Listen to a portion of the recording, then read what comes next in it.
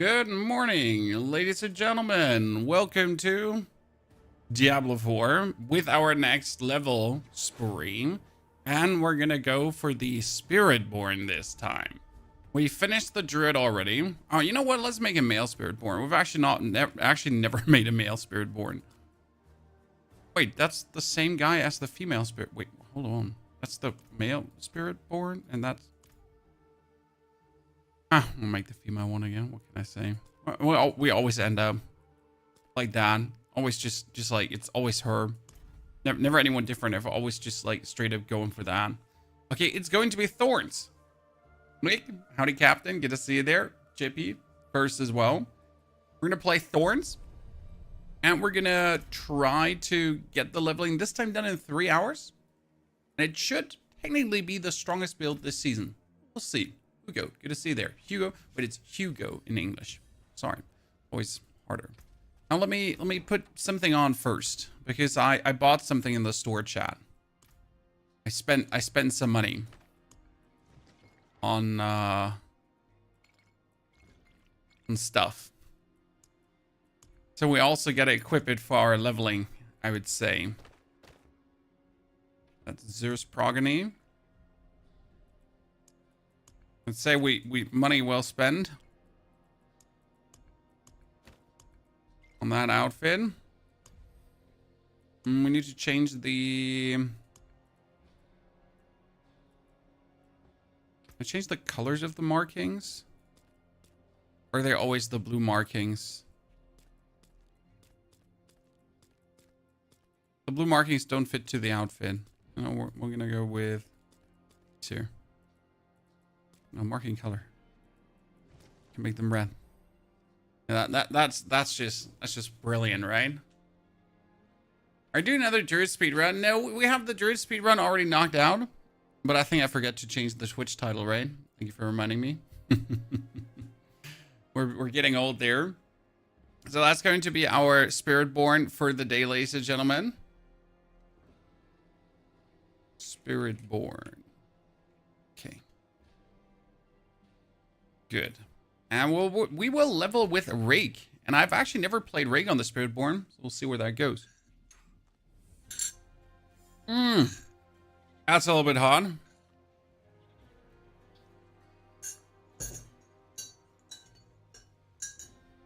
I'd love to see it. Okay, ladies and gentlemen, are we all ready? I heard many people were struggling with Spiritborn. Select one and keep the click and equip all set. Wait, can you actually do that, Cornier? I always wondered about like how to equip the full set. So you're saying, oh, equip the theme. My days. I have always been like in the moment where you actually have a set and you like, is that new? Because I've literally never seen that before. Feels bad, man. Let's put on our day-night tiger swapping thingy.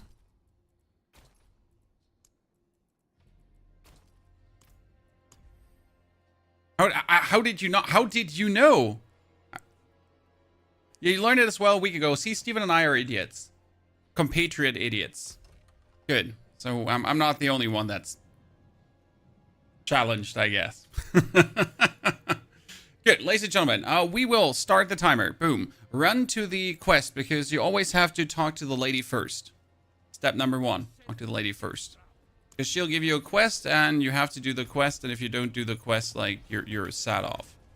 We will put our points into Thunderpike to start with. Actually, you know what? We'll probably just do the Rock Splitter to start with because I don't like Thunderpike. And then we'll do Rake for the time being, together with Vortex and Counterattack. Yeah. And increase our all vigor generation. Yeah. Then we'll have the Rock Splitter here. We'll have Rake on number 2. We'll have Ravager on 5 and Soar on 4. Actually, Soar needs to be on 5. Like, I have a way how to structure these things. Like, my travel ability is always on a certain thing and so on. If I do it any way different, my brain just malfunctions. Like, it just completely stops working and I don't understand how the game works anymore. If I weren't some sort. Not forget to also put on the Disintegrate together with the Lightning Infusion on resource costs. So you usually take Reactive Ooze. Then we also take Movement Speed, right? And I would probably get Unstoppable, that I just don't get stopped ever what we're doing.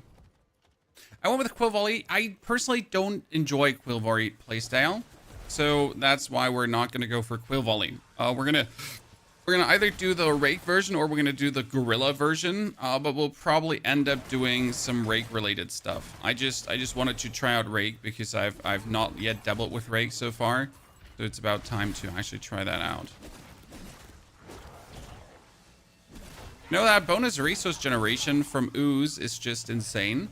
Like, general recommendation, try out the Reactive Ooze. It's just laughable how good it is.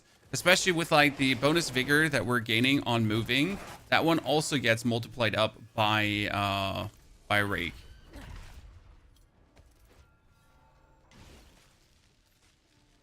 The Wayfinder?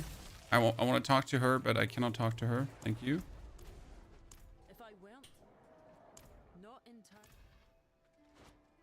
I think you're close to 100 pit. I actually did a pit 90 this morning with my Druid, and I had like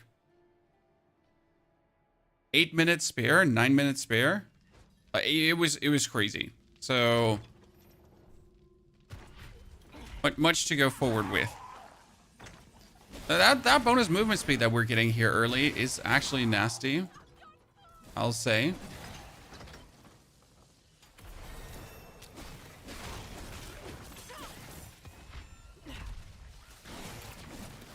Don't you have to find like the Horadric strong room? You had to, right? Yeah.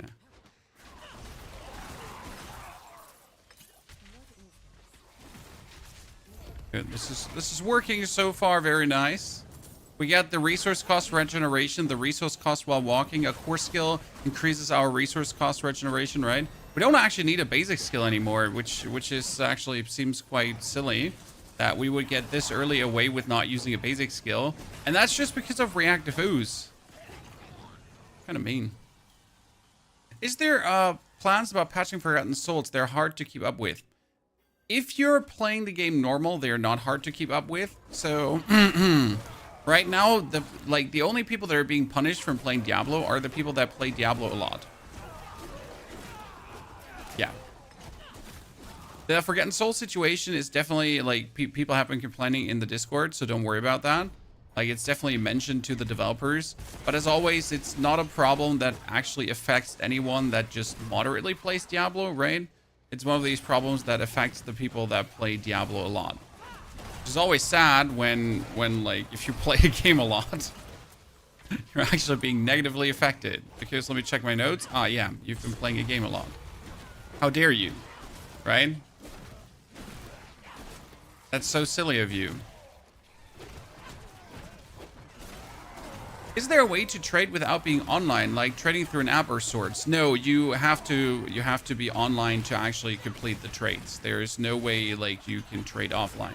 I mean, you are though, like you have the trade website, and there you can list your items and wait for the people to respond to your requests, so that then when like they're ready to trade, you just log in when you're ready to trade. So you don't have to be online the whole time to trade, right? Just have to be there in the moment because the trading website has your listing on it, and you're just waiting for someone to write you. Okay. What's the issue with Forgotten Souls? Well, if you're masterworking a lot, if you're tempering a lot, if you're rerolling a lot, you will inevitably run out of Forgotten Souls, and there's no way you're not running out of Forgotten Souls. So this is not a eventuality. This is not a like maybe. No, you will. Like if you try to hit perfect masterworks, you reset a lot of it, you will run out of Forgotten Souls. Oh, items. Items. How generous of you. So that's pretty much the problem with Forgotten Souls. Opticide is better this season. Opticide is absolutely legendary this season. So yeah, I'm not min-maxing. If you're not min-maxing, you will never have a material shortage. if you're not min-maxing, you should also not have a gold shortage. So in both cases, you should be plenty fine. So that's why. And now we talk to this. We can claim the first one. Like the problem of, again, playing the game fudge. Just not a bad thing. Like, I'm sorry you're having fun, right? How dare you? Okay, the first things we took was pretty much a resource generation that we would be able to get just more resource right here with our ability. And we put rake to 5 right away. Then we're going to jump here into the Helltide. Oh, 7 minutes left. Shite. That's bad. Like, only 7 minutes left, but it should be enough to, like, take the lady down and get maybe the... Well, you know what? This is actually good. Like, I want to say this is bad, right? That we have, like, only that few time. But, oh, my lord. Did I just really teleport back?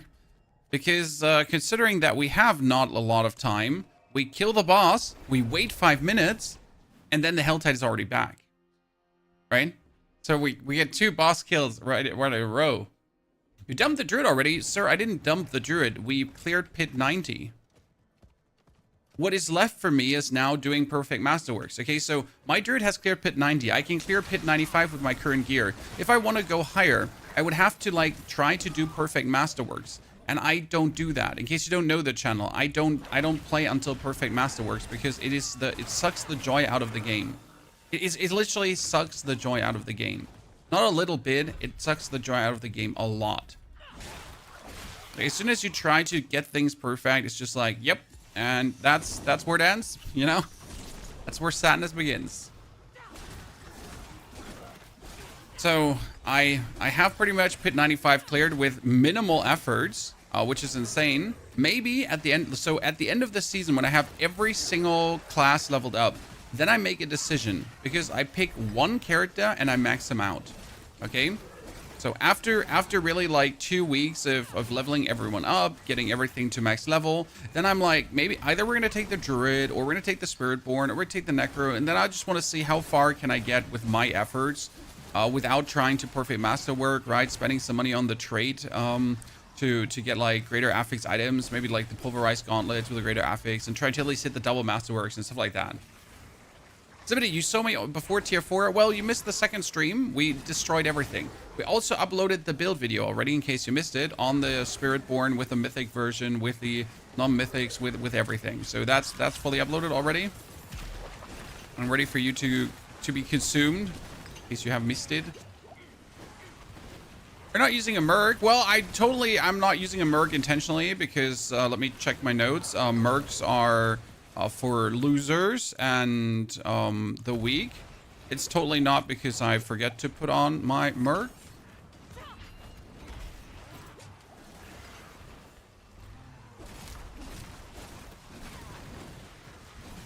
So yeah. That being said,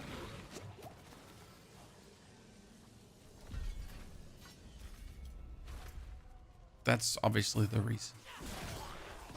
3 minutes and 40. Could I try to maybe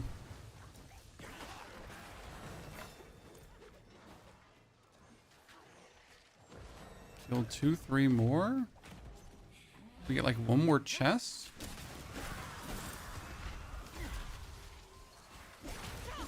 Be able to. Potentially. Where's the pet? Is the bird? Yep, it's the bird.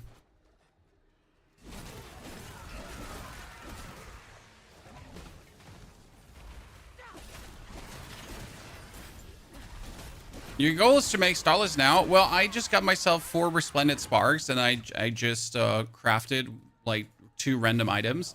Turned out to be Starless and Shroud of the False Death. So, yeah. Recommendation, just RNG it. Because getting the runes together is absolutely painful. I think we all agree. Well, that's already level 10. That went really quick. I mean, generally, I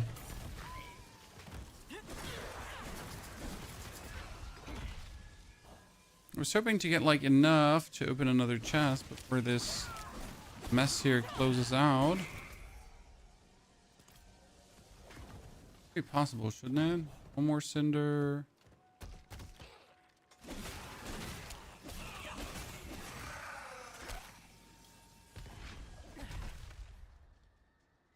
some enemies up here.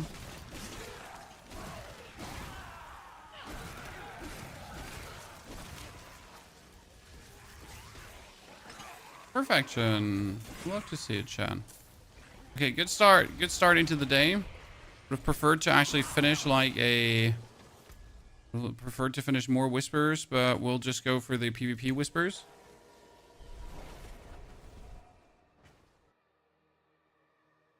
Hi.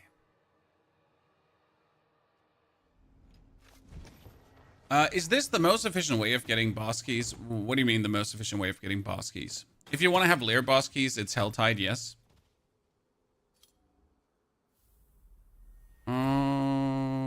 Rushing Claw.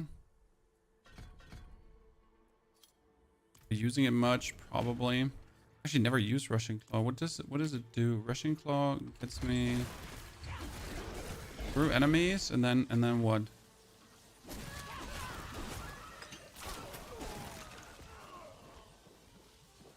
So I can pretty much soar and Rushing Claws. So I can put Disintegrate on and then Rushing Claws through targets. Sounds actually funny. Right, you put Disintegrate up and then you just go Rushing Claws. And have the Disintegrate just take it down. What we're doing here are we're quickly finishing that Whisper. And this is like one of the easiest Whispers to finish, so you should do it. Never underestimate the easy Whispers.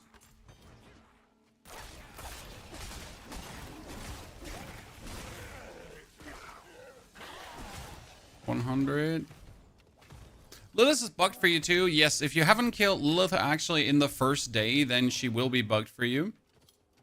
And that's just it. Like, I literally killed her, I think, 12 hours after release in Torment 1.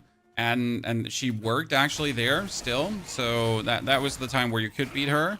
It seems that the hotfix probably bugged her for no apparent reason, but... So yeah. Spiritborn S tier. Right now we get Spiritborn, we get Druid, we get Sork, and we get Necro. All of them are actually performing exceedingly well. The strongest this season seems to be Spiritborn. That being said, Spiritborn strength comes from the Jaguar Spirit Hall. And there's something with the Jaguar Spirit Hall where it's actually double dipping. In a way, it maybe shouldn't be double dipping. That being said, Blizzard has done nothing about that, so maybe it's intended. So far, right? So, like... And even if Blizzard says something about it, they already... in Season 9 have proven that nerfs don't happen anymore. So if a build has something that is double dipping, then congratulations, you have the double dipping this season from like you just have it. You just profit from it. Right? They won't be taking it away. Because Blizzard stands on not nerfing things anymore during a running season. Surprise. Which Endgame build are you going for? Thorns, my friend.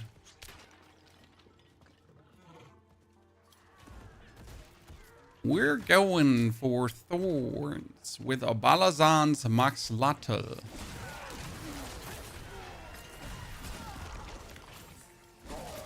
Who doesn't like the idea of Thorns, huh?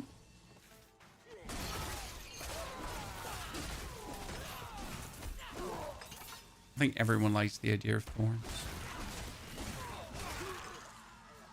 But you'll need Balazan Maxlatlt to make it work in the long run. Because you are using the Spirit Hall, the Jaguar Spirit Hall, to do a lot of damage. With Balazan Maxlatlt, you do more damage, so you kind of need Balazan Maxlatlt.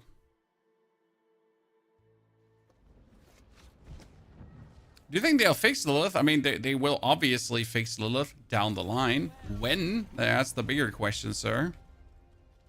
It is done.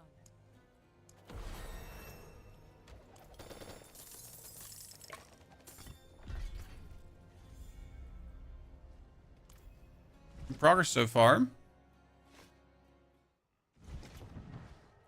Short little start. We put gain increased life on kill equal to 5% of your maximum life while you have at least 4 stacks of ferocity.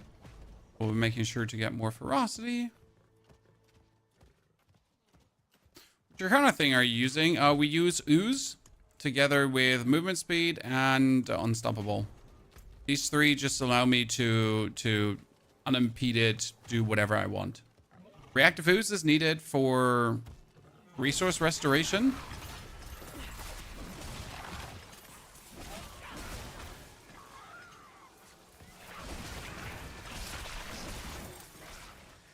Want that?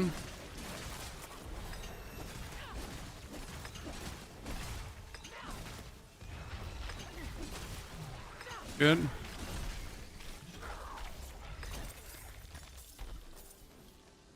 A bit of mystique, you don't say so.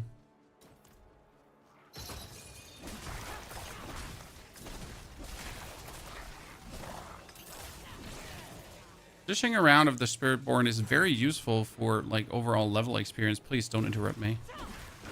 I've been very rude. Okay, we get the Hunter as well. It was quick, Chan.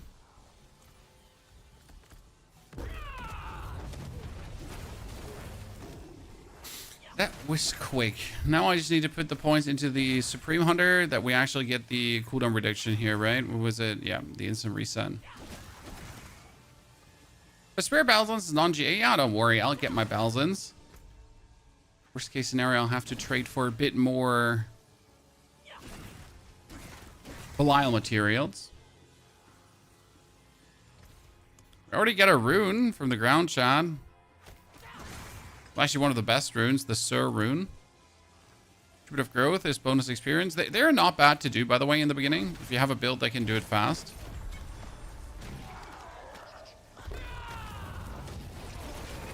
Oh, it's the Gilded Baron. SP, thank you for your 60 myrrh. That sounds like a fake currency. I'm sorry. I always roleplay my character's build instead of following build planner. I do Gorilla Thorn Poison, the currency. It isn't necessary for me to mix it with the other spirit skills instead. Well, if you want to do Gorilla, that's fine. But you really want to have the Jaguar Spirit Hall main. Because the Jaguar Spirit Hall main takes all damage you have done in the past 8 seconds, right? And then it just slams it together and multiplies it forward. And you really want to have that because doing this will, together with all the Thorns damage you do, create a situation where you do all this Thorns damage. It's all jam-packed together. And then, like multiply out with the Spirit Hall. Okay? That's why you're doing it. If that makes sense.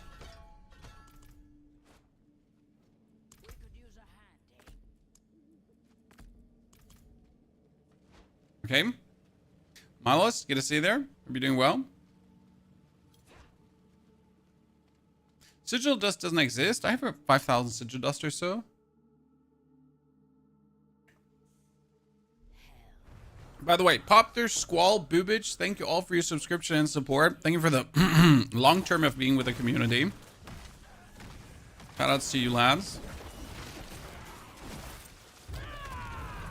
Look how positively we can just zip around. That's what I wanted to do with the Spiritborn, right? That's why she's like so fun to actually level. Because you're just gonna be zooting over the screen. And never nod. You don't even have to go back on your mound.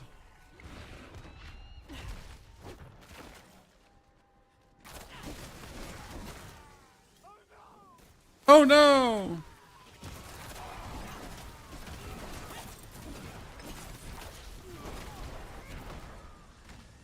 How's that not just absolute love, Chan?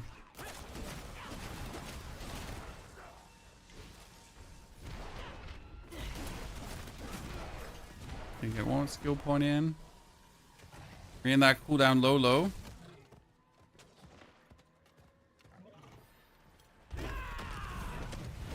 Oh great, my thingy went wrong. My thingy didn't just go there where the thingy was supposed to go.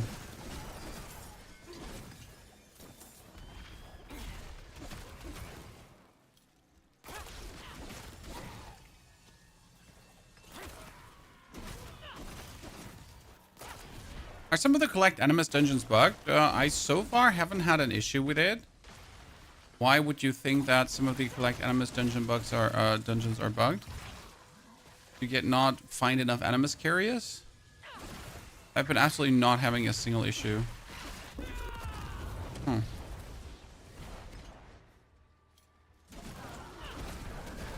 And unlucky, but I've really just I find too many animus carriers even.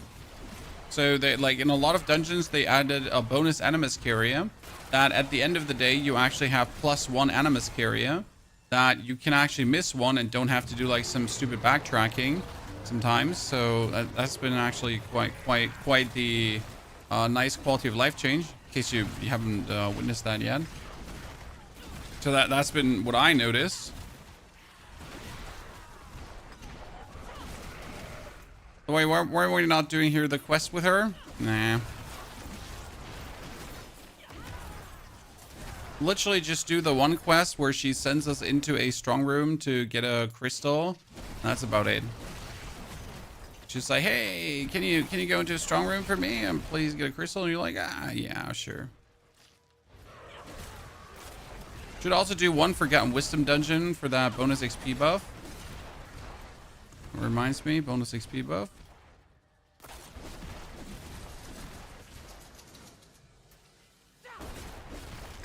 Because if you go into a Forgotten Wisdom dungeon, you often get the thingy there. Hugo, thank you for the 10 SEK.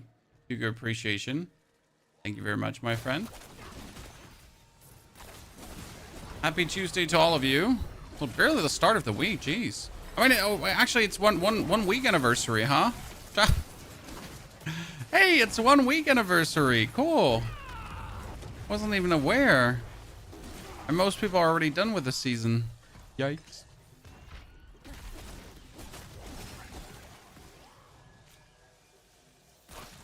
Is your Seth, we have a new minion necro for season 9 in case you missed that. And the Shadowblight necro is also extremely strong, but we have a new minion necro for season 9. Say. Okay. Average Wig Enjoyer. Wait, what? Yeah, okay. Thank you for your subscription and support, Mr. Average Wig Enjoyer. Just making sure I got that correct. Didn't screw it up. See the cooldown now on the hunter. That's where the double fun begins. Now when we kill things, we also have the hunter cooldown. Cooldown down. Can do even more hunter. Wait, I need to go around. I was on the right way. Oh no, this is perfect. This is the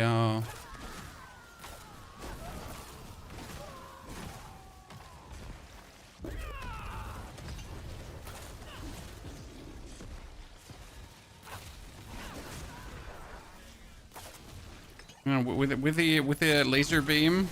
This is just the easiest clear ever, huh? John. Oh, I'm so sorry, my friend.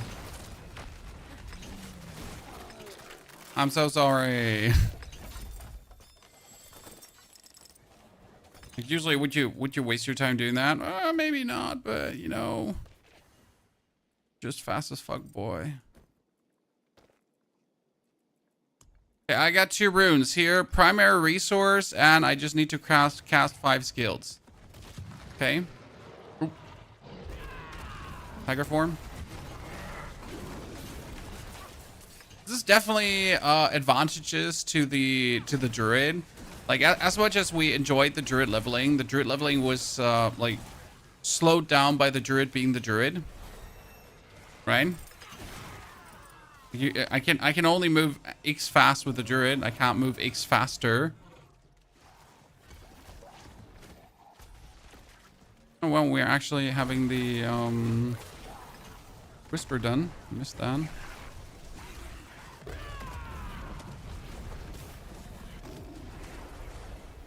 Good. Just got another crash and your character's not finished saving with a pool of XP. Yikes. I've actually not had any problems with game performance per se, so my condolences to you, sir, that you're struggling with the game performance. I've been rather blessed in that regard.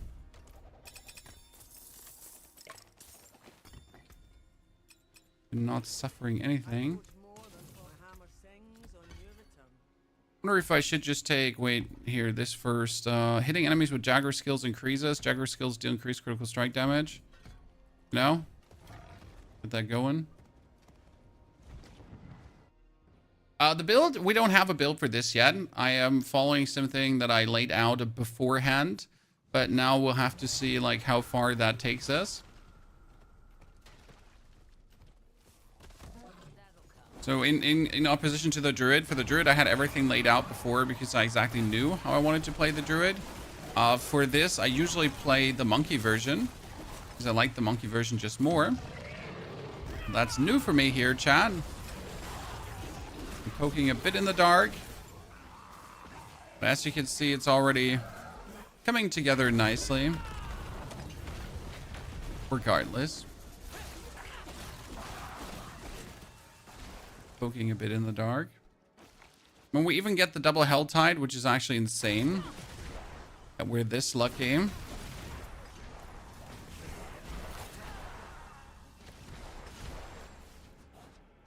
Oh, wait. What did I kill there? Oh, shit. That was nothing. You just got me a whole pile of nothing.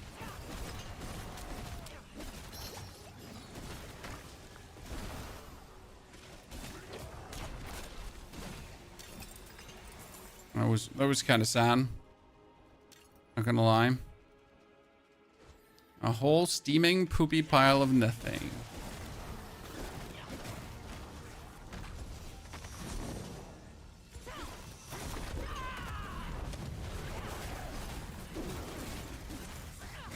Okay, we're at 288 cinders already. That's going to just catapult us to level 20. Are in the family today, Bouncer? We're very well, thank you for asking. I mean, we've been having it now after the whole dryness in Germany, rather rainy. So it's a lot of indoor times instead of outdoor times. I also just paid our garden and landscaper, and like you know when you have expected spendings and you actually order something, like right, I knew how much the landscaper is going to cost. I knew how much it's going to deplete the bank account, right? I'm still sad after paying him, right? You just look at the bank account and you're just like, well, that's unfortunate. as if it was unexpected spending. You know what I mean? Like you knew this is going to come. But you're still like, man, I totally did not see that coming. Anyone else or just me? It's every single time, right? It's like you book your vacation. That's like, man, yeah, didn't expect that to cost that much, despite ordering it.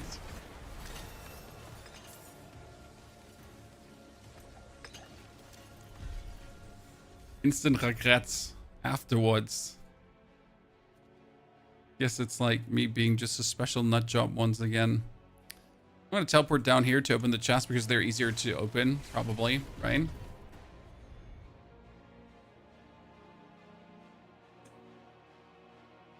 How long do you recommend using the Rock Splitter skill? I have a whole build that just works with Rock Splitter like Noe. So you can yes use Rock Splitter as your endgame skill. Actually, you don't have to use Rake or anything. You can use Rock Splitter with the Spirit Hall main, and then you do even more Thorns related bang bang. So that is absolutely viable. And we also, like, I am not sure if we do Rake in the end game, or if I'm going to do the Rock Splitter version. It might be that we have to do Rake because the Jaguar Spirit Circle is so OP. But I haven't decided yet completely.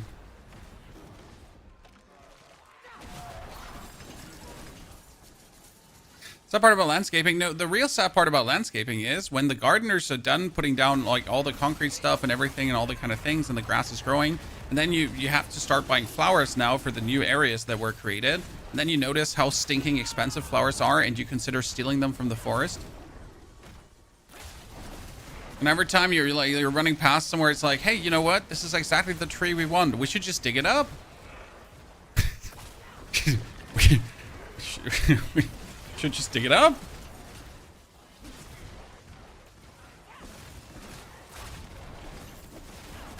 Do it yourself or pay to get it done? Well, in this case, there were like heavy equipment needed and everything, and the knowledge to do it. I don't have the skill nor the knowledge to do it.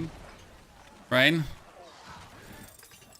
So, and I'll be honest with you, I'd rather do my job and work than actually do it myself, you know?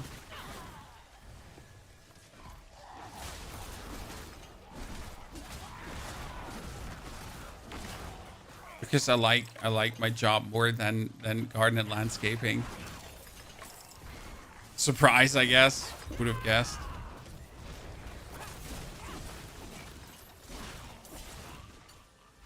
You're not feeling the infinite Belial grind? Honestly, I've only killed about 100. Now let's say I've only killed 50 Belials this season. I'm not really. I don't enjoy the endless Belial grind, as you say.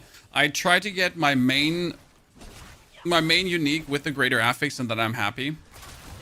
Right? Main unique with the greater affix I want, and then I'm good. Like I'm like. When I was lucky to get a 600%. Rotten Lightbringer, for example, there's kind of cool because that you obviously need that. So that's really powerful. I love these here that have like one thing in the middle, and if you destroy it, the event is done. So you can just knock out like a world event in like 10 seconds when you want to.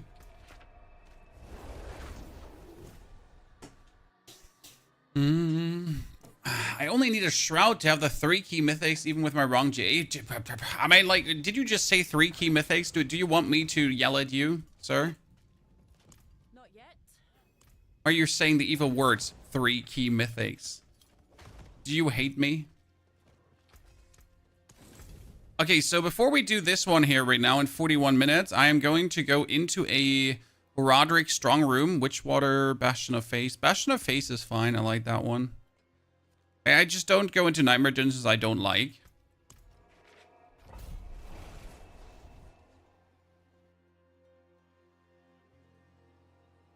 What's the plan today, Mito? Howdy. We're gonna speed level to 60, then we're gonna fly through the Torment tiers, and tomorrow we should be sitting in Torment 4 already. Maybe already today, depending on like how massively OP this will turn out to be, so I can't tell you. Right? I mean, the assumption is always it's a 2-day process for me to get a character into Torment 4, but you never know. Okay, it seems like that the actual strong room is not in the first part of the dungeon. I hate that. Oh, it's no, wait. The strong room is in the first part of the dungeon. Ha ha ha ha ha. Because I'm only in this dungeon here right now to get the butcher. My Necro would be dead. FYI. Like, seriously, my Necro would just die here because the Butcher would just walk up to you and kill you. Great, the Butcher dropped me sturdy pants, chat. Listen. I get attacked by the Butcher, and the only thing I got is this lousy t-shirt. And this lousy t-shirt is actually worse than the lousy t-shirt I'm already working. Which is the best AFK build? Necro. There is the Archmage Necro, which is, like, truly a threatening, amazing build. You know what? I think I'm gonna try to get the Forgotten Wisdom. Well, what do you say, chat? Should I get the Forgotten Wisdom? I should for leveling, right? It would be stupid to not do that.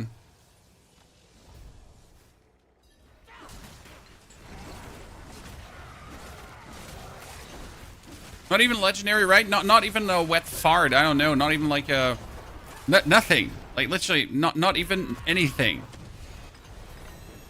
Ooh. But I got a random like legendary quarter staff from like one shitter around in the dungeon here. Great. Mother have mercy. I don't know why I would want to have a wet fart, by the way. Ignore that part, okay?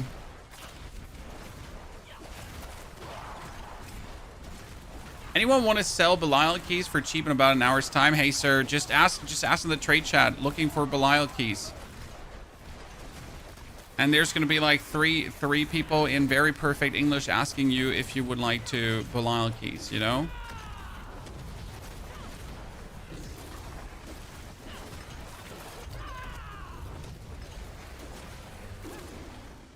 Damn, like the Spiritborn is just nasty with the movement.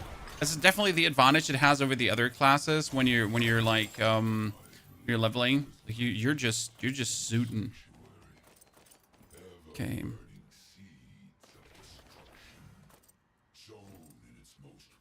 Probably the only sad part I find about leveling, and I think you might agree with this, Chad, that all your equipment doesn't matter. So as you can see, I just click through whatever higher item power, don't care.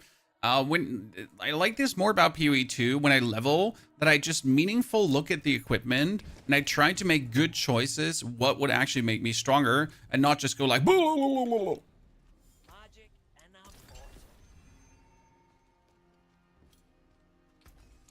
My hammer sings on your It doesn't make a difference. What do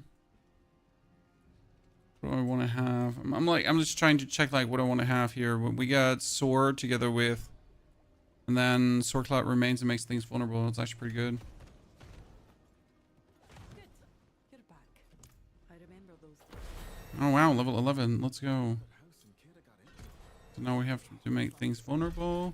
We also have like the first 4 tiers of shit. I mean, there's most likely going to be nothing useful, but sometimes you're actually lucky and you get a good item. Right? Always get something nice.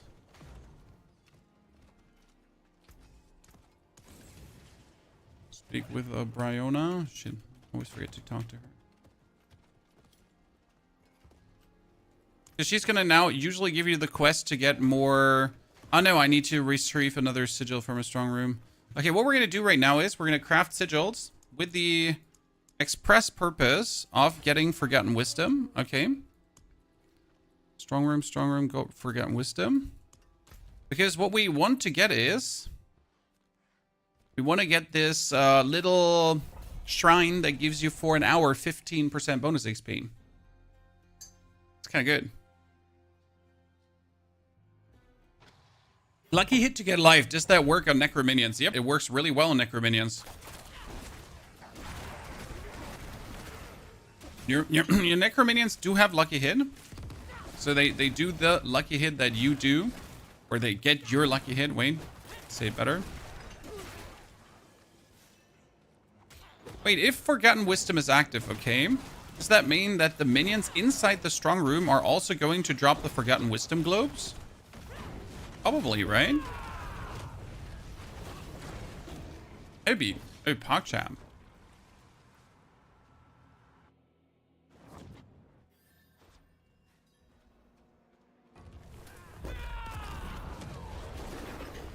Mm-hmm.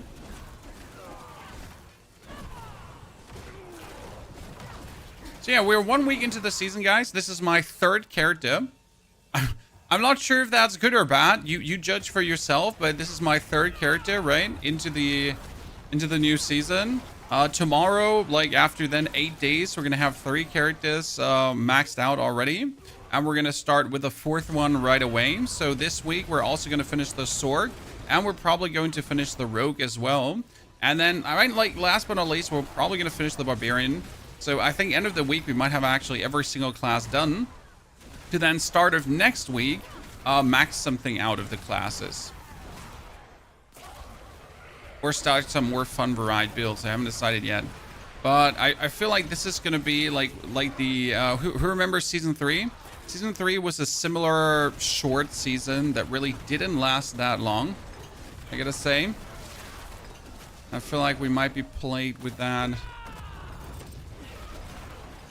issue as well this season. Damn, I love the Spiritborn speed. That's just like absolute love.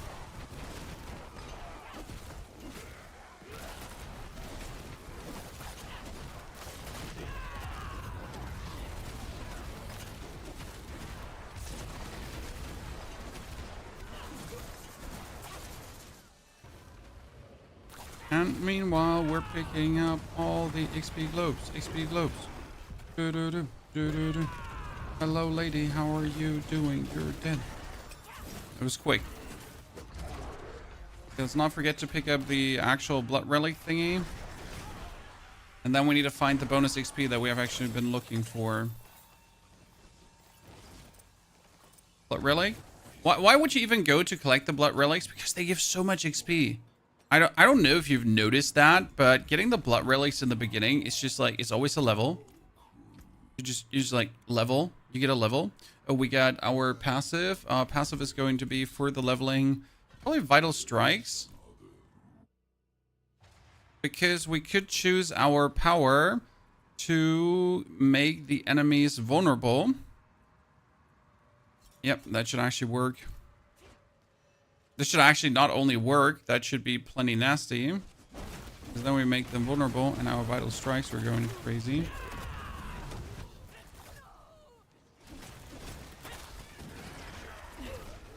Okay, we're looking for a Well of Forgotten Wisdom, chat. Nothing more, nothing less, just that.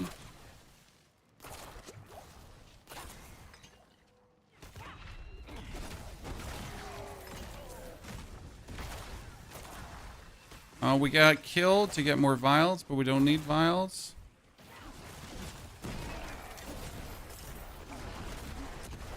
Need to go back that direction anyways, so I can like the animus in that direction. That's not enough animus. We need some more animus. Ah, there it is. Experience well. We could actually leave. Should we leave? Yeah. Suck it. We just got what we needed, right? That's it. I don't want more. I just literally just wanted to get that spirit well, and like, it's like, bye. Still missed 3 out of the most meta arcana, the one that strips berries and the 2 legendary ones. What? How? I mean, right now they're almost dropping like 2 or 3 per strong room. Found another blood relic. I'm trying to speak with Bryona, but Bryona does not speak with me. Okay, and now you're not doing, like, this is the quest where you stop doing it, right? There's no reason to go further. From that point on, it just gets tedious and annoying. So you would rather go and knock out the... What's it called again? Helltide. Is there any point to use Wound Drinker in the Balazan build? Come closer, Frisian. Stop there. The reason you use Wound Drinker is for easier vigor generation. If you have a different way to generate vigor, if you have a different way to keep your vigor permanently up, then you wouldn't need Wound Drinker. But if Wound Drinker is helping you to maintain your vigor, then you'll use it. It's definitely one of the easier choices to go by. For example, if you have the Ring of Starless Skies, you're going to reduce your vigor cost tremendously, so you wouldn't need anything to actually get vigor back, because you have like enough vigor back through just merely existing. Okay, that makes sense.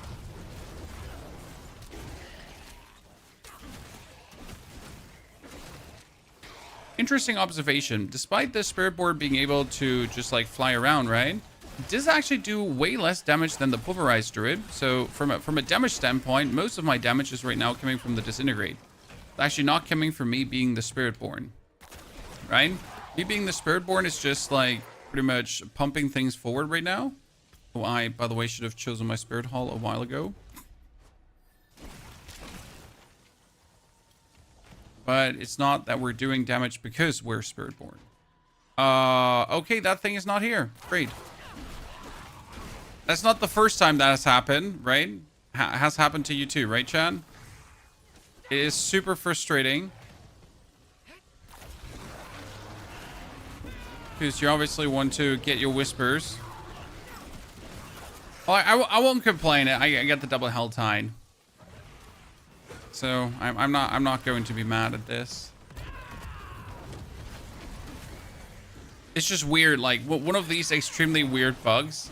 Just the Helltide lady panel gone. Like, why wouldn't it be gone?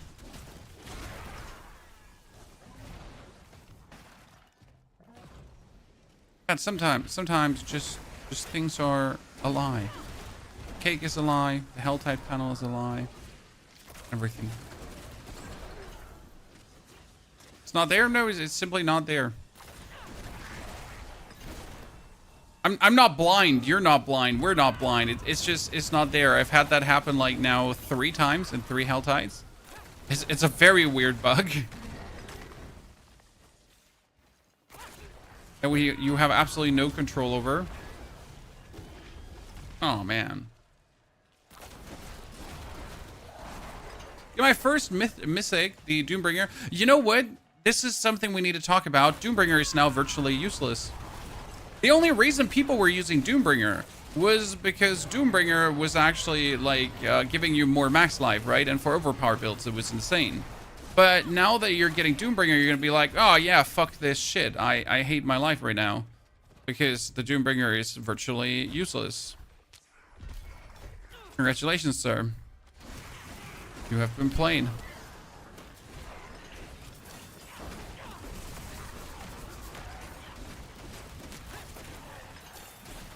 Right? Isn't that a fantastic feeling?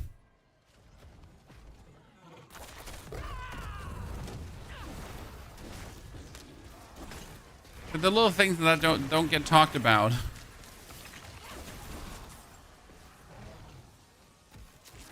Items just simply vanish being useful. We make every class? Yes, sir. We make every class. Not because we don't trust other creators to not make good guides, but because people just want to have it spelled out by our channel. What can I say? Second mythic was Lysander. Hey, don't worry. My first mythic was Andariel's Visage. Objectively useless right now. It's not a terrible one, but it's also just not necessary. Then my second one was, what was it called again? Oh yeah, the Melted Heart of Selig. Great.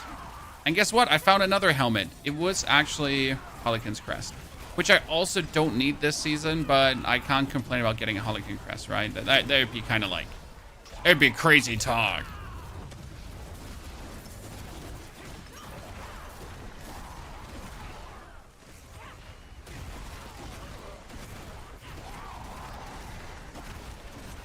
Question, what will be the best supporting class for the Spiritborn, or can the Spiritborn be considered as the supporting class to another?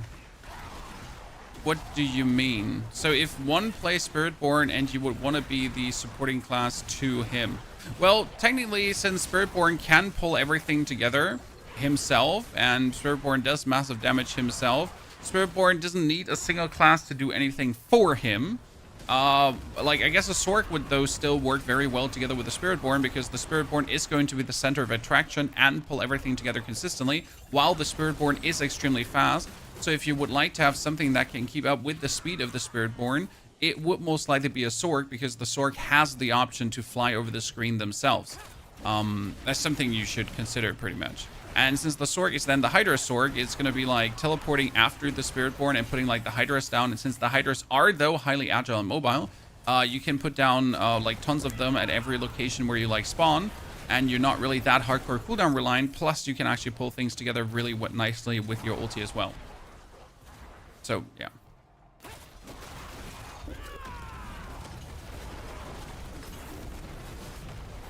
Does that make sense? I hope it does. I try to make sense most of the time. Doesn't always work out.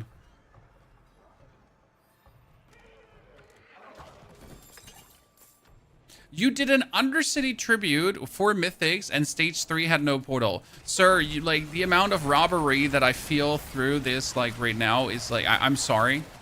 I apologize in the name of Blizzard while I'm not actually working at Blizzard and I'm just a content creator. I am just very sorry for you, because no one wants that to happen to them, right? That's a level of robbery. My condolences, sir.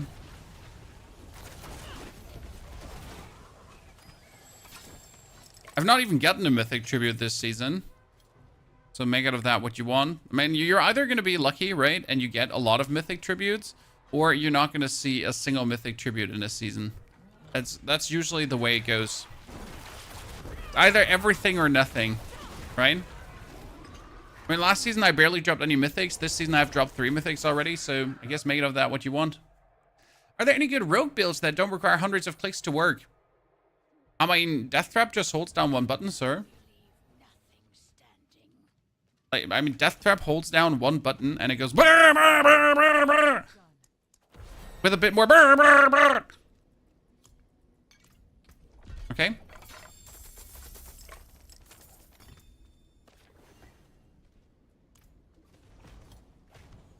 How do you get runes? Rune tribute, killing lair bosses. Yeah. Kind of. Alpha. Used to watch back in the good old PUBG times. You still playing? Haven't in a long while, my friend. I mean, we have an eye out for PUBG 2, as I guess everyone that actually does enjoy PUBG. But nope, we are not actively pursuing the art of PUBG. There's just too many games to be busy with. I mean, we have Diablo right now. We have Wuchang Fallen Feathers coming up. There is, I think, was there a Mafia Old Country around the corner somewhere as well? There are another 2 games, indie games actually releasing that are interesting. We got Crosswind, the pirate game. There is another pirate game that's also like Crosswind, but from Asia. So yeah, we got Dune Awakening. There is a Once Human scenario. Like, seriously. Committing my time, like, back to one game alone and just grind that one game out. I don't even know how to exist anymore with, like, that way, you know? I've been having way too much joy, like, dipping my toe into all these games and really enjoying them. That just saying, like, you know what? I'm only gonna play one game now. Nah. That time is over. What pit level do you need for maxing out glyphs? Technically, with level 50, you can max out your glyphs. Now, this is a big technically because, like, they changed how generally the glyph leveling works. And even with like, level 50, you can max out your glyphs. It will, though, take forever to do that. You should at least clear level 80 to max out your glyphs. That being said, why do you want to max out your glyphs? You need to get them level 46. That's mandatory because level 46 turns them legendary. And after that, everything is just bonus, right?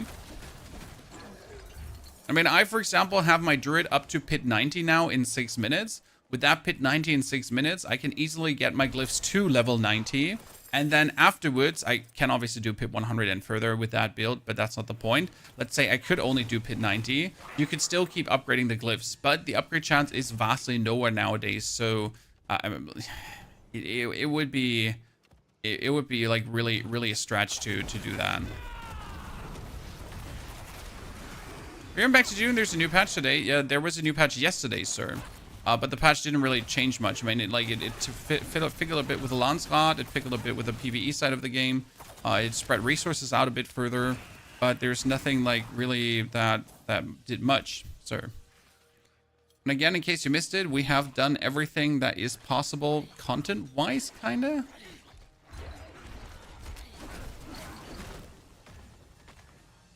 We don't actually have much content to do right now. Wait, is there still a, is there still a Whisper? No, there's only her and she's not active. It's not that I don't want to play Dune, it's just that I don't have anything to do. I mean, the only thing I could do is build a cool new base. Hours and hours of base building and shaping.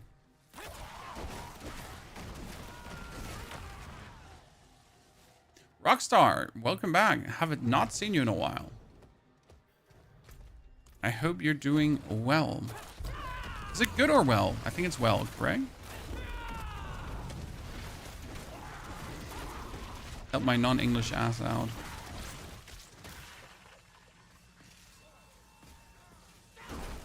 Doing good is Superman. Doing well is being healthy.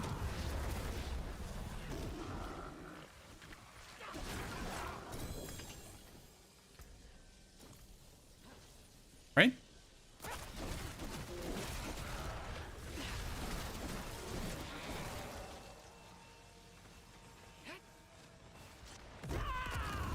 Oh yes, the portals.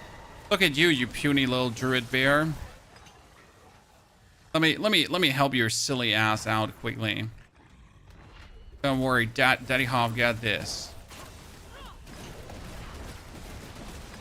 Oh, you're using stars? Come on now. He must be new, chat. It's probably his first playthrough. That's cute. Wait, you gain armor, but your evade has cooldown? No. I was hoping to get more thorns. No thorns, much cry. Is it possible to visit your Dune servers you play on the South American server? No, you can't. You can only visit Sieges, I thought, if you're on the same server. So I don't think you can visit my Siege if you're on a different server. I But I'm not sure if they changed that. It might be missing, you know? We're liking the new season. Well, we're 1 week in, and this is my 3rd character to max level. It's going really quick this season. This is not a complaint. I actually like it this way. Now, if there was a bit more staying power in the end game, like, right, and more reasons to play longer in the end game, that would be great. But we gotta probably wait for season 10 for that. So as always, first, this has been a very ongoing thing since the start of Diablo. So we're pretty much 1 week into the season, and the first thought is, so what about the next season? You know, it's like, what about season 10?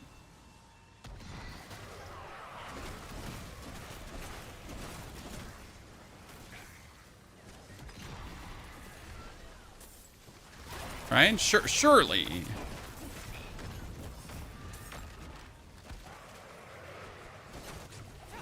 $292 hours on doing G's, my friend.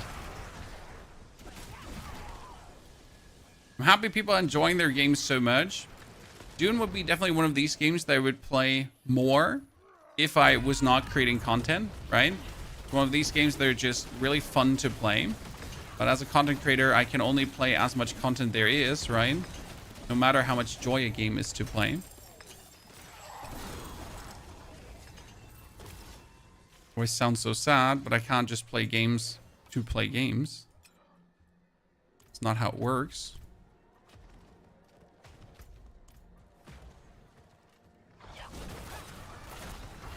Fastest way, maybe 12 wish cash to main char, give them level 1. Yeah, but that's boring, Sir Daenerys. Like, leveling your character up that way. Where's the joy in that? You know, the season is already short. We don't want to cut the season even shorter. It's like, I heard you hate fun, you know? So let's cut the already existing short season, like, you know? Let's make it even shorter. I'll get tier 6 armor in Dune. I would pretty much just have to invest 1 more day of grinding to have full tier 6 armor. I have all the facilities now. I made the large spice refinery solo, which I'm really proud about.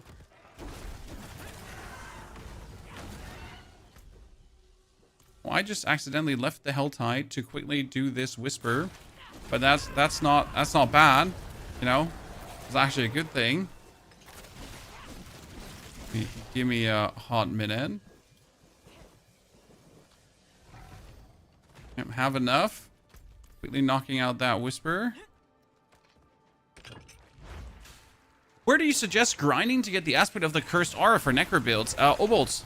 You just pick up obolts, like boot obol aspects, and they give you utility aspects very easy. So you should be getting that aspect in no time.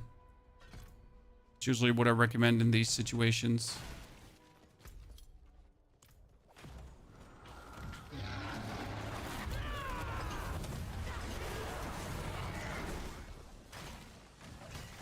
Actually activate that one quickly to have a bit faster traveling. Have any experience playing Destiny? Yes, I did play Destiny. Like, was it one year ago or 2 years ago? We had like a full month where we were just doing Destiny. We got us a few Sherpas and then Sherpa through the game. It was really fun. I mostly enjoyed the PvP in Destiny, but like it didn't have the staying power to keep me interested. Pretty sure the best necro build is still Bloodwave. That is wrong. The best necro build is Shadowblind. And Minions is actually right behind that. So necro doesn't really have a best build right now. All necro builds are extremely close to each other, to a margin where it's harsh to say like what the best is. Which is nice. I mean, that's how you want it to be. Correct?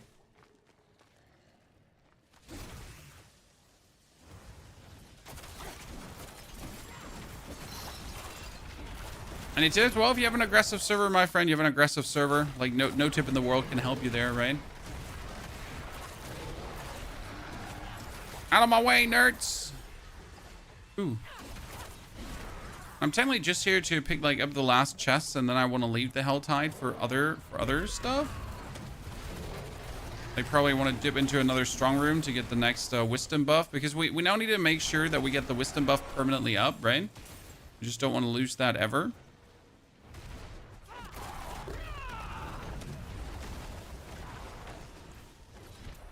Oh, there's the next one. I'm super going to open up like the invasion though in a second.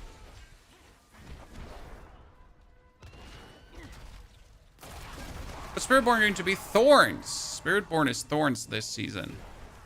Why is Thorns so good? Because you're using the Spirit Hall of the Jaguar, which takes the damage you have dealt in the last X and then summarize it all up to do another big hit. And you're forcing that through with then Thorns to have Balazan Maxlatlt.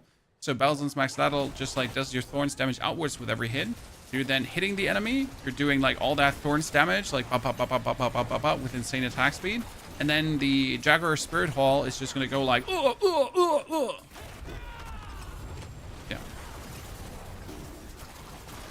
That's how it's going to work. Seems pretty reasonable to me.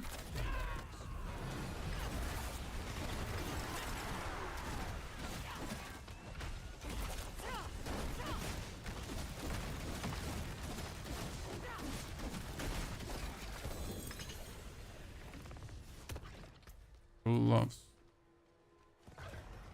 Shadow Dot? No, the Shadow Dot Necro is more like a Shadow Crit Necro.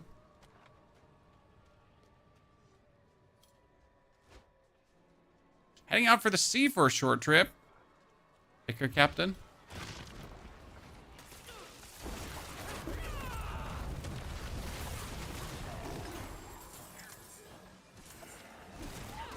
Yeah, that was a very successful Helltide. Not sure if we're slower than the Druid or as fast as the Druid, chat, right now. I feel like we're having a good tempo going on right now. Just got level 60 yesterday. Let's go! I switched from minions to Bloodwave. What's the other one? It's Shadow Blight Necromancer with Even Pierce Amulet, where you're using your Blight to create Shadow Blight procs, your key passive. Then you're going to have your Shadow Blight key passive procs, critical strike, very hard. Is there only hordes for the gem fragments? No, the actual Horadric gem reserve, like when you do here, Horadric gem reserve, it's pretty good. It's the best way to farm aspects, Obolts. And also the pale marks from your Obolts and pale marks from your mercenaries are the best way to get missing aspects. Which class is the fastest to level this season? I think it should still be Dance of Knives Rogue. Dance of Knives is just unchallenged at how OP it is. Like you just literally just zoom over and like you just have no business being that powerful.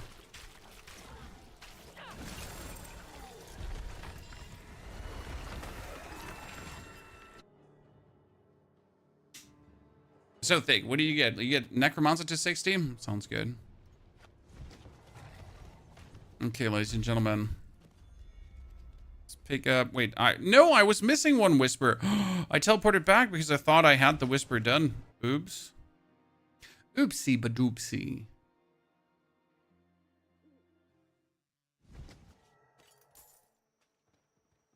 That was not my intention. Please excuse me.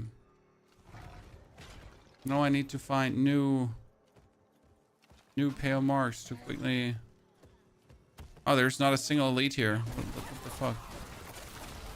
I just need one single pale mark from you guys. There we are. Seeds of Hatred, not pale mark. Sorry. Wrong words. Right meaning, wrong words. As a heads up for the leveling, guys, we put the points into Rake, and then we went for Vigorous for the bonus stamina with the Velocity for bonus more stamina. We got some life regeneration. We do have the Patient Guard for the block chance. We got the Ravager, the Rushing Claws with the Invasive Rushing Claws, so we can just go around, right? We're actually missing that 1 point here for the Ravager. We get the ulti, and we're going to level up the ulti. We're currently playing Vital Strikes. And for Vital Strikes, you actually need to have a Source of Vulnerable, which we have with Sapping Crux. So I'm actually going to use my power to make things vulnerable. They don't instantly die. Then I can actually Vital Strike them, right? To remove the vulnerable and do more damage.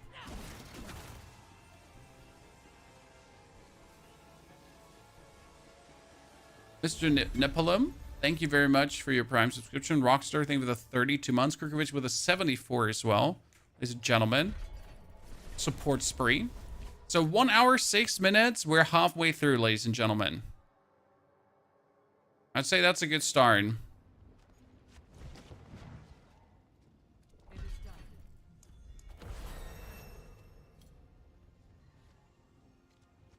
Got it.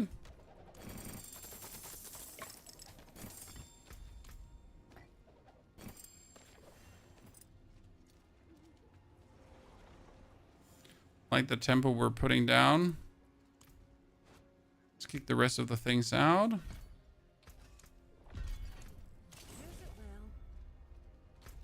Now we're currently waiting for 7 minutes for the Helltide to be over. 6 minutes. In those 7 and 6 minutes, I should try to go into another strong room. Not a strong room. I would need a... They're all wrong. Need one more that says...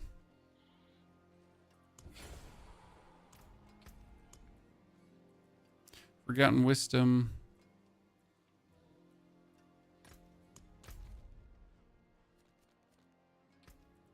So my buff is almost halfway up, right? I would just rather replenish the buff right now than later on when I could farm a Helltide instead.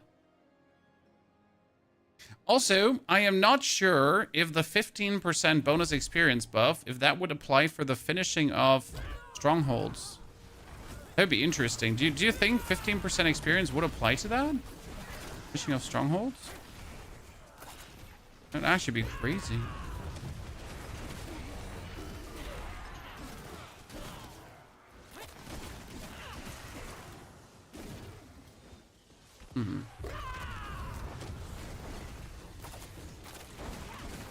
We're not going to the world boss. Waste of time. You know how long it takes to kill a world boss for nothing?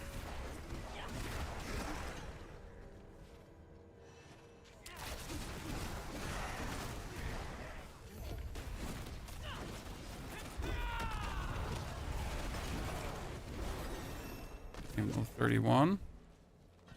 EV good.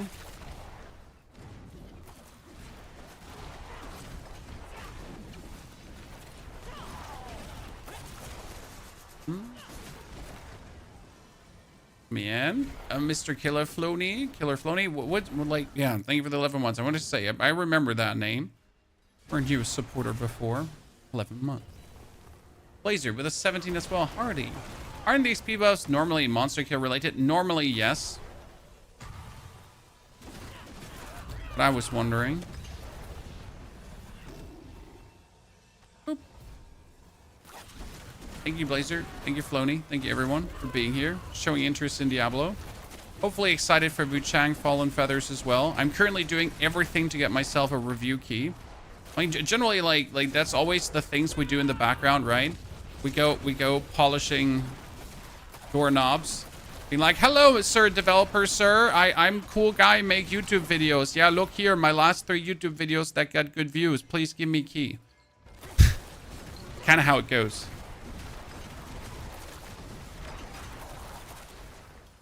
Please give me early key. Never broke NDA. I swear. On me, mom. Actually surprised that I never managed to break an NDA somehow.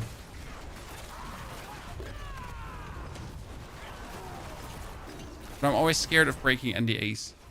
It's like, but what if I do? Do I not get in trouble? Like really, really, really, really bad?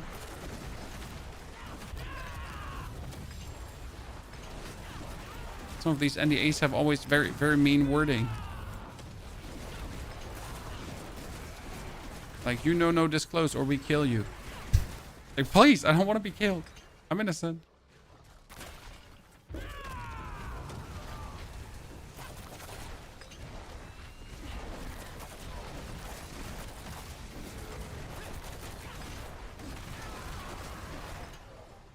Soloed Everest, the gold curse in tier 1, and was it worth it? Was it worth it, the time you spent doing so?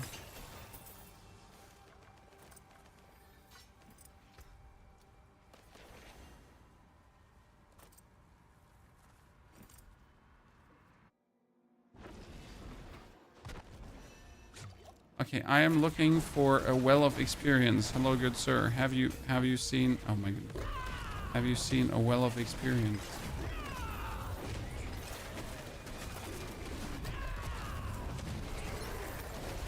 It's crazy how few damage we're actually dealing without powers, right?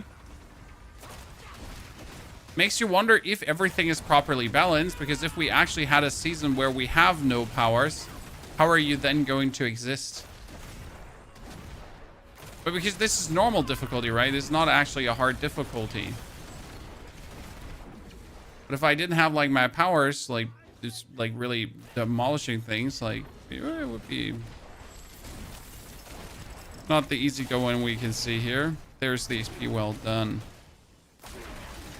Do I now finish the Nightmare Dungeon? Probably. Do you increase the difficulty at some point? I usually increase the difficulty at after finishing the strongholds. But to be honest, you don't actually need to increase the difficulty, because it's often like the bonus XP is not worth the bonus hassle. Like the only difficulty increase is either to hard or to expert. Penitent is obviously not needed in any capacity.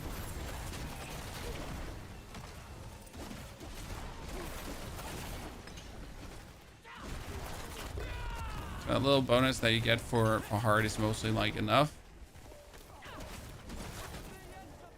Sets I need for which one? For which class? For which build, sir?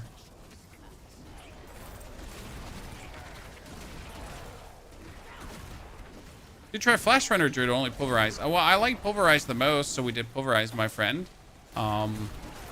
I did not try Flash Runner Druid. I've actually never played Flash Runners, so I literally don't know what it does. Don't know anything about the functionality of the skill. Like literally zero.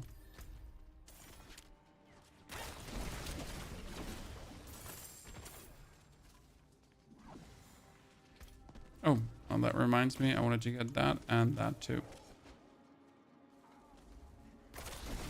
Double Spiritborn, double Spirit Hall.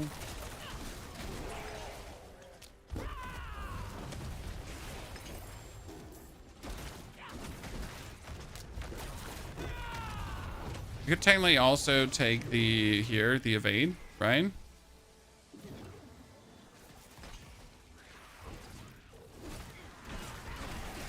Which might actually turn better than the Spiritborn ulti, the Spiritborn ulti, you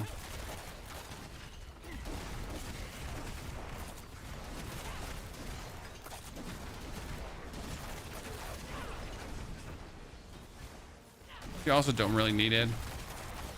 Like, you don't need a single Spirit Hall to be efficient. Are you disappointed by the looks of the skin? Well, that's the biggest problem with like Druid, that you get cool armor skins, right? And then you can't actually see your cool armor skins because, let me check my notes. Oh yeah, you're a Druid, you transform. So you don't actually see anything of your cool skins. You want to play with a lot of teleporting and DPS? Should I play Rogue or Spiritborn? My friend, have you heard about our Lord and Savior, the Sorceress? When you're talking about a lot of teleporting and DPS. Kirito, good to see you there, partner.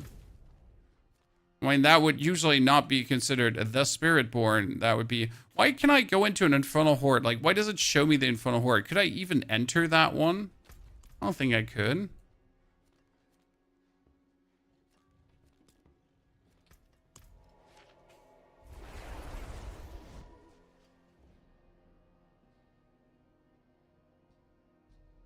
You can't get the armor cap in the minion build. I'm Paragon 208. Well, just make sure to have the armor rolls on your gear. I mean, if you have a chest piece with armor roll and then the total armor temper and the total armor temper, you should be easily getting the armor cap.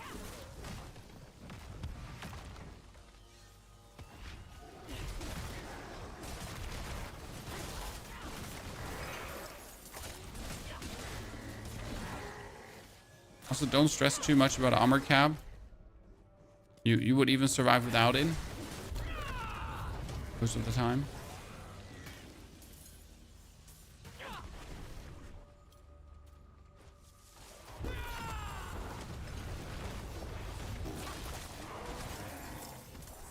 Hello, Mr. Chamroon. I got a razor pet with 2GA. Should I do Spiritborn next? I mean, yes. You should. Hello, Mr. Gilded Baron. I'm actually disappointed that he's the Gilded Baron, because that is objectively the worst of the lads we could have gotten.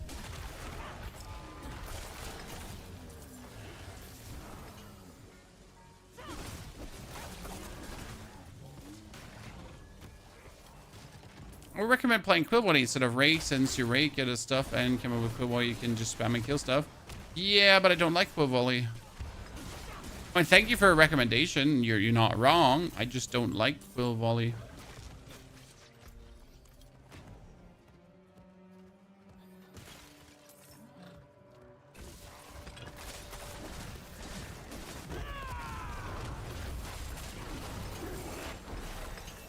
But yeah. You see me raking. You see me rolling. Mainly because of a personal dislike. What can I say? I'm a simple man. How big is the radius? Like if I hover over with my mouse, it should actually show me the radius without me having to, like, you know, open up the map again. That's just silly old me thinking there should be some quality of life thingies happening.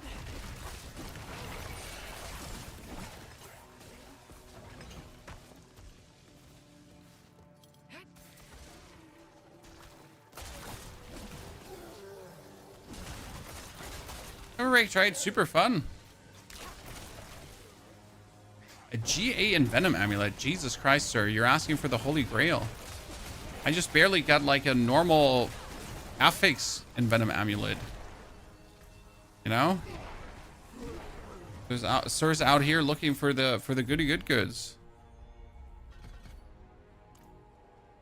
That one is good, and then we're gonna travel to the larder, because if I finish that one, I'm gonna be 34, I think, and then I can just start doing strongholds.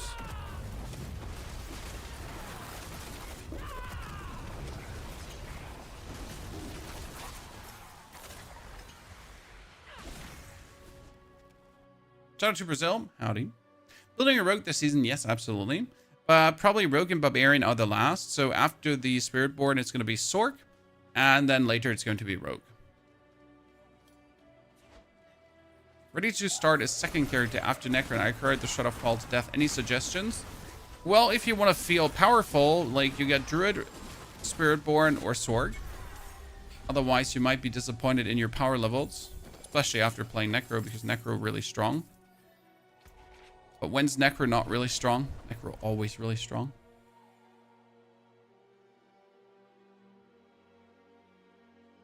When did you fully stop playing Warzone? Have you seen the state of Warzone, Shizzy?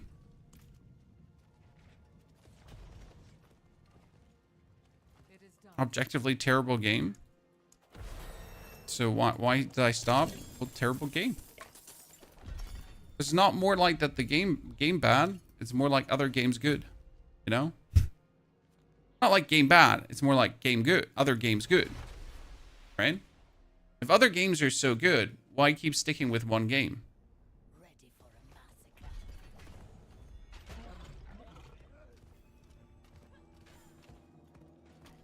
Main reason to stop with competitive online game though is, and I think we have a lot of people here in the chat that also used to play competitive online games, right, Chad? Right in the chat, which is your guilty pleasure when it comes down to competitive online games? Might it be League of Legends? Might it be Call of Duty? Might it be Dota? To play them way more, but then at some point decided, you know what, it's really not worth the hassle, and we should rather play some more single player focused games, non-competitive focused games, you know, because surprisingly or unsurprisingly, it's more fun to play games where other people can't ruin your fun.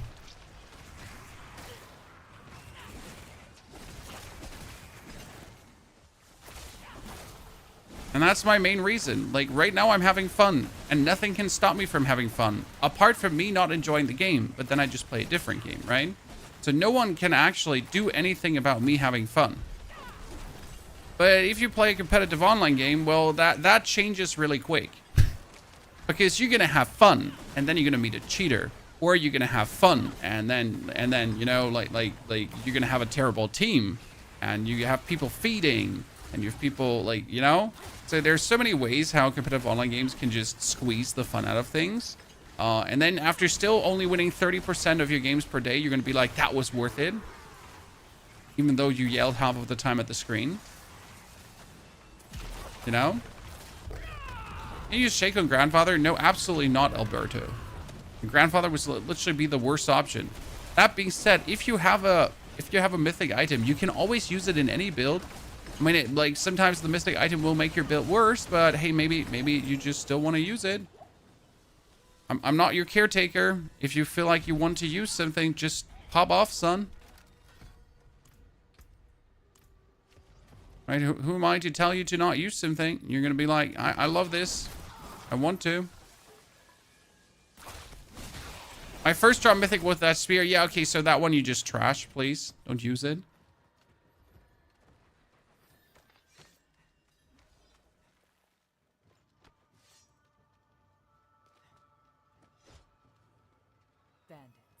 So this was back at Epic in the days. I mean, all competitive games were epic at some point, but then you overplayed them and played like way too much, and they stopped being epic because you just have seen everything.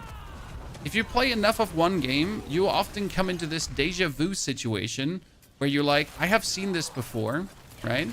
Especially when it comes down to games with team compositions. Like if you have played enough League of Legends, you'll be like, this is just a version of another game I've played last week. You know, it's just another version of a game I've played last week. Happens very often. So I like to play single player games because they're always something different, something new, some new stories, some new stuff, some new ways to play.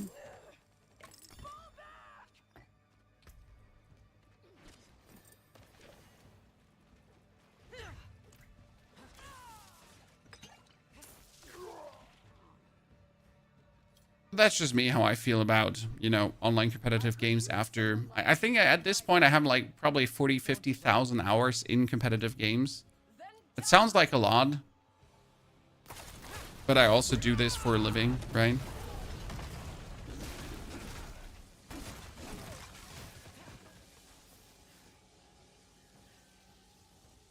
Hello, lady? You're somewhere around here, or you're not coming? 36 update, easy peasy lemon squeezy chat. With that weird looking helmet. Do you have an endgame guide for your Spiritborn? Nope, because we're not sure how the endgame version of the Spiritborn will actually be looking. So I haven't decided yet how I want the final version to look. If I'm going to lean into completely the rake setup, or if I go for something else.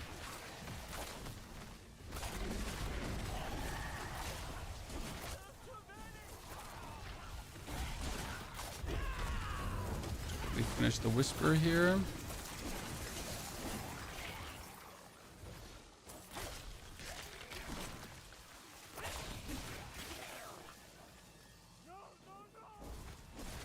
Collect cinders.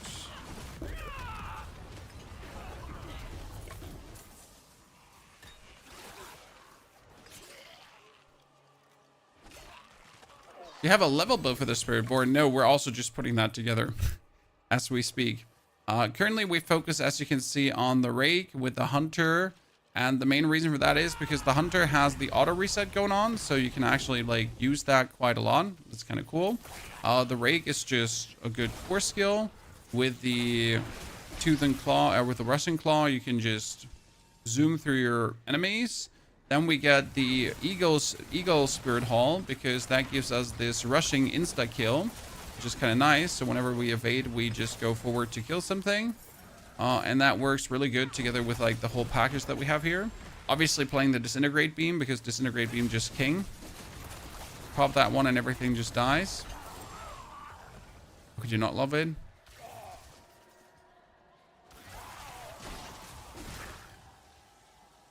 We're not doing this on a higher difficulty, so we just keep one-hitting everything.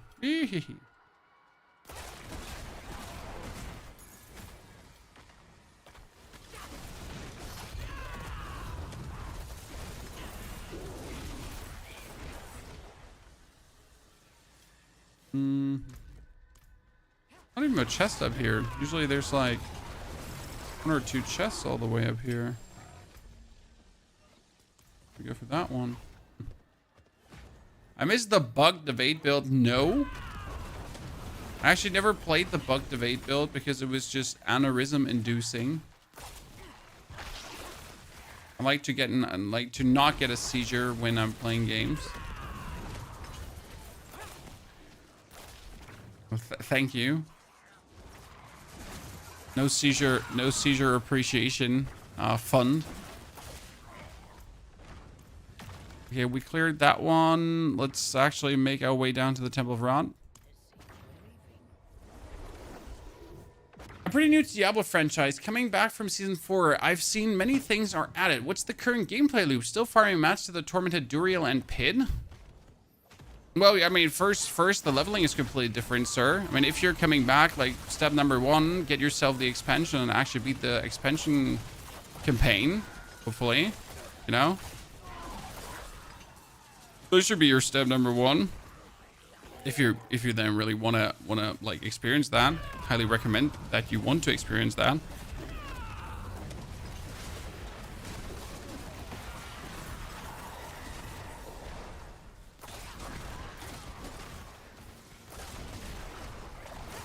So yeah, step number 1 down.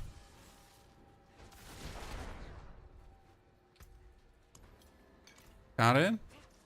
Okay, we're sitting at the 15% experience all the time.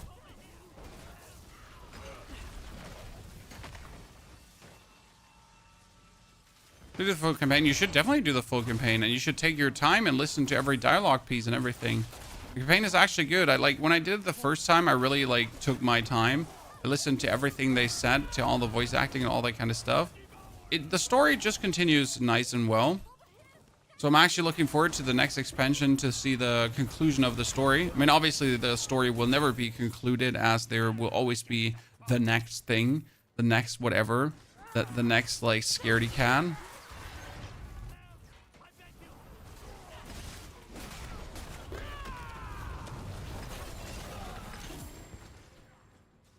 But I can't wait. Could you make a video on beginner builds for people? I mean, there are no real beginner builds, sir. The trick is always like to understand how a build is dealing their damage, and then like to follow a potential build guide for that. Like each build has their complicated things going on. But that's why like you gotta find good build guides, and not just build guides that are like ruffle. Here it is. Like just figure it out yourself, right?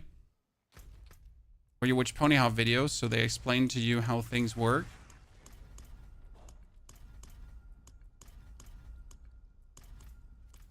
Recommendation. A Temple of Rot locked out as well. Let's teleport back. For now, to clear the inventory. Officer Sniggers, thank you for the brand new 2nd month of support, actually. Sorry, Extract, by the way. Thank you for the 75. If I missed that.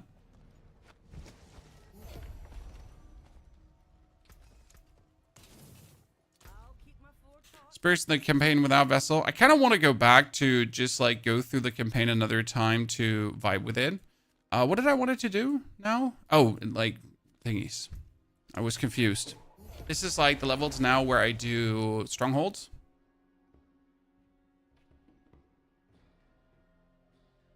Wonder how much time that's going to take me. We're 38. And we're so far faster than a druid, I think. I haven't watched your videos, but do you have a Season 9 Druid build yet? I just uploaded this very morning, Bob. Bob!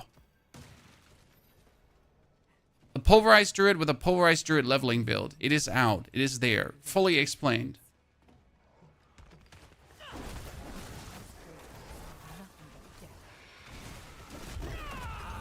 Every single detail. How the Rotten Lightbringer works. how to do the poison puddle, how to do pit 90, all that stuff. We actually made our druid do up to 40 billion damage with poison pools, which is amazing. And druid is probably the one build I kind of want to max out further, as druid is like so much fun to play this season. High recommendation if you haven't played druid yet.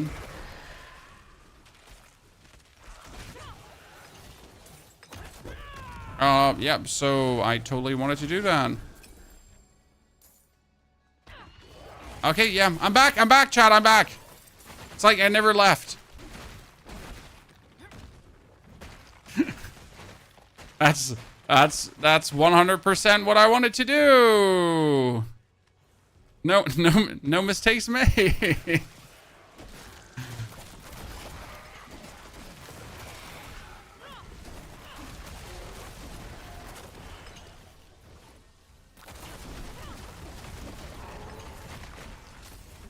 Okay.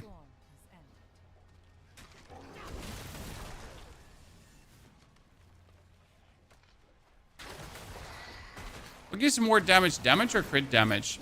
I mean, both are powerful, all damage and crit damage. But usually you play a lot of things that multiply your crit damage upwards, so that you don't just simply have crit damage. You have like crit damage then multiplied by with a crit damage, with more crit damage. So preferably you want both. You want the all damage and you want the crit damage. It's not an either or scenario. It's a and if and what else kind of thing. You know, where all goes hand in hand.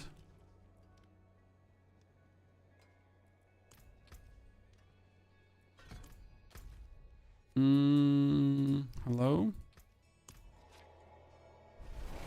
Katie. Good after boob.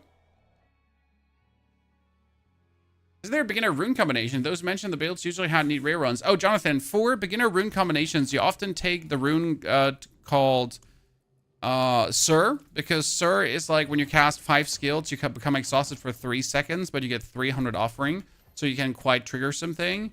You also take cast a mobility skill, for example, and then you use a basic skill that's a mobility skill, or a core skill that's also a mobility skill.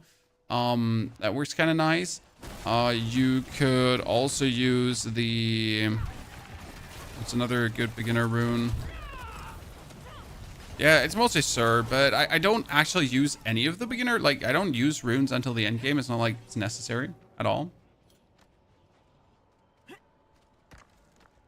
A build with the Spiritborn be Thorns. But Thorns is like... Thorns is actually wildly inaccurate what it's going to be. I mean, right now we're just raking around and destroying everything with Disintegrate. So why is Thorns a bit inaccurate? Because Thorns is also not really Thorns. Thorns is more like Balazan's Maxlatlt into the Jaguar Spirit Hall. So I guess the more accurate way to say it would be it's a Balazan's Maxlatlt build. That's the name, Balazan's Maxlatlt. So just say it 8 times quick in a row and you're gonna summon a demon. Might also sound like Arnold. Or get a stroke. Or both.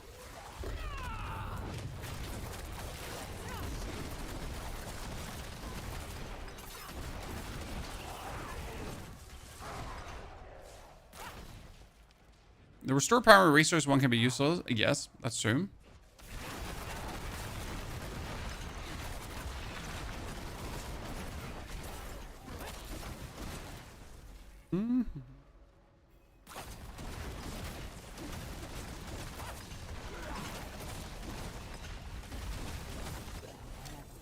Good, level 14. Quick and decisive, ladies and gentlemen. Feeling very good about the level spree that we're putting down right now. And we're going down. Oh no, almost forgot to lock that out.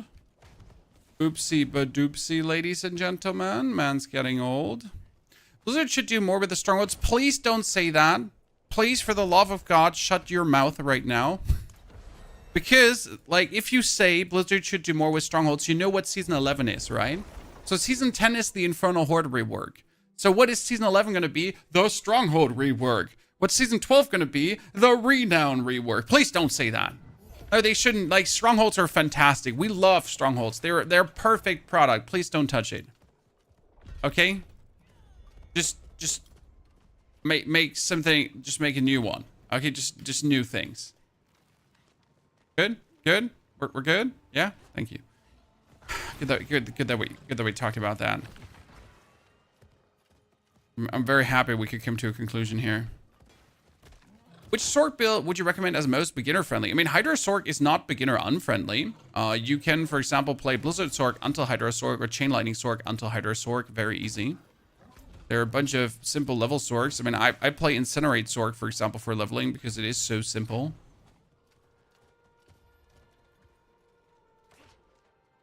Huh, I just vaulted through that because I'm the chosen one.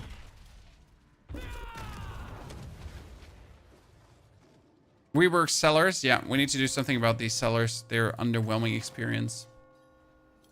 Blessed are you who will die in the mother's name. I totally agree, though, that strongholds should be redone into something. I want to be able to like do strongholds in the end game again or something, or make anything interesting out of it that it's not yet. But really, the issue is that Blizzard always takes a rework as a reason to make a new season. And I'll be honest with you, a rework is never a reason for a season, right?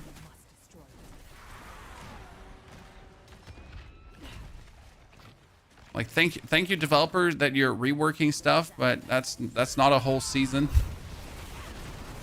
That could have been a patch.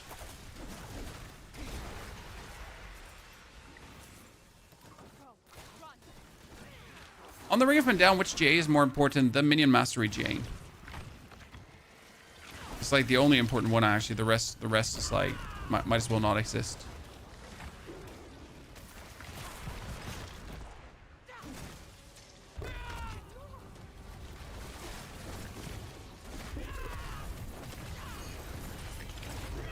Need to kill all of you? No. Do I still kill all of you? Yeah, kind of. But who was left to ring them? Mainly because I can and you can't stop me. How's the season? Pretty good. I mean, progress is quick. Maxing out builds is fun. The builds themselves are great as well. Pulverized Druid has been an absolute brilliant S tier experience. Like high recommendation if you haven't played the Druid yet. You will absolutely fall in love with it.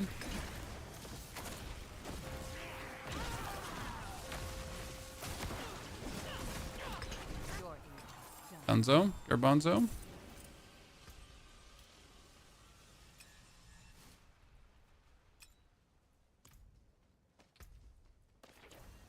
Who's fighting upstairs with my dog? I think it's my wife. Someone is fighting upstairs with my dog. Okay, what's the next? What's the next?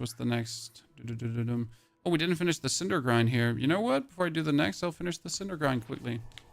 This new Pulverized Druid may be one of the most fun I've had in the whole D4. Yeah, because it's not just Pulverize. You do Pulverize, you do Poison Puddles, then you have to Pulverize the Poison Puddles to get the most out of it.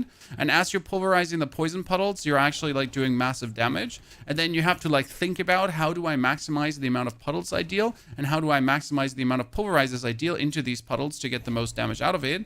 And that all leads to just very, very fun, interesting gameplay loop. Oh, the Gelatina's one. It's kind of cool to look at. These gobos are going to be dropping big, chat. These gobos are going to be dropping big.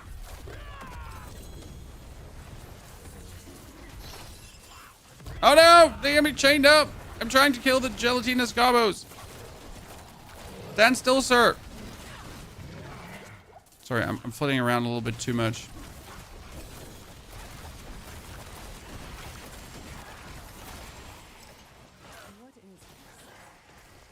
Gobos are the coolest thing in the game. Single-handedly.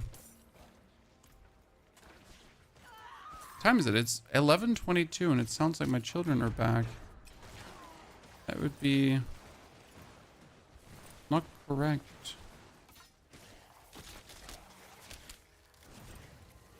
I'll have to investigate if something happened.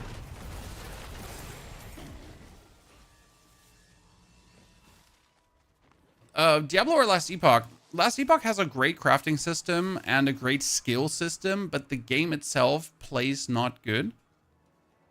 Yeah. I love Last Epoch in terms of the system it has, but the vibe it's giving me is just like, it doesn't make my PB hard, you know? I'm not like, whoa, I need to play this 24/7 because it's like, it's so good. It's like, it's so good, right? I need to tell my friends about it. I'll tell my friends about the great crafting system. I'll tell my friends about the actual, like, you know, like how the skills work, and I'll be like, I like it. But from an actual gameplay perspective, no.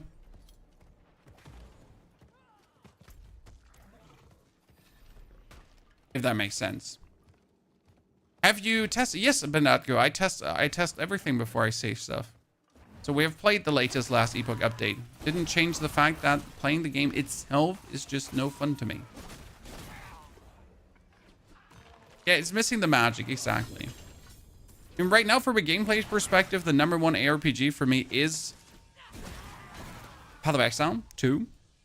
So that's just from a mere gameplay perspective. Just gameplay, nothing else. Okay, that's PoE 2. Not systems, not endgame, just the actual, like, I walk, I kill minions, the satisfaction of walking and killing minions, and the going like that. That's where PoE 2 is by me, for me personally, #1. And then we have Diablo 4 as #2 for me, and that's because of the very casual nature of the game. Like, I just love making builds. I just love, like, going through. And one big advantage of Diablo 4 is how quick you can swap between builds, right? So the systems might be simpler in Diablo 4, but it also allows for more variety, because, like, I can make 8 different Necromancer builds, right, in one day, without running out of resources, and try to do that in Path of Exile. I mean, try to even change your build from one thing to the other. Like, you're gonna have to make a new character, right? So that's like the thing. Where in Diablo, I'm just like, oh, build #1, build #2, build #3, build #4, build number 27. Nightmare dungeons are the best. I mean, so far I've been in 2 nightmare dungeons to get myself the Forgotten Wisdom buff for the 15% bonus experience. And otherwise, I have not been to nightmare dungeons. Okay. So no, nightmare dungeons are definitely not the best. They are an option. You can mess with them. But it is still the best to do whispers and also the strongholds. That hasn't magically changed.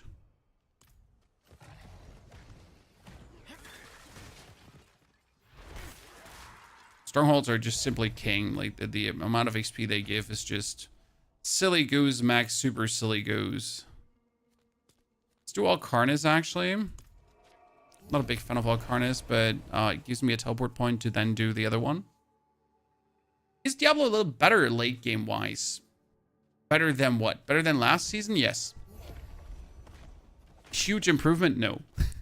But Diablo has a great endgame, late game loop, and the escalating nightmare dungeons, they are chef's kiss. Because this season, you're not grinding for Opticide. I have not had the need to grind, like, to really be like, oh no, I need to sit down and get 20,000. No, I've been just playing the game, and I've been consistently maxed out on Opticide. Which is fire. Like, I've never had, like, big problems getting it. I didn't play D4 for a long time. If you haven't played D4 for a long time, you're returning to a different game. I mean, the expansion was the 2.0 update, and it truly was the 2.0 update.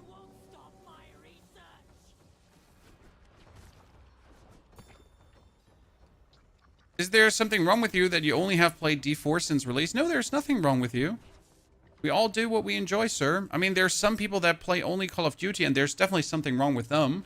Sorry if I call you out, or your friend, or your girlfriend, or your partner, or your friend Dave. Like, you know? But there's nothing wrong with playing one game alone.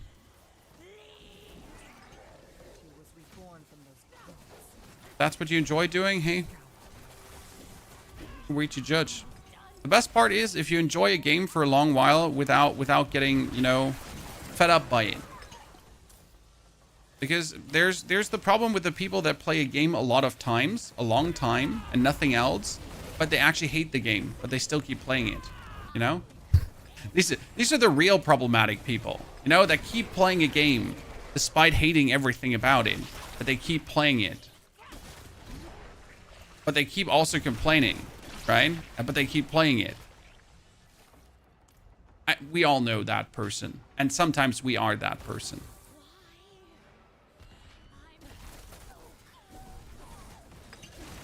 I killed her in one. Yes. Yes.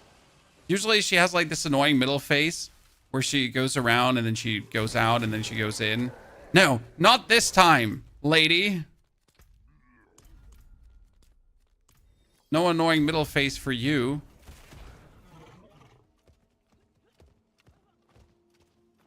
League of Legends is one of these games I can always return to, right? I can always return, have some fun, and then just put it away again. Same goes for auto battlers. Auto battlers are... The problem is, if you play auto battlers too much, you're going to play too much meta, you're going to get too high rank, and you're going to get fucking fed up. You know what the best rank to be is? You know what the best rank to be if you're good in League of Legends? It's silver. Because in silver, you still find occasionally good teammates, but you can also shit on a whole team alone if you're good enough. You know? And the same goes for auto battlers. If you're actually a terrible rank, right? Auto battlers are fun. If you get a high rank, it's a meta whore fiesta. I guess that goes for every good game, right? As soon as you care about reaching the top tiers, games stop being fun. Because then it's meta whoring. Meta whoring and a little bit more meta whoring. So as long as we treat games casual and try to play them for the joy of it and not to achieve something, games are the most fun they can be. That's how I look at it.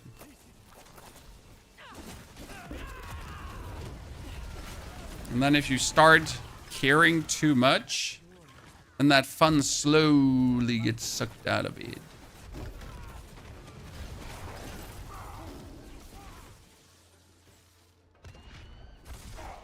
And that's a realization, I think, that hits you a bit later in your gaming life cycle, right? I mean, everyone gotta go through this. Like, everyone gotta nerd a game until they don't want it anymore, correct?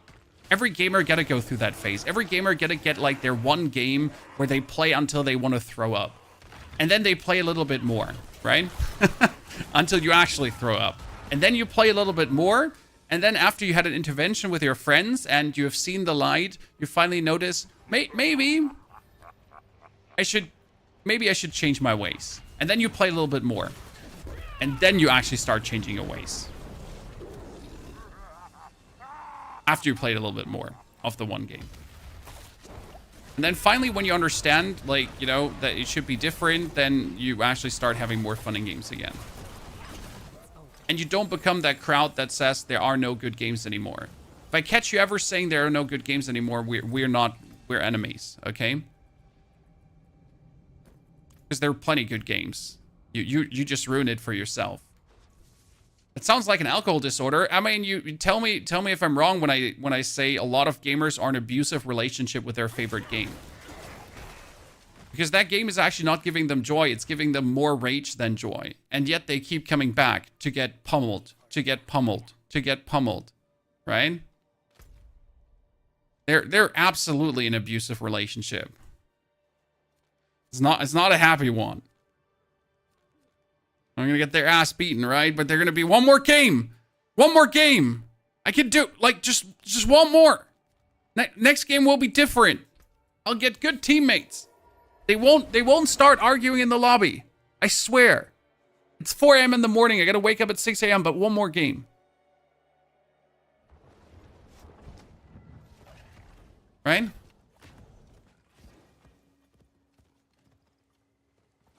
Meow Neo, good to see you there.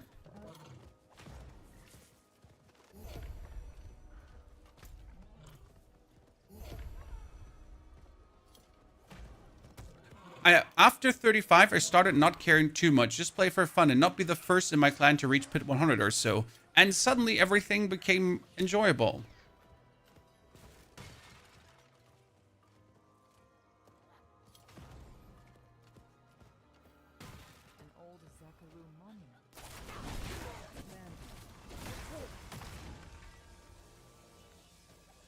Okay. Broke some mice in my 20s. I've never broken anything. I'm always a very polite gamer. I think I vented, you know where I get my competitive kick from, guys? So I went to be like a very good League player, like when League was new still, right? We're talking beta League. We're talking when League didn't have like silver, diamond, and that kind of stuff. I became a very good League player. And then when they actually introduced silver, diamond, bronze, and these thingies, people were actually paying hard money to get ranked up. So in my student times, I wasn't playing competitive anymore. In my student times, I was just ranking up people's accounts for a lot of money, so they could flex on their friends. But it was crazy. You know, someone would pay you $200 to get him out of bronze into gold.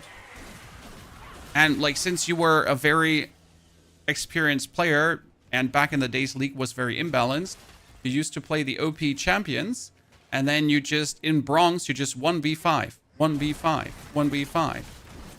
Like in bronze, they don't even look at the gank spots. You just gank them, and they just die. So that's where I get my competitive kick out of, guys. Just murdering people. What can I say? I'm an evil person. I'm part of the problem. It was the ultimate twinking. Like absolutely being the problem. But hey, it paid for my first apartment. You know, when I was done studying, and the wife and I, we had to pay for our first apartment, for our first, like, furniture stuff. League of Legends. Rank boosting. I know it sounds crazy, but sometimes you just gotta do that.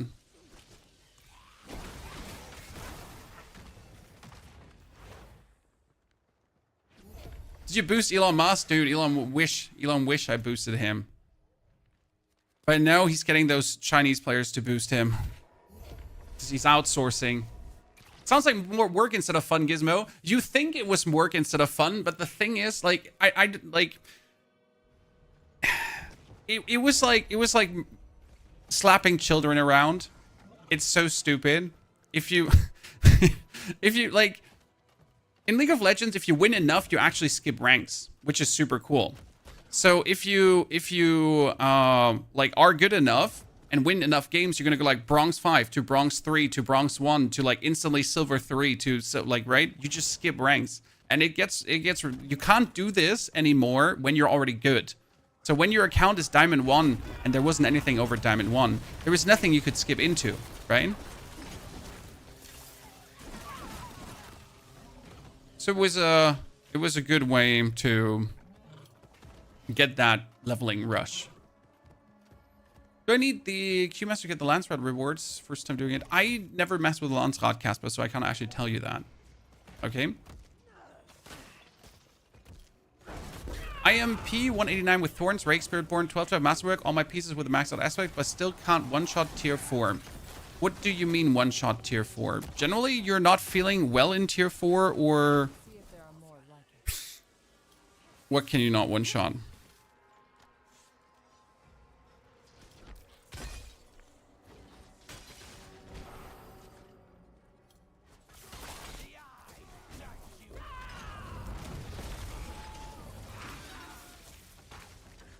And we'll see how the power curve goes. You definitely need Balazan's Maxlatlt. That's out of the question.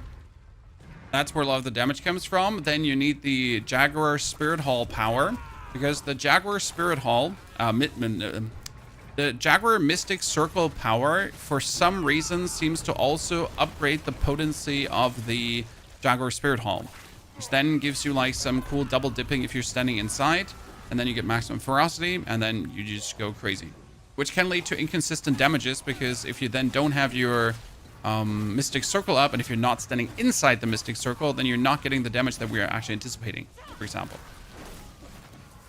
Right? But since I don't have the character leveled up, I can't really tell you yet where you're lacking. It could be a little thing. For example, my Pulverized Druid yesterday, it was doing already tons of damage. We're sitting like at 3 to 5 billion, which was nice. But I knew I can do 30 billion. So I had to figure out, why am I not doing 30 billion?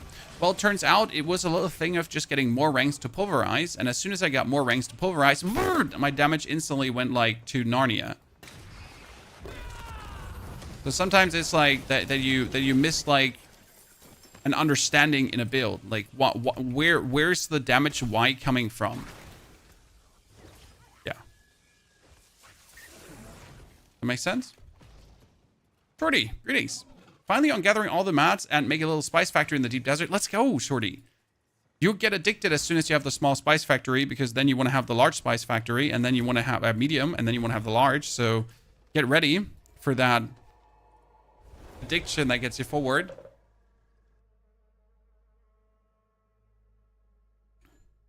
You cleared pit 90, but you're struggling with Belial.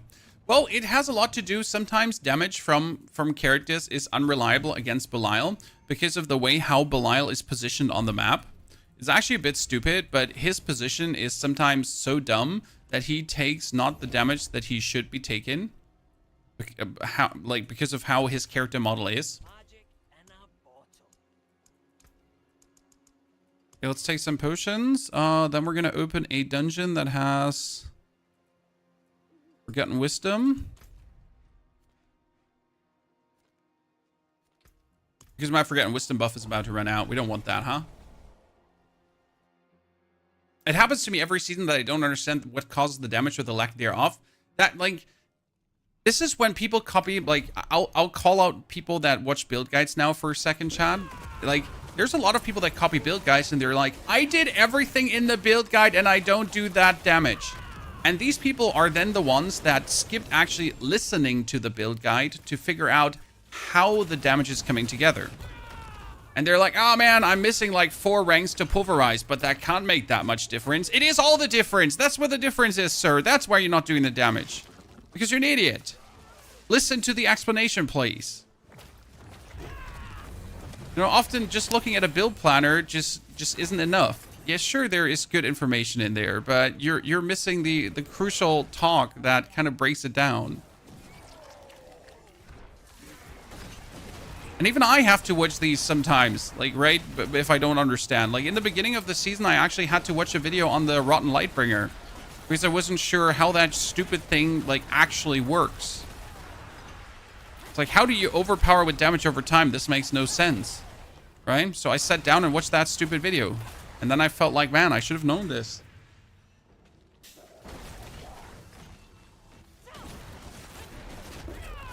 Watch the video. And pay attention.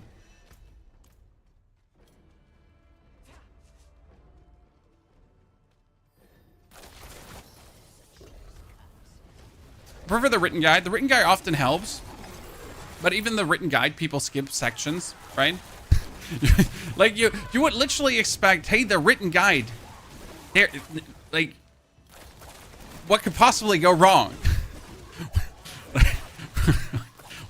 What could possibly go? How could someone not understand if it's just written there? Yeah, they just skip the part.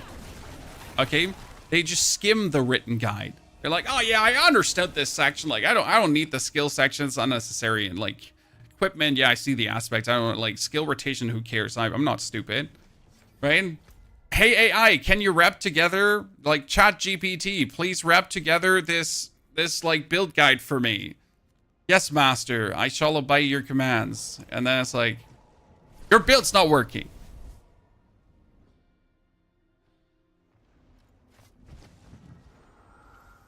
And you just ask yourself, is that it? Is that what humanity is now? Brock, is it true? Brock, can you fact check, please?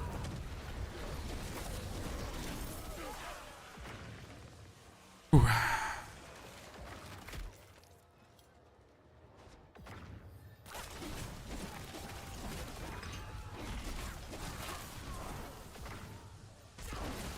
Did you try these SteelSeries Arctis buds, Broomsy?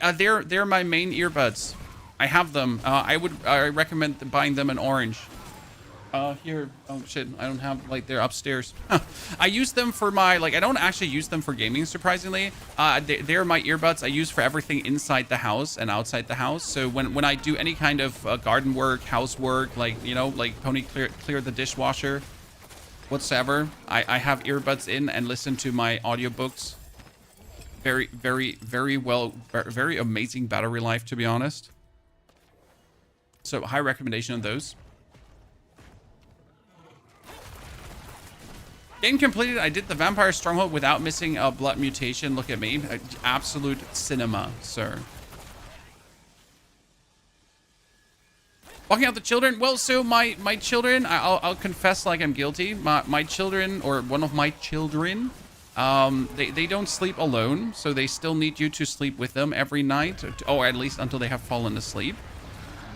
But one of them likes to do this while she falls asleep. Now imagine you're lying in front of your child and your child big spoons you because that's what they like to do, and they're just like in your ear all night long. You go crazy, obviously, reasonably, especially like ADHD, little tics, and so on. Like it makes your brain malfunction. It's not nice. So what I do is I just put my little earpiece in and start listening to my audiobook while my child just keeps driving me crazy. But it works, you know. They even have a nice noise canceling mode. So don't underestimate the value of earbuds. They help in every life situation. Truly.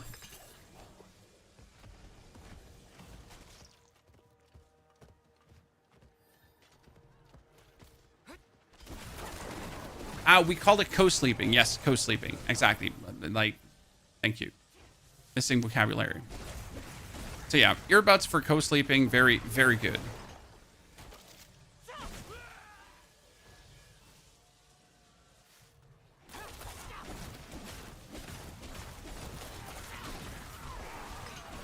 Then I wanted my wife to try them, and we figured out that she cannot wear in-ears. I was flabbergasted. I mean, my ear, I don't know, I have normal sized ears, I feel like, chat, right? And in my ear, I can put in everything. It just fits. It seems like my wife has tiny inside ears where nothing fits in. Interesting. That's how I found out. Okay, well, we're doing this there then die. Strongholds. So I have to do the ruins of Zirizu. Yeah, I can just run there from here. Well, class, this is the Spiritborn, and we are doing the Spiritborn because the Spiritborn is considered one of the strongest this season.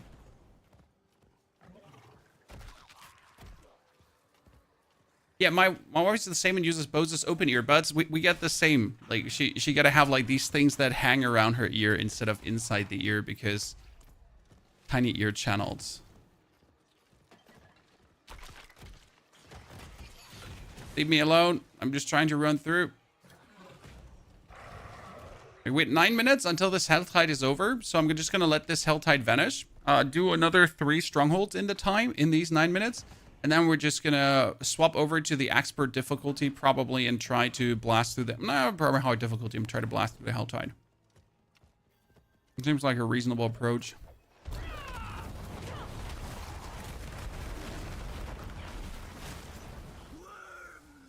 Worms.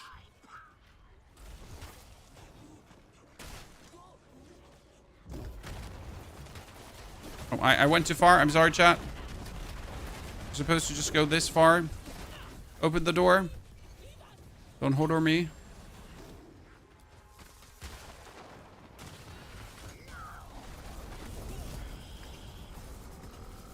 Good morning, everyone.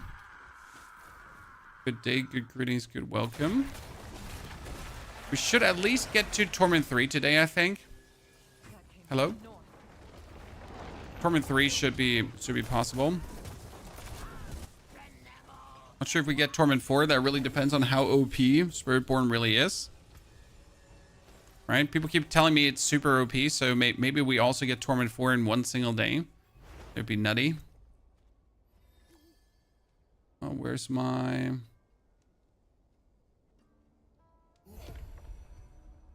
Oh, here we were. That one is knocked out. That one is knocked out. I could do... I'd never do Ahriman's Pyre. I have an absolute hatred for that one. It's really like the worst stronghold ever. I really like Quill gameplay, style, positioning, and stuff. Would it be good for Pit 100? Yes, it doesn't matter if you play Quill, Rake, or Crushing Hands / Rock Splitter. All 3 versions are viable when it comes down to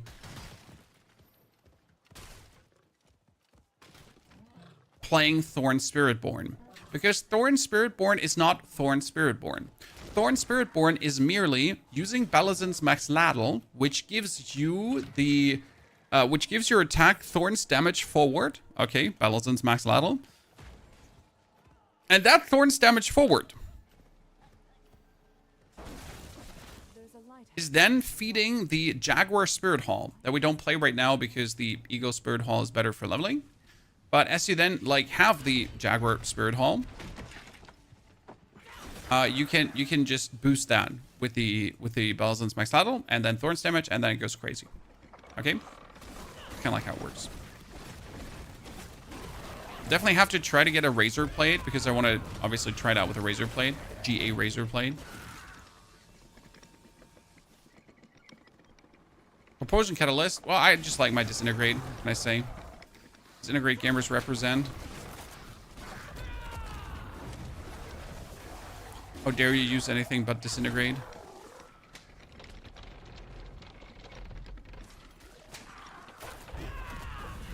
I hate that this stronghold like is such a... It's so time gated, right? You have to go like through the emotions of the ocean. You can't make this one go faster. Like I can't kill things fast and cut this short. No. I need to wait for certain things to transpire before I can go on. Okay, I've totally wanted to do that.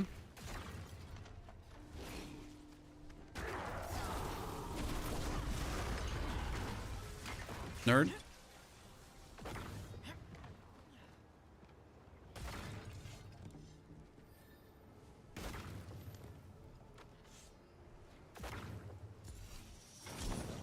Good.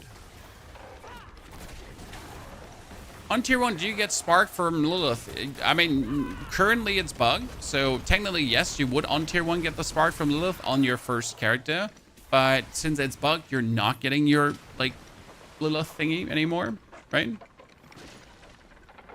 But you used to. Yes, that is absolutely correct. We used to get our Lilith Spark like that. Right now, it seems like if you phase 1, phase 2 her, and then she's like gets like a weird infinite like life, and then you can't actually kill her, and that's kind of like bad.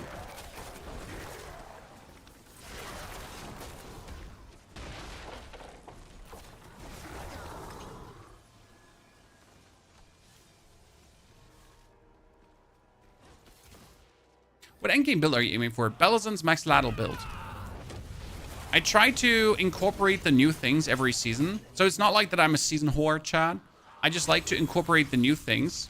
Because why else are new things in the game, right? If the new things are good, I want to use them. Because it's exciting to get new things.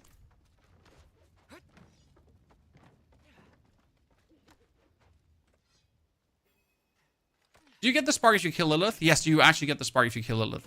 So the spark works, ladies and gentlemen. I repeat, the spark works. You do actually get it. Okay, which is left? Oh, done. Ermon's Pyre's left. Wow, I like... Oh, no. Here, Mordane's Lodge. Mordane's Lodge is also super fast. So Ermon's Pyre and a Tour Dulra. I don't do these. I have a personal grudge against these two. By the way, what do you think, chat? Can we do below 3 hours this time? The Druid actually took 3 hours and 30 minutes. The Necromancer, without anything, took 3 hours and 50 minutes. So the Druid wasn't even that much faster. Druid was pretty much nerfed by the movement speed. Like, that's just the main reason. Druid literally, like, moves slow as fuck. While the Spiritborn just goes blah, blah, blah, blah, blah. How many sparks is it possible to get from any source? Lilith gives you 1 spark. The seasonal endgame quest gives you 1 spark. The seasonal journey gives you 1 spark. Then every new character that you're making gives you 1 spark as well. So don't forget that, because like if you make a new character and if you finish the reputation with that, it's another spark. That means I've already gotten 1 spark, Lilith, 1 spark, seasonal journey, 1 spark, first reputation. That's 3. Then I finished the reputation with my druid as well. That's 4 sparks I've gotten like that. So I could have made 2 mythics without the mythics I've actually found. And I've already found like 2 mythics more. So I could make 3 3 random mythics because I just buy the mythic chests in case you missed that. I don't actually I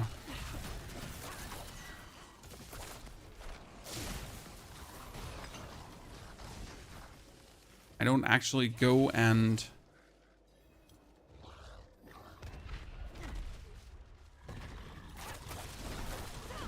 craft mythics with runes. Nah.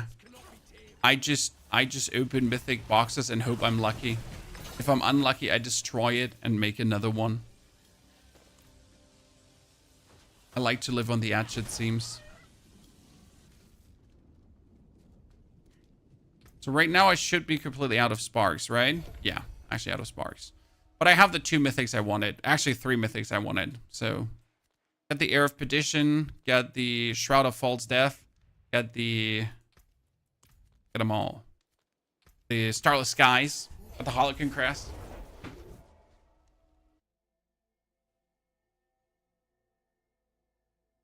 Cordova is awesome because of the great music. I do agree, but I just simply hate the way the dungeon is laid out. Pardon me, stranger. Absolutely. Does the seasonal journey work for you? Yabba dabba doo. I get the seasonal journey super done here. Knocked out. I get myself a doggy. Wait. Teach me how to doggy. Teach me. Where is doggy? There is doggy.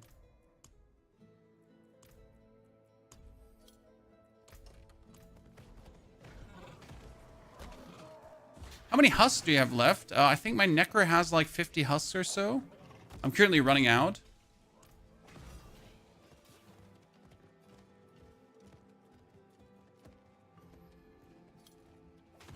Is there a design issue when you can get a guaranteed spark in less than 4 hours on an eld while you spend hours day firing bosses and not get a single mythic?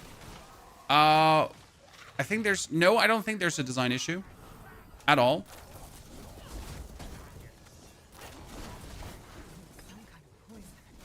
I'm like, don't get me wrong, but spamming bosses with a 3% drop chance and expecting that you at some point are deserving of a mythic is relatively that's crazy, right? I mean, people are gonna be like, I killed 400 Belials and I didn't get anything, and I'm like, well, I leveled 3 characters in that time and I actually get myself my mythic, so thank you very much. I mean, it's a choice.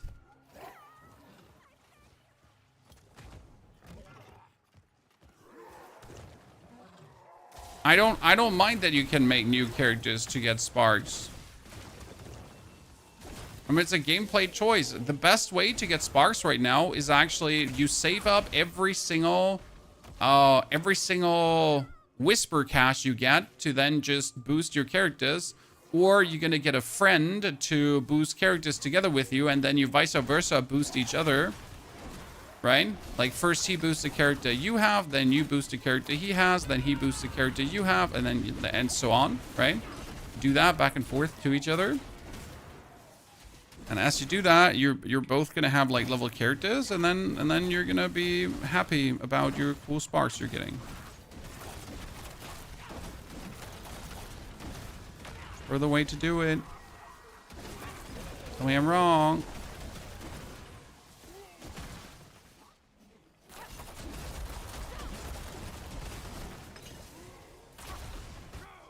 I'm not mad at it. That's sad. Well, we're talking obviously about if you just want to absolutely max things and not play the game. Like, right, we're talking here about trying to get the most out of the game with the minimum effort put in. Like, I mean, it's not like you're doing this to yourself, right? This is self-inflicted problems, pretty much. Like, you don't need a mythic for anything. You don't need a mythic to finish a build. You only need a mythic if you then want to probably dive as deep as possible in the pit, where there's no reason to dive as deep in the possible in the pit apart from your ego. So technically you're doing this all to yourself.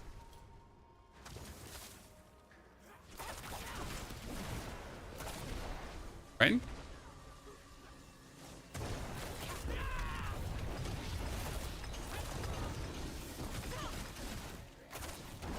I'm sorry if I brought a bit of reality to today's TED Talk. Level 50, ladies and gentlemen. So, can I get the final levels in less than an hour? Good question. Just waiting for the Helltide to be back right now. Let me teleport to Kirigar. The Rogue being the worst pit pusher 2 seasons in a row. Rogue was absolutely insane last season with a Death Trap. So I wouldn't say 2 seasons in a row. Like, I don't know if you've played Death Trap. That was absolutely mental. I'll keep my forge hot. Return soon.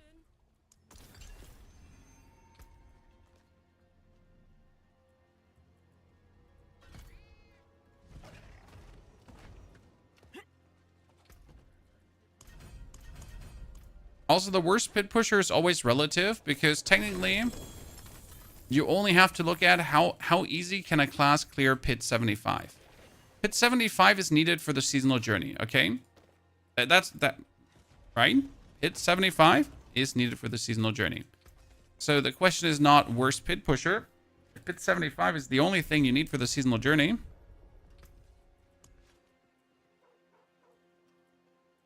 then if your character can clear pit 75 relatively easy, we're fine. I just want to be able to defeat a tier 2 letter boss. Okay, so if you can't defeat a tier 2 letter boss, that's a build issue.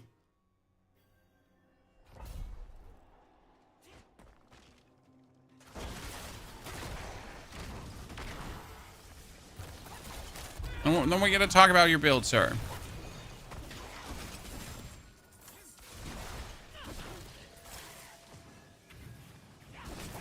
I mean, like, Necromancer, for example, can clear Torment 2 bosses, like, almost without a single aspect and just, like, fresh level 60.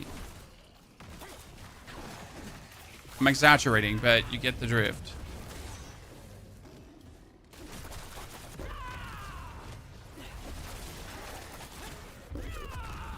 It's powerful.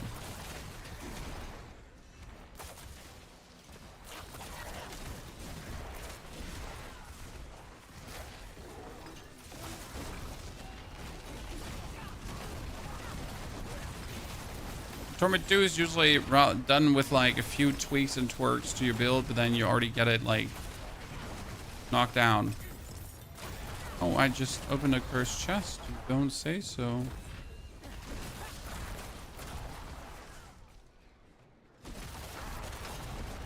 Cursed chests were so much fun to do with a druid, because with a druid you would just put down the poison puddles, and then everything would just like be inside the poison puddles and around the poison puddles. So, yay.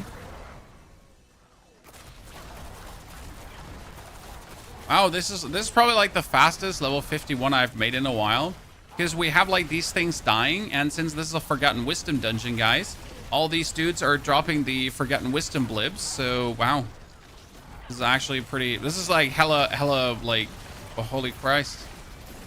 I like that. Can this please go on? Because I don't want this to stop. Like I'm just making here experience for days right now. Oh my lord, no! Live.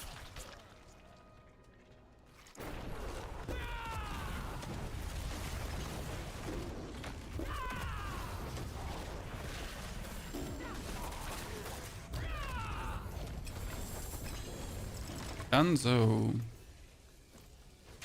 Okay, we still need to find the actual XP shrine. So I'm like actually only in here to find the XP shrine, FY, nothing else. I wish they would float and get into a big ball if you missed them. I wish my stupid like little shitter would actually pick them up without me having to backtrack to pick them up. But hey.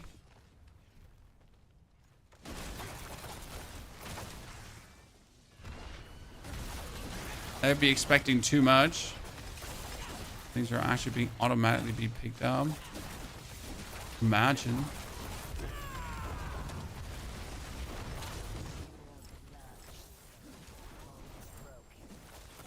So by the way, ladies and gentlemen, when I complained in a video about seasonal items not being automatically picked up, someone said go play a mobile game if you want that. It's like, okay, sir. I mean, it's fine if you like to miss items because they're by all means shitty color coded, and you can easily miss them. But let me just go play a mobile game then, I guess. I'm sorry for pointing out badly executed stuff in the game.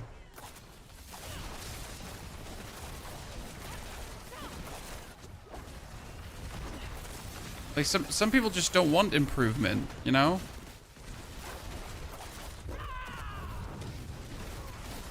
This would be like perfect, but why make it fun? Yeah, man.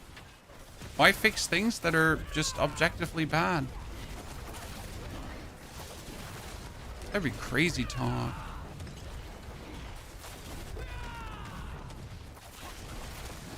Okay, where's my XP fountain? There it is. Ladies and gentlemen, I kind of do want to like stay in the dungeon though right now. Chad. Like I did not expect to make these 2 levels this quick. I'm actually bamboozled right now that we have made them so quick.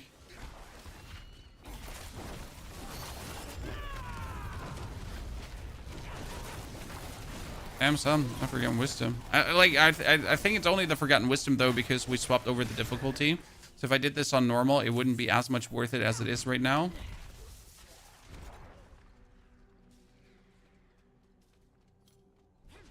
Can't they make customizable wings? I mean, why can't a druid actually have like bear skins? Because druid right now buys a skin for 30 bucks.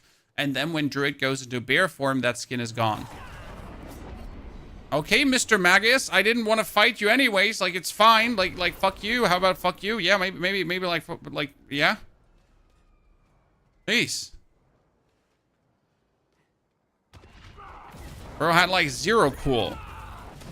You're not even like 2%. Just went like, you shall not pass. And he doesn't even have like a gray beard and is fighting a Balrog. Oh, holy Christ. Why is that guy so disastrous? Give me my fire. I have a fire potion. One shot kill. I mean, one shot kill. We have nothing, right? And we're in a hard difficulty, so obviously. Jesus.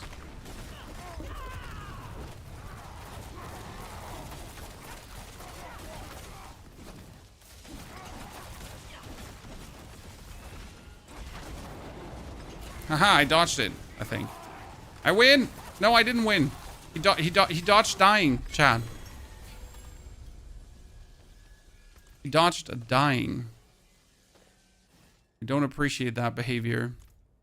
Okay, now we can go and clear our Helltide in hard. So we're 51 already. We have not a single stronghold left. It's actually pretty not cool. What's your favorite power for the druid? Disintegrate. I pretty much have used disintegrate now for every single character. Not like for every single character. Okay? Every single.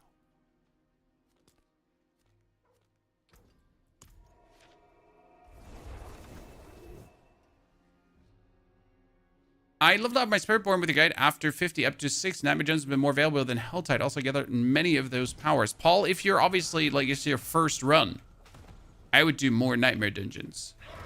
But it's like obviously my second character, right?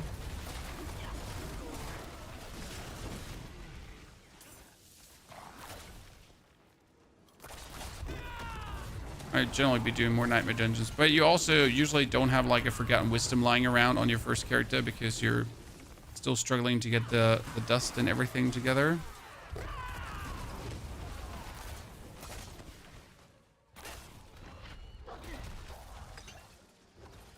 We made it in the next area. All the seasonal powers transferred to a new char. Yes.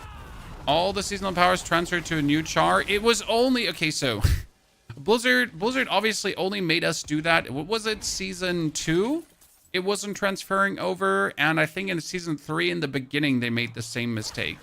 But like after we lengthily complained that that's bullshit, that I don't want to farm the seasonal powers multiple times, because let me check, that is actually shit again. Like they kind of acknowledge that that might actually be shit. Thank you, Blizzard. But in the Season of Blood, you were actually forced to like level up your blood powers on every single character. I remember that. It was the first season of like borrowed powers, kind of like where we get actual powers, right? And afterwards we got the tiny robot, which was also cool. The robot didn't transfer. Nope. I think in the beginning it didn't transfer, but then like halfway through the season it actually did transfer. It changed it, like if I remember correctly. But yeah, like we have been through many things, chat. Like if you say Diablo's not improving, you're wrong. Diablo's clearly improving. Maybe not at the pace you wish to, but they're getting somewhere. Or we're just getting out of hell. I don't know. Season of Construct. How could you forget about Spidey Boy? Dude, Spidey Boy was epic. Like seriously, I loved Spidey Boy. People give Season of Construct not the praise it deserves. The Vaults were absolute S-tier experience. Malphas was kind of cool too. That the drop rate for the unique governing stones was so shitty. That was okay. That's arguable. Okay. Generally speaking, like an amazing season. It got way more hate than it actually deserved.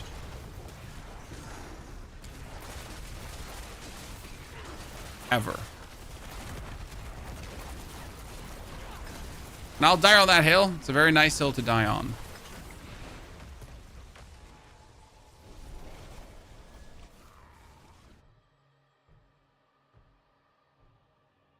Hey, the Robo Spider being able to solo lair bosses was really funny. You take that back. It is done. You take that back. Little Spider-Man, and you gave him the real powers, and you just...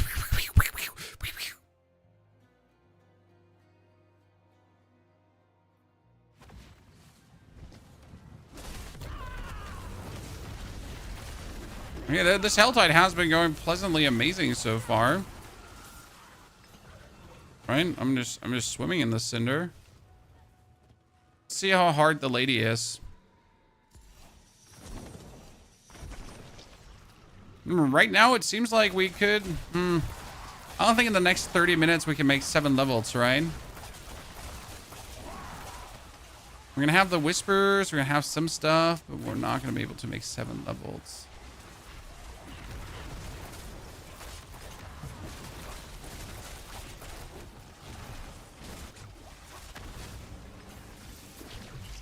See.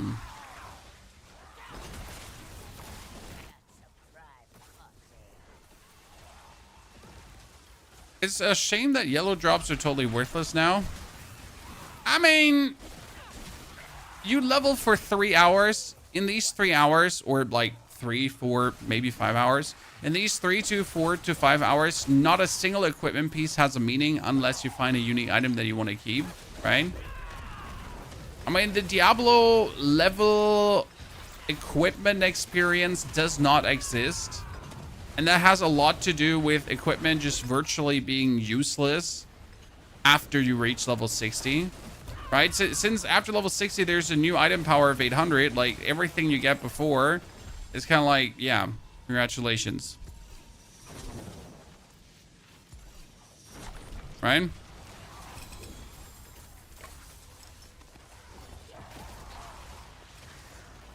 Kind of sad, but at the same time, it is what it is.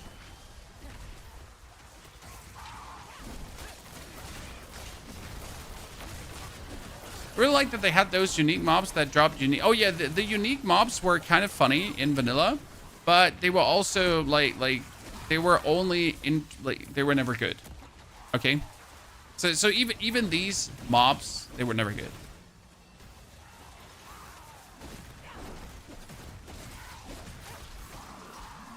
Like it was a funny thing they had them in, and sure, like it. Nice concept they could have built on. Well, yeah, if they didn't like overthrow the whole concept of the game 1 year into the game. But I'm looking forward to see what's like, no matter for the good or the bad, chat. I am really looking forward to see what Diablo 4 3.0 brings. You know? What is it going to be? Are we getting like 4 more Torment tiers? or we're getting like a brand new overhauled killer endgame, I'm in. Like whatever you get, I'll suck it up. I'll play it. You know? I mean, like with Diablo, like the first expansion bringing such a significant rework, the expectations are high. Right? I mean, we got a new zone, we got a new level, we got new difficulty tiers, we get everything. We got new scaling, so we like the whole game get thrown over. Like you better expect that I'm super like I want something equivalent, right? I'm gonna be disappointed otherwise. We're throwing hands.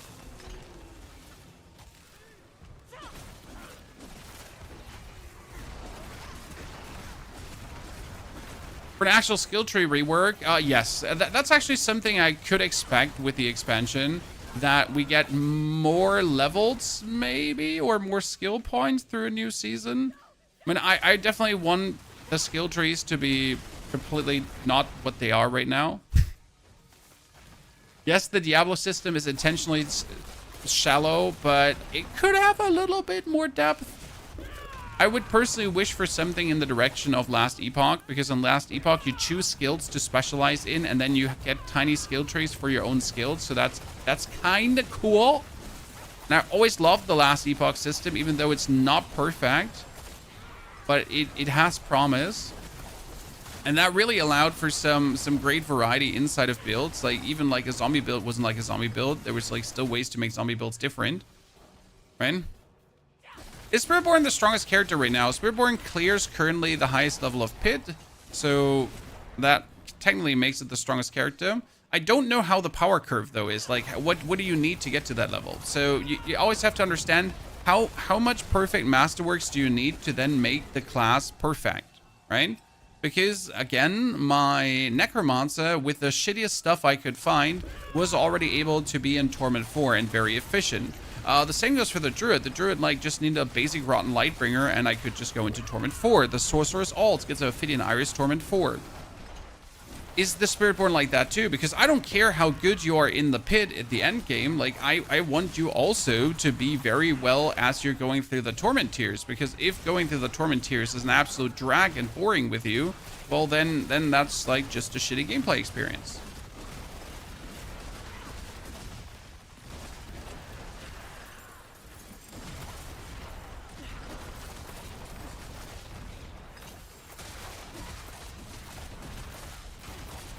Right?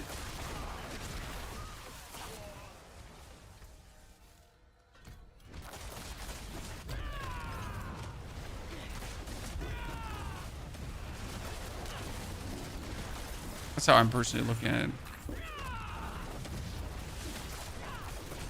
Oh god, I love how Spiritborn can traverse everything. The people that show their gear see they have everything perfectly masterworked. Well, you have to understand that a lot of the people that play at the Tibbity top, they just play without break, without pause. Maybe sometimes multiple people play on that account. They also have infinite gold, infinite Duriel mats, infinite Belial mats, and that kind of stuff.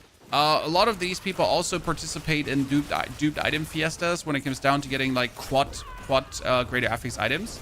And it's often like, I'm sorry, I'm not, no Asian hate here again, Chad, but it's often the Asian accounts on the top. If you actually check their real equipment, they have a pants triple greater affix, they have a chest triple greater affix, all their unique items have quad greater affixes, right? And they always have the max rolled aspect. It's like, sure, this all seems very legit and making complete sense.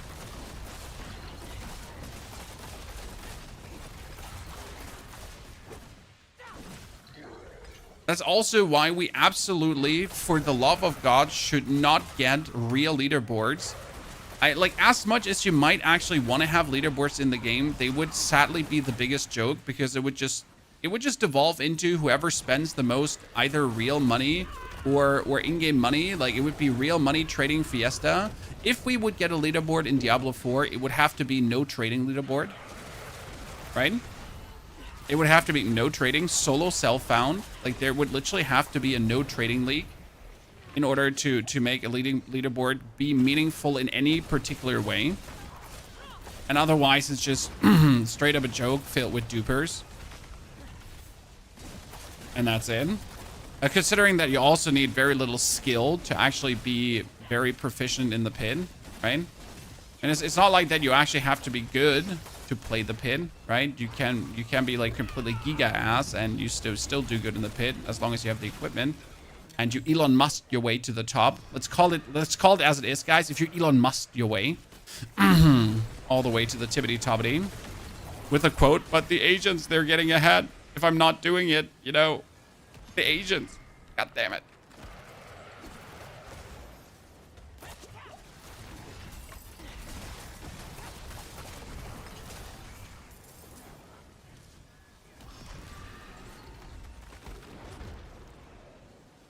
So yeah, that's like that little piece on leaderboards.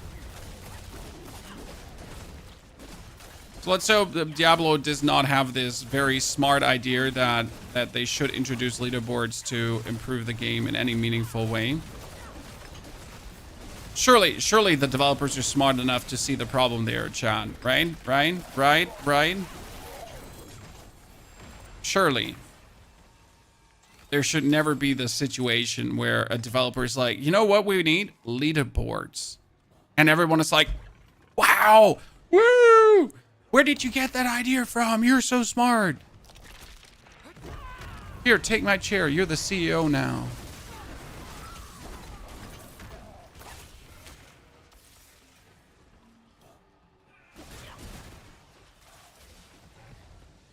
Does the solo self-found rule involve no grouping? Well, what would grouping help you if there's no trading? I mean, the grouping would literally just give you more experience, I guess. I wouldn't mind that.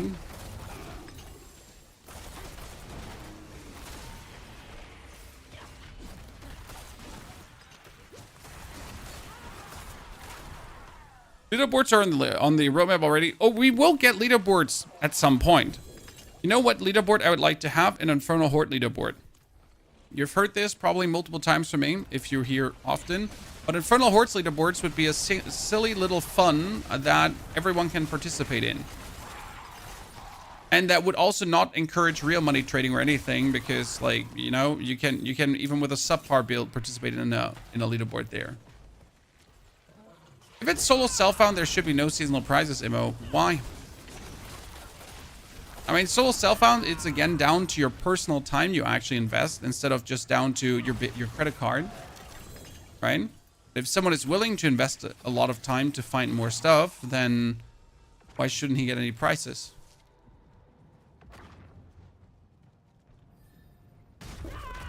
The gauntlet was a good idea, but poorly executed. I mean, the gauntlet was something that was fun for a season, and then I didn't ever want to see it again. The only thing I liked about the gauntlet was the weekly caches you got. So you can pretty much do it just to weasel out some weekly caches and then never look at it ever again. Right? I need one single point to finish this one single thing. I still never touched the Citadel. The Citadel is really fun to do. I highly recommend you to play that through. It's a really good experience, generally speaking. So Citadel is something I like. They executed well. It just has no place in the game because after you did the Citadel one single time, you're just simply never going to do it again. Like I will never, like we even have to do the quest again. Like someone explain the reason why I have to repetitively do the quest to get back to the Citadel. The reason is obviously that you don't use the Citadel thingy as a main hub because the Citadel main thingy as a main hub is actually legendary. Like you might not know this, but if you do the Citadel quest, you get the best main hub in the game.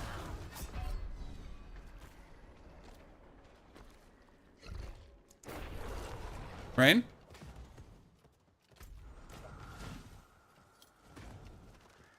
And they probably don't want everyone to just hang out there.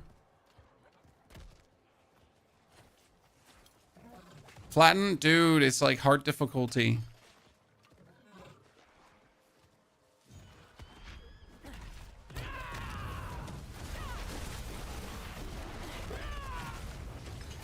Literally have to like just not fight the guy and just have our beam like just beam him. And I win. Also not like we actually have to kill him because that's the thing. I never needed to kill him for this. I just needed his law of hatred.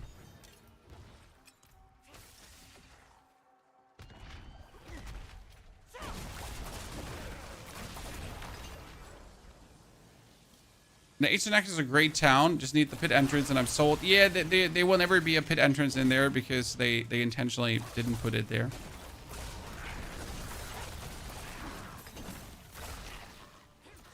Is it still possible to extract an aspect? I mean, yeah, you break down the item and you get the aspect. So if I take this item and I now break it down at the smith, then I get the aspect. I also feel like we get a lot of aspects this time around. Okay, 55 guys, 15 minutes left. How are we doing this? We're squeezing out the last bits of XP. Oh, wait, we have an Undercity. Woo!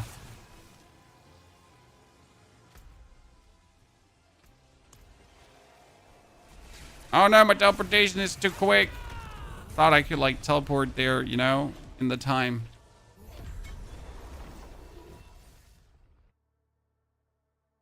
Was Undercity stealth buffed? I used the unique sacrifice and got 10 unique drops. No, there has always been tons of unique sacrifices from the unique thingy. That did not get buffed. That just has always been good. The problem is getting that thing.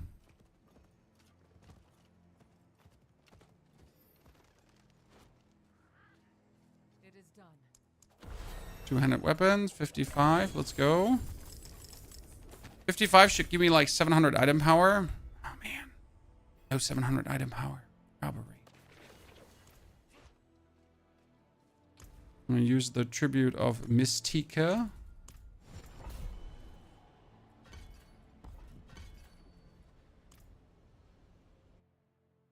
Played till midnight last night on a new druid, just doing nightmare dungeons for the quest up to level 30. Now my highest level was 50 on my ice shard sword.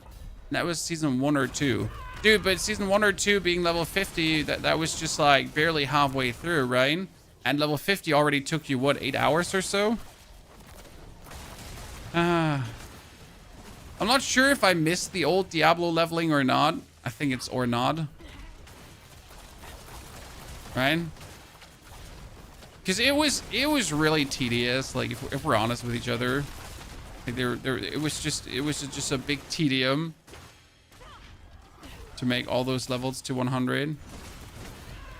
When then again, there was a meaningful difference you can make in that longer journey, right? So with better strategies, you could really get better leveled up. But it was a grind. Actually, leveling was already a grind.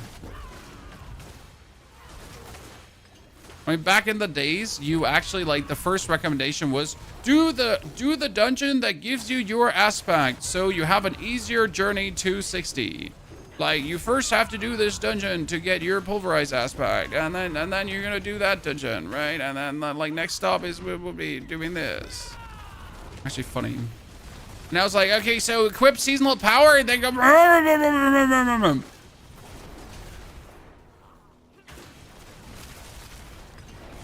In case you're going, you go like, you just do it a bit faster, just do it a bit faster, okay? Like more, harder.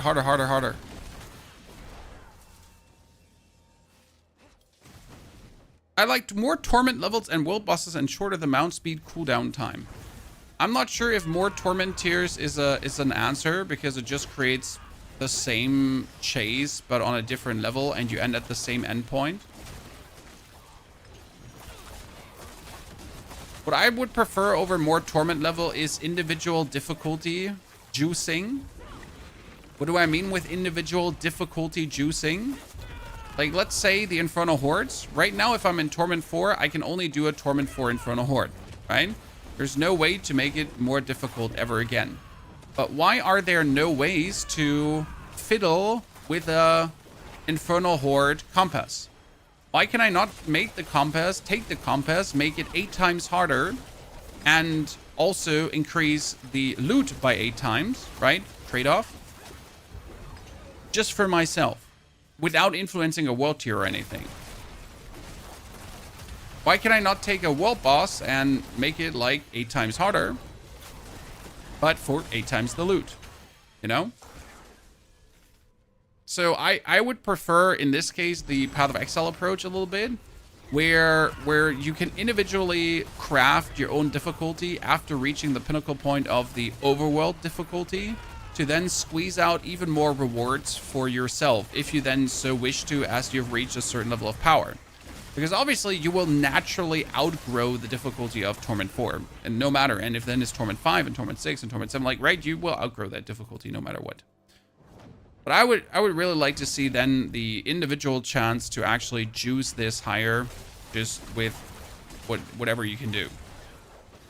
So an item like we had for Helltides, exactly like an item we had for Helltides, the mine cages for Helltides were actually really good concept on a concept stage, but they weren't taken far enough. So yes, it was great to have that for Helltides. It was fantastic that you could say, hey, I want my own Helltide more difficult to squeeze out more XP. It was great. But now we just need to take this concept further for everything. So, like, why isn't there a tribute for the Undercity, for example, to turn the Undercity absolutely hostile, right? That if my defense is not good, like, I'm getting one hit almost. But if I then make my character have good defense, that I can then play an Undercity with, like, absolutely banger rewards, that though is also quite challenging to do. Where's the issue allowing us to do that?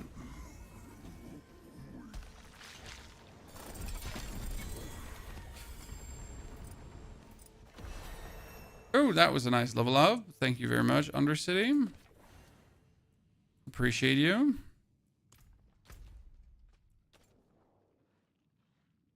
I need 3 more for another Whisper. Oh, wow. A Legion event. I kind of don't want to do that Legion event, but hear me out, Chan. The Legion event will drop a lot of cinders. How long is this still lasting? 22 minutes. Dude, we're so doing the Legion event, right? That's actually going to be massive XP. Hopefully someone else is there too. I'm not doing it alone.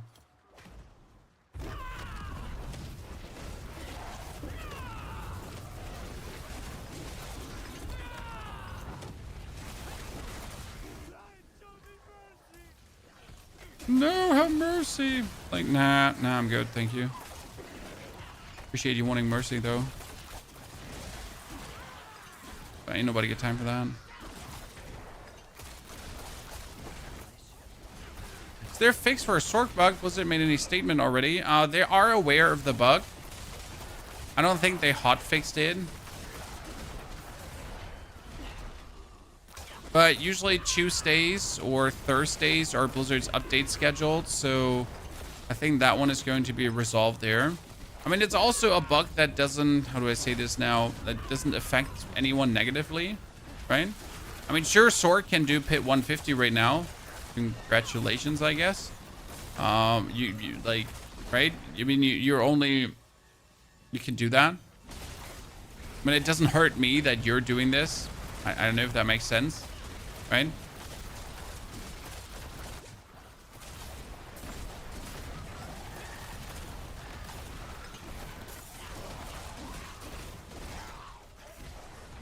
Should people be able to do it? No. But again, is it like influencing my day-by-day life in any way?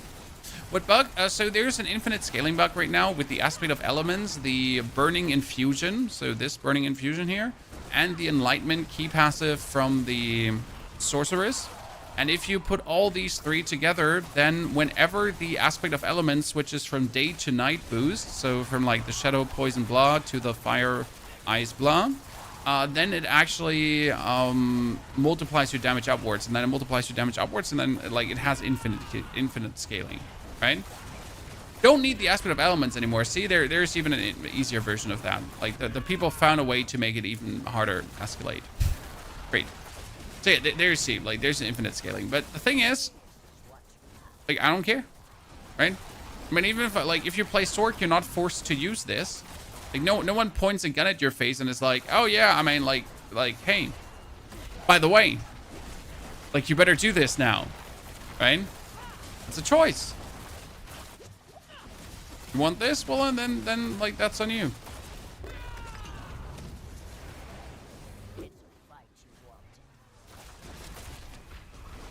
It's not going to ruin my day immeasurably because you did.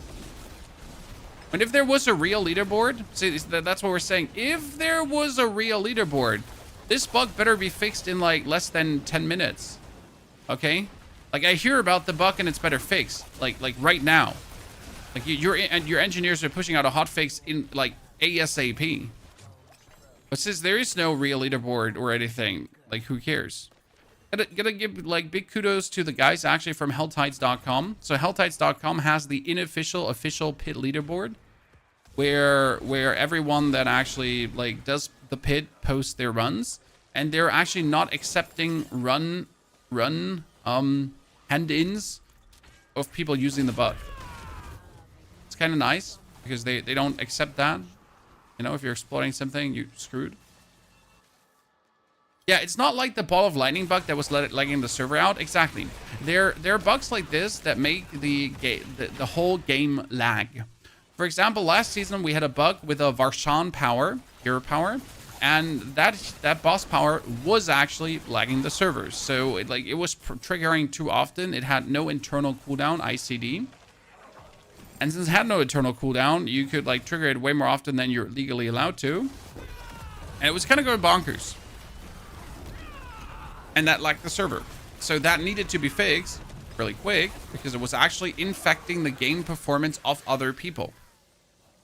Right? It was actively making the game of other people worse with what it was doing.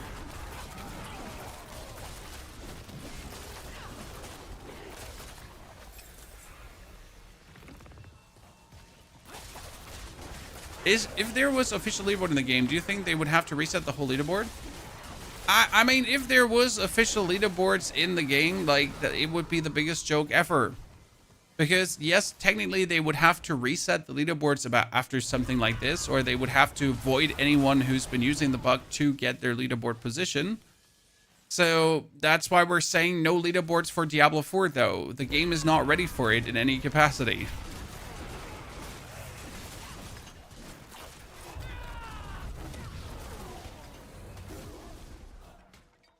Wasn't there something down the south with the in-game leaderboard? You're talking about the Gauntlet. The Gauntlet was in for 1 or 2 seasons, 3 seasons, and then it got sunset. The Gauntlet was an okay idea with a not so good execution, I feel. All in all, I personally wasn't a big fan of the Gauntlet. Not saying it was terrible, just saying it wasn't great. So yeah, the Gauntlet.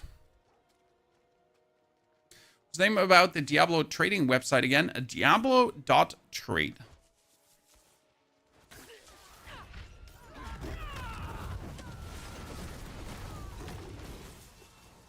That's where everyone and their mom is trading.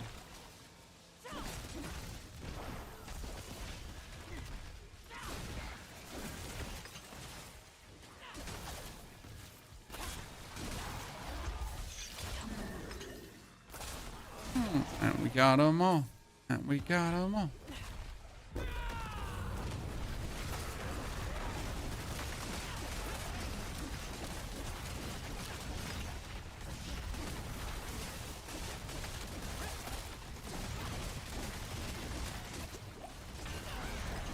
Whee! Okay, we're slightly faster than the druid, but not by much. Interesting.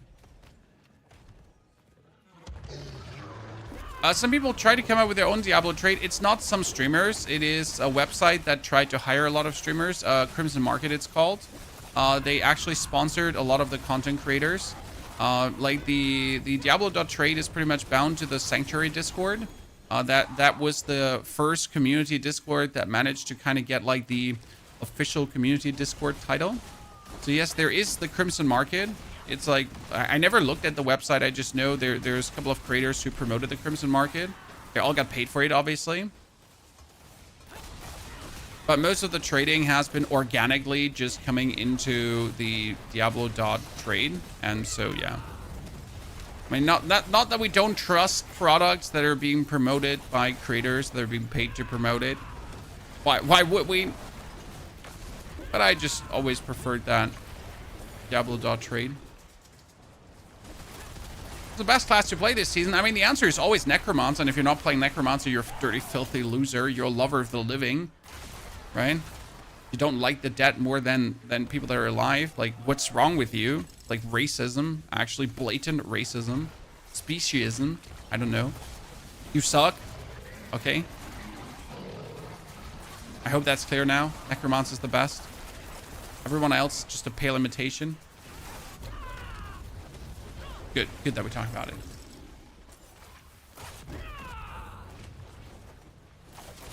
Even though it was promoted by streamer, I opened it up and it looked like a dodgy website. I mean, wait, let's go to the thingy here quickly. Druid, in my opinion, I mean, Druid I had plenty of fun with. So I dislike Necro. Then yes, that's why I'm playing Spiritborn right now, because we hate Necro. So wait, Crimson Market Diablo. The Crimson Market.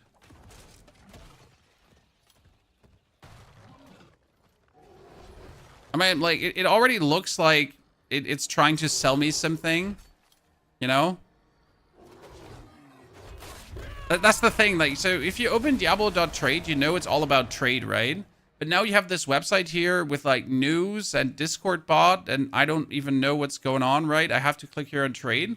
And then you go on Diablo.trade, and you just know the website is just, oops, Diablo.trade I can't write anymore. So you just know that Diablo.trade is just literally like, this is just for the trading, right? Diablo 4 Marketplace is just that. It's not trying to be anything else. It's just trying to be that Diablo market, right? For the Crimson, I don't even know what is like going there. Define RMT, please. There is, I mean, RMT is defined in the word. It's called real money trading for a reason.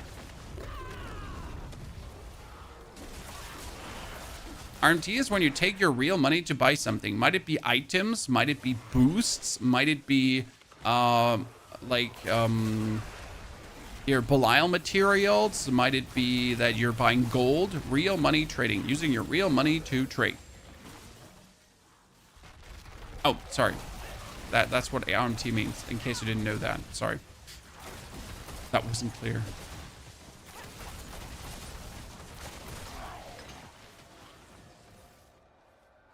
Crimson Market is made to sell whole PCs and make you take a sub because they do lottery where you may win a full PC. So they're doing the thing that Artesian builds did and then failed and then got called out for it. Okay, good. I don't know if you remember the Artesian build drama. That was something. Don't look it up. You're going to be sad. You're going to get really sad really quick.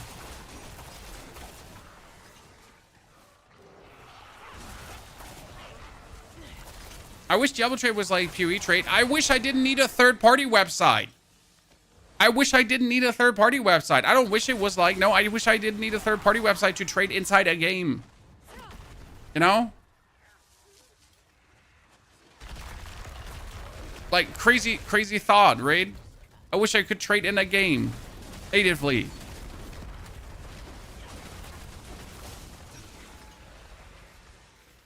Crazy 2025 idea, Chad. Absolute mental, I know. How did I come up with this? I don't know. I'm like Elon Musk, but just for gaming, without the RMT, right? Without pretending to have achieved something in a game and then lying about it and then later admitting it because the Chinese. Damn the Chinese, Chad. I'm just that smart.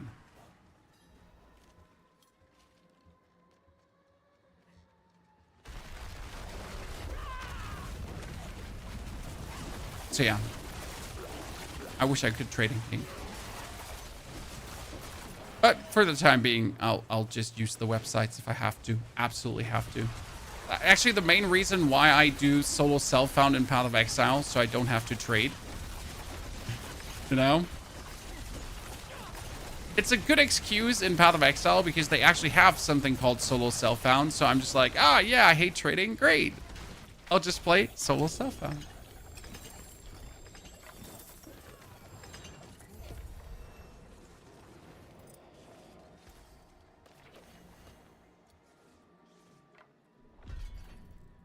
Fantastic.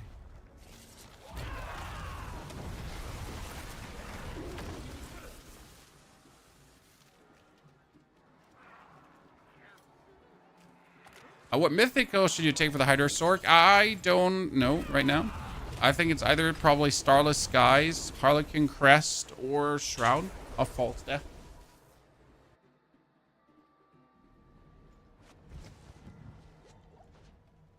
Holy K, danke schön. Schön, dass Sie da sind. Schön, dass Sie da sind. Okay, 2.5 more levels in less than 30 minutes. So that would be then beating the Druid. That should be possible, shouldn't? Lost Ark has trade within the game. It better does.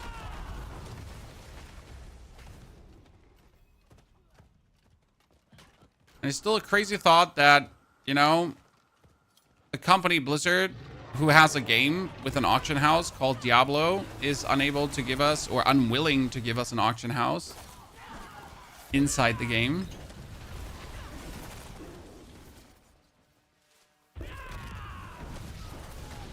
And I guess since the real money auction house wasn't in Diablo 3, they're still scared of putting anything like that in.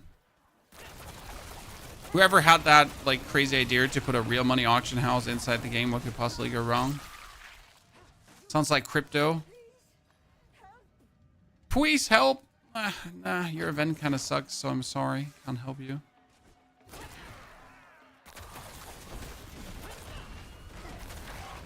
Hey, my real money auction house back. Made a lot of money there. Yep. Diablo just scared to get like bad vibes again. Or worse vibes than anyways.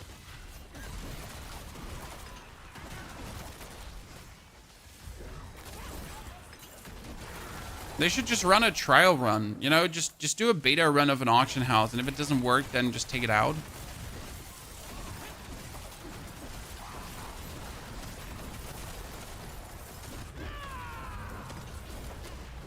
Mr. Bogey Wogie, thank you for the 64 months of support. Jesus, Bogey Wogie. That's 2 or 3 months of subscriptions. By the way, level 85, ladies and gentlemen. 58, sorry, not 85.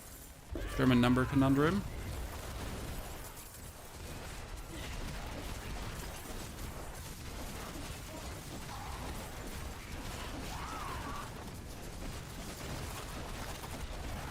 Bogey, export. El Sender, thank you for the 3. And Ultimo, also thank you for the brand new Prime sub. Chat, if you did bring your subscription, don't forget to use it. Thank you, by the way, for 600 viewers again on the YouTube. Spiritborn seems to be popular. Oh, hello. Bunch of elite enemies that I like to kill. My potion ran out, chat. Where's the potion check? Come on, I thought we were friends, and you just let me hanging like this.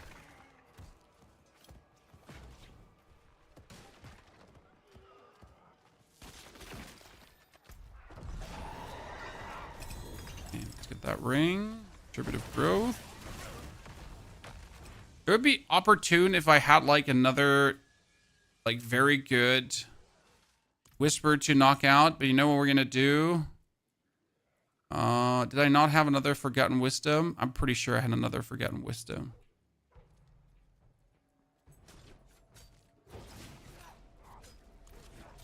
And preferably, do I have an escalation with it? No. Preferably I would just like knock out another forgotten wisdom here quickly. Let me go.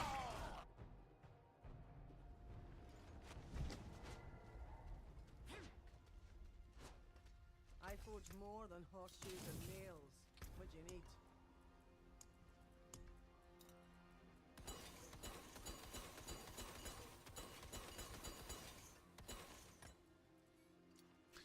Let's craft 10 more.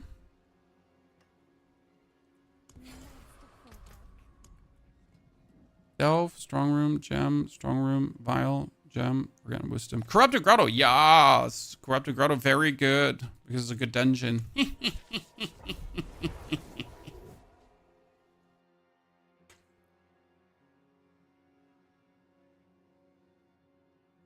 Would be nice to trade without being online as well. I can see that. And if you had a companion app that you could just use for trading. So while you're at work, you could check up on your inventory and see if anyone wants something and then trade with the lads.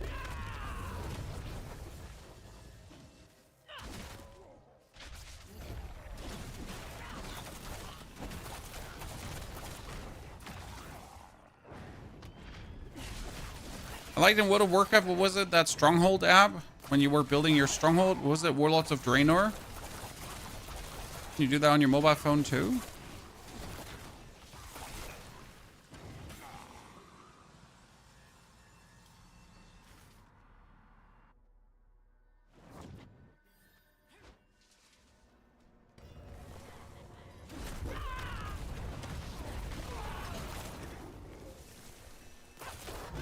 Yeah, Forgotten Wisdom here is gonna just fast track us all the way. Okay, here. One was ambushes.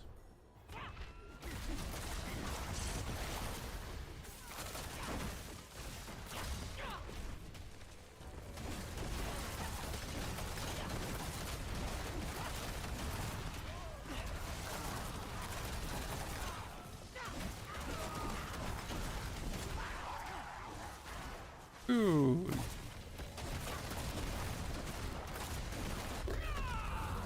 This is Forgotten Wisdom. Just get like it gets so much XP. Like look at all these Forgotten Wisdom blips, chat. Like seriously, what the hell?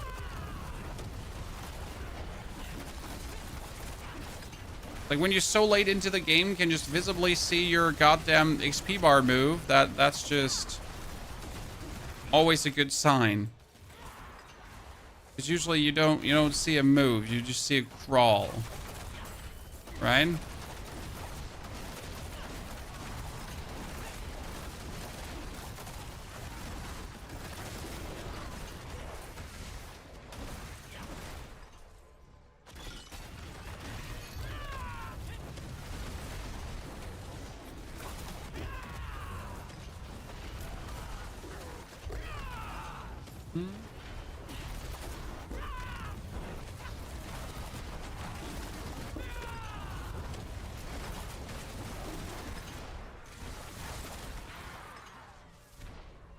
Come on, we can do one more.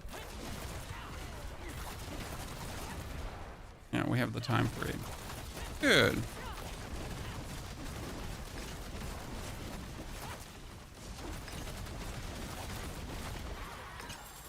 We now have to go like and try to collect all the other thingies, right? Is that what I have to do now? Do I have to go back through like my progress? And just get all the other blips that we missed. Need 10 hours to 60. Yeah, but you also haven't like, you haven't min-maxed the whole process, sir.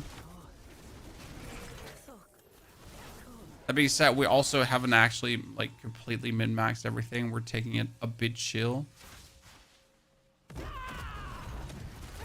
I got the most out of this dungeon already, but it's still like a Forgotten Wisdom dungeon.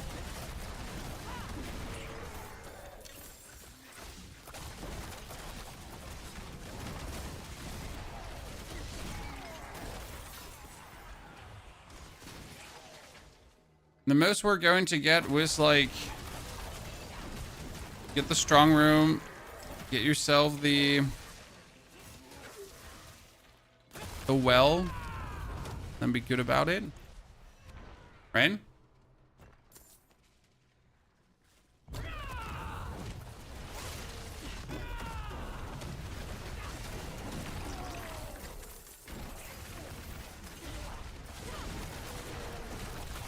Poor little guy, down with you. Okay, 59 achieved, ladies and gentlemen.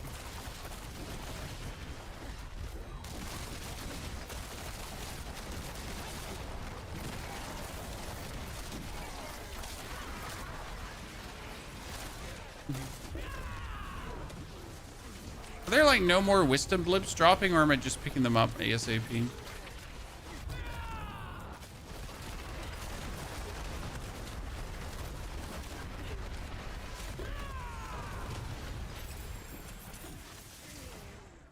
Be cursed. It'd been the best thing that could have happened, guys, if the well was cursed. I'm a simple man. I'm not asking for much. I just want a cursed well. Correct? We really don't want many things. Just a normal man looking for a cursed well.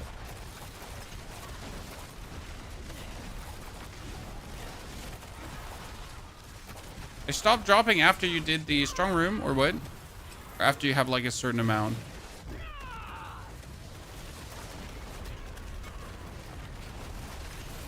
Drop through Grotto Dunzo. Knockdown. That's a good one.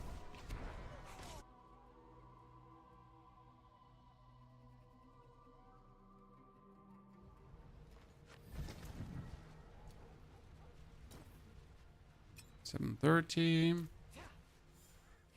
Should be having like such a nice transition into late game. Okay, there's no whispers I have, so let's just try to get another. Did I have another Forgotten Wisdom?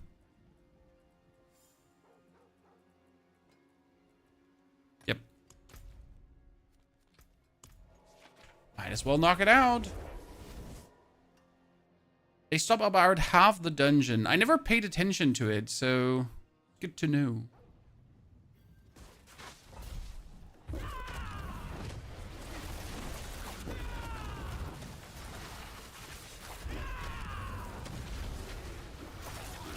Hello, Mr. XP well.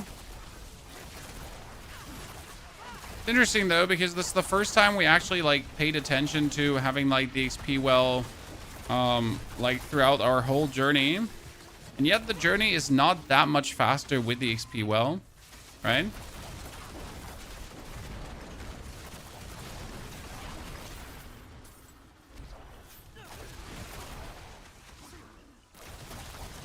I drew it was 3 hours and 30 minutes, and we're currently sitting at 3 hours and 13 minutes. We didn't really play that much slower, right? And we did way more of this Forgotten Wisdom. We did way more of the other stuff to like make sure that we have that active.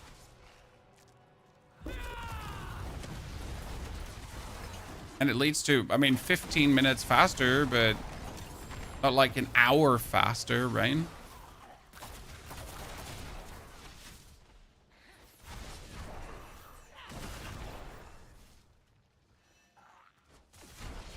Is your Druid class finished? I mean, I just posted the guide in case you missed it. It's fully out there with all the explanations and everything. We brought it up to pit 90. I could already clear pit 95.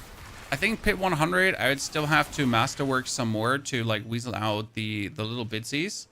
But yes, we have pretty much like maxed it with casual means. So you have to understand, like, raid without going too crazy, without trying to really get everything in perfection. We have yet still managed to get like this far up into the game easily.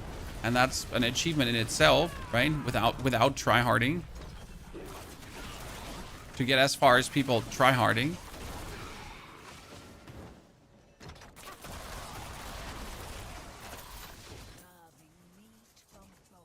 Always the ultimate goal. So right now I feel like the wisdom blips stopped dropping. So I wonder if it's like a time thingy, like time spent in dungeon.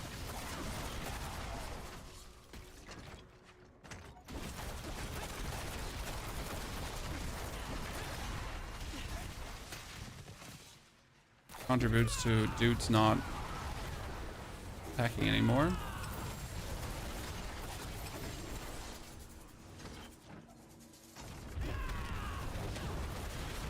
Why don't you jump down with Jagger or Eagle instead of climbing down? God forbid a man have a hobby. Climbing ladders.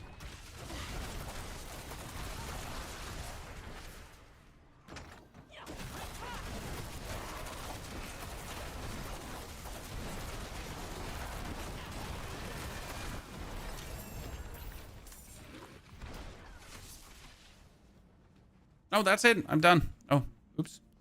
Chan. I accidentally got the level 60. 3 hours and 60 minutes. It was pretty good.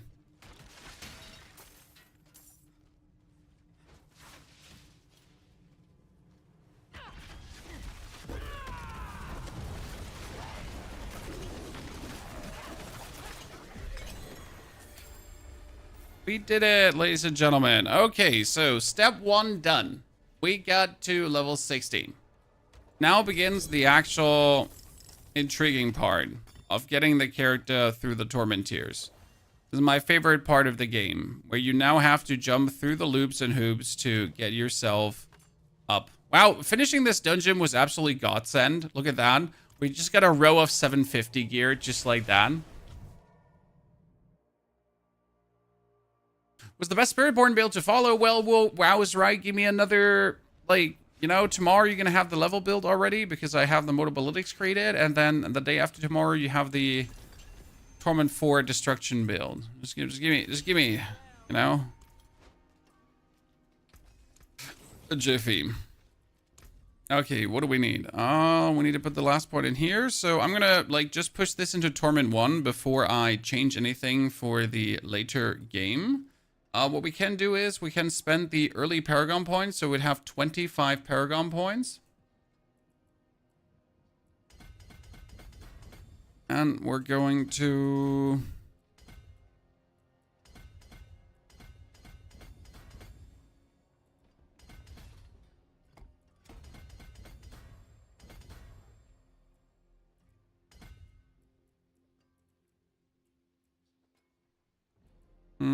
I have to move too many points to activate it for no reason. First board would be...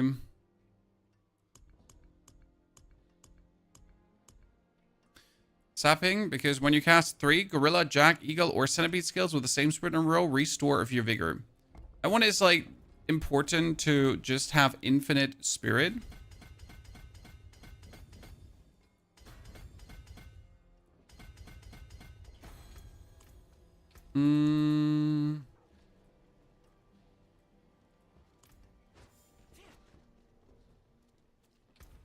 Oh, wait, before I go somewhere, let's see if I have aspects going on. First things first. Well, I'm going to teleport where the mercs are. Why the mercs? Because you just pick up 2 caches and you have a full set of 750 gear. Okay.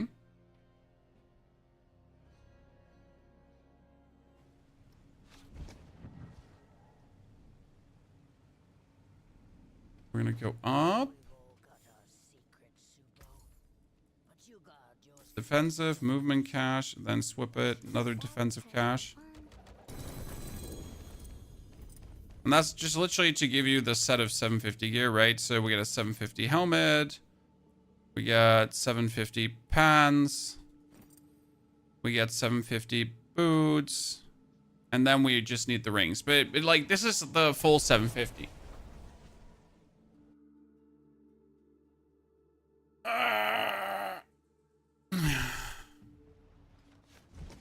Can Spiritborn crit overpower and or vulnerable with Thorns?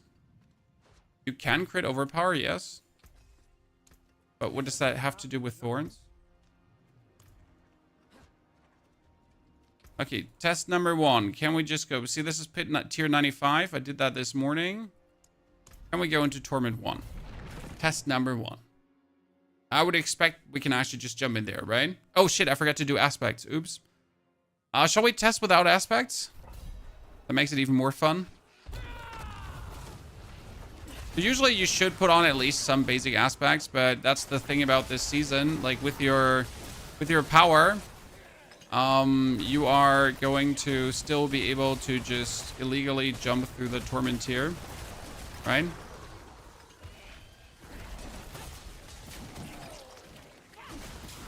It's like Disintegrate just carries you into Torment 1. That's why I said, like, if you're like, even if you're completely new to the game, or even if you suck hard, like really hard, like you're just terrible at computer games, right? Like you lose in Mario Kart against the bots, pretty much, kind of bad, you know? Even though these bots are actually pretty damn good. Don't get it twisted. But even then, like, as long as you have the disintegrate power and level that one up, you could.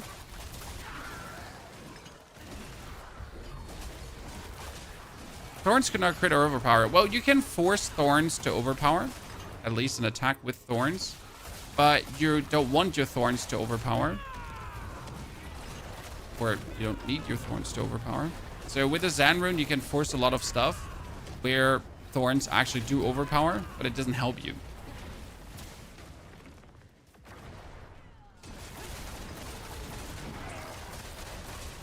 Why this season seems like Lilith is a pushover with Druid because I've never one-shot her ever. I mean, Lilith has always been a pushover if you do her in Torment 1. So the goal is you just become strong enough that you can just kill her in Torment 1.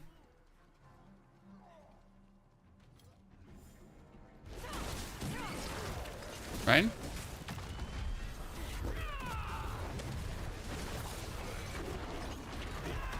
Should actually swap in the Spirit Hall now instead of the Evade Spirit Hall because the Evade Spirit Hall is kind of like out. You have resource issues with the Spiritborn build. Are you using Reactive Ooze? If you don't know what that is, you're not using it. Well, the question is, if you have resource issues, are you using Reactive Ooze?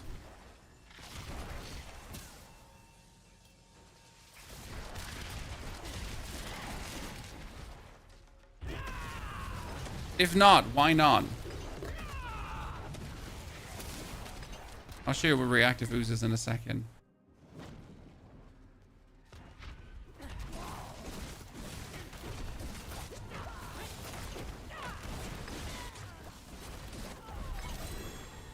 Oh, Pounds with the Greater Affix. Let's go.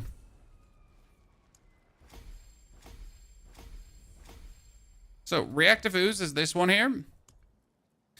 Invoke your Catalyst grants 20% maximum resource generation per 10 second per second for the next 10 seconds. And that one has you have infinite resource.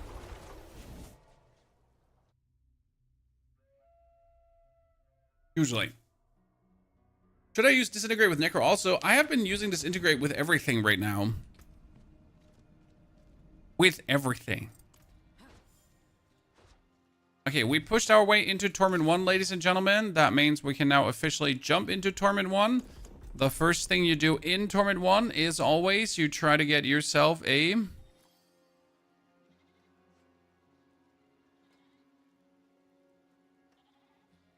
bigger bonky stick.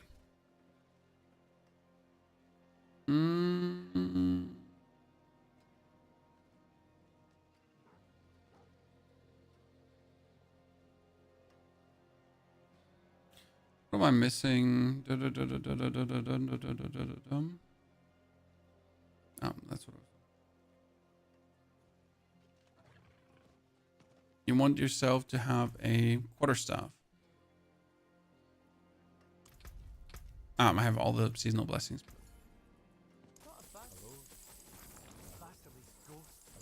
There's one with a greater affix. Oh, there's the second one with a greater affix. Do I want max life or do I want dexterity?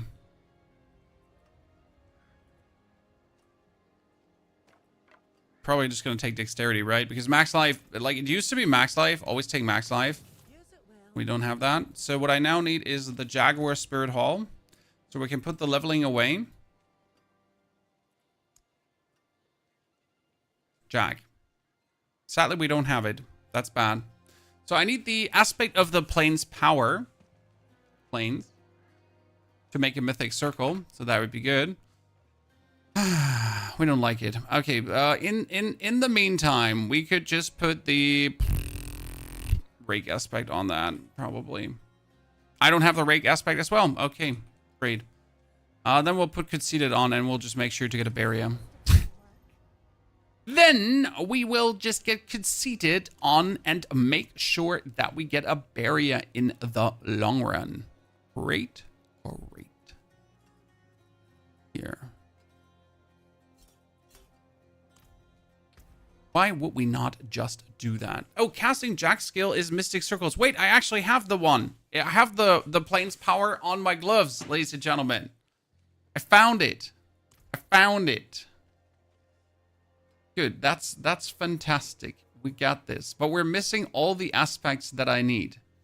How am I now going to get myself these aspects? What do you say? I mean, first we need Balazan's Maxlatlt. Who drops Balazan's Maxlatlt again?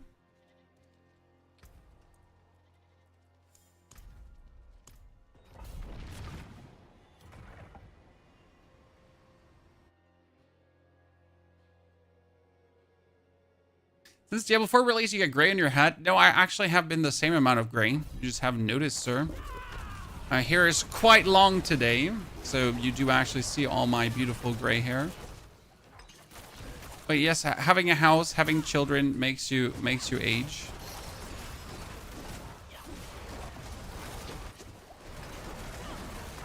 Ahead of time.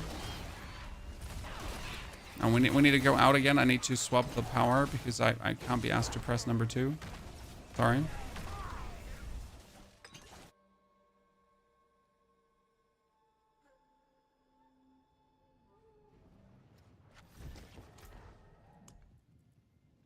There.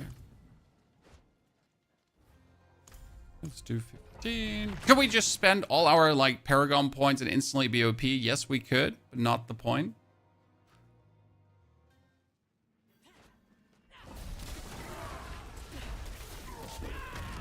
Like usually until Torment 2, we're kind of like playing as if we're not having all the resources given to us. And then after Torment 2, we fast track the whole thing.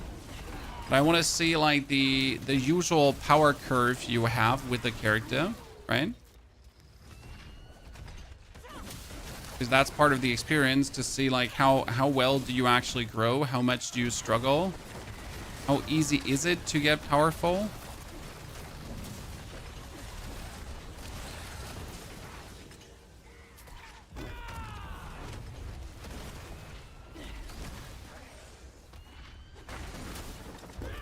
Right now, it doesn't seem to be any kind of problem.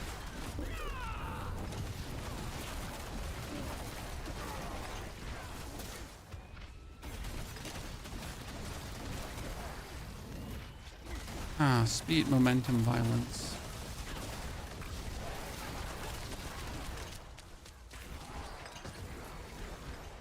Runzelritter, thank you for the 64 buns. Runzelritter, welcome back to the stream.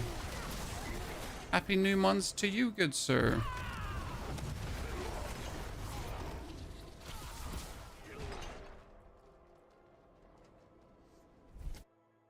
Okay. Wow, we're by the way at 215 Paragon points. When did that happen? Usually my whole Paragon progression is always relatively slow because we make a character to the end level and then we already jump into the next character instead of like playing much with that character in the next in the end game.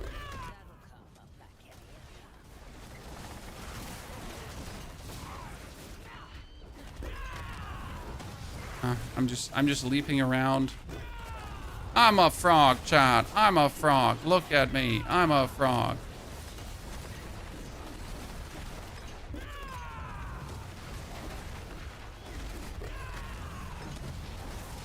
Gonna love how the Spiritborn plays in that regard. Guess it's time to get Vortex involved, huh?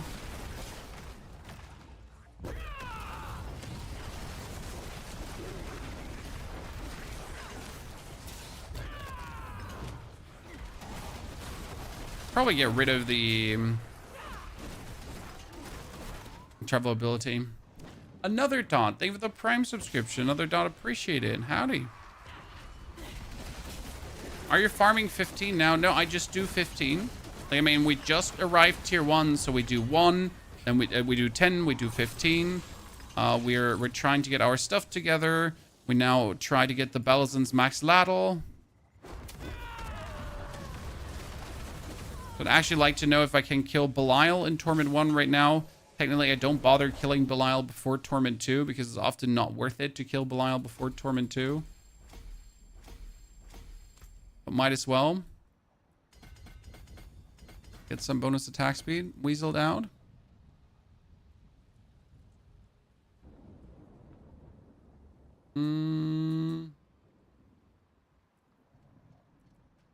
also elemental resistance.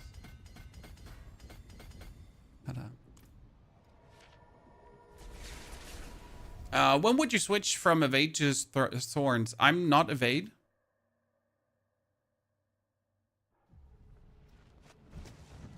I just have evade, but actually, like, at this point, I can already swap it over to Jack. It was just good for leveling in normal because it was just one-hitting things, you know?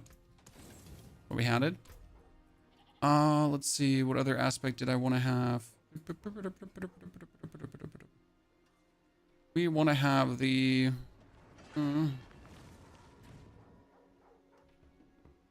I want to have the rake aspect. Do I have the duelist? Duelist would be nice. Duelist. Oh, what? I have nothing. I thought I had so many more. I have nothing, Chad. Like, I literally not have a single aspect that I need. What is this? I mean, I have all the mythic circle aspects. Don't get me wrong. Like, seriously, not a, like, the, oh my lord.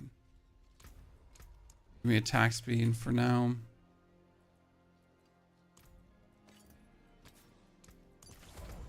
This is very bad. Very bad.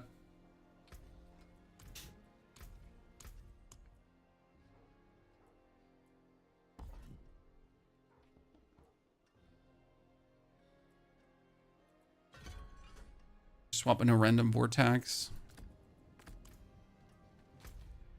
Okay, let's try to kill the Blood Maiden, okay? Like, we kill the Blood Maiden to try to get some more aspects, then we're gonna go for Belial, probably. See that we get the Balazans. Well, before you go to Thorns, you should get yourself Balazan Maxlatlt. So that's your, like, before you go to Thorns, get yourself Balazan Maxlatlt, and then you go for Thorns.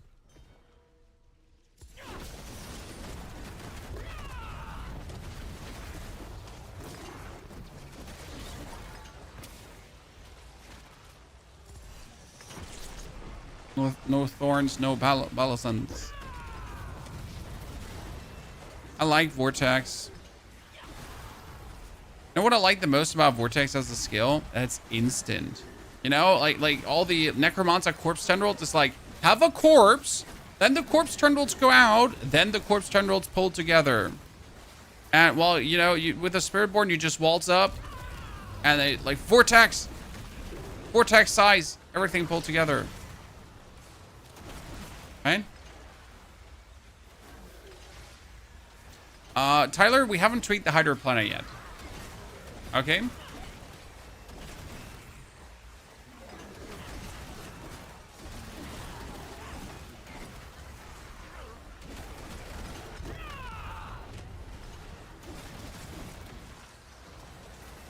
Oh, someone is playing curse size. I'm putting down ginormous curses. We have an Affliction Necro here. Almost feels like someone's playing the Affliction Necro. Good start. By the way, I already got like a chest piece with thorns on it. If I wanted to take a chest piece with thorns.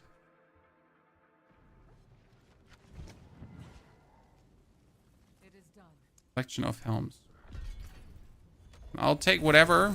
We can make a greater affix item. I'll just scoop and poop it up, sir.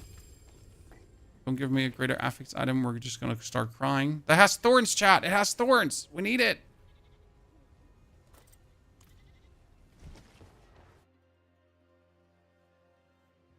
Is the Hydra infinite damage fixed? No, but you get a force to have it.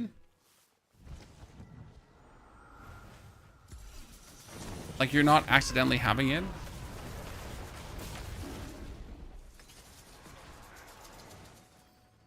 You have YouTube Premium and you love it? Well, that's fine. That's what YouTube Premium is there for, sir. I do actually watch ads on YouTube. I don't even use an ad blocker, chat. I'm a terrible person.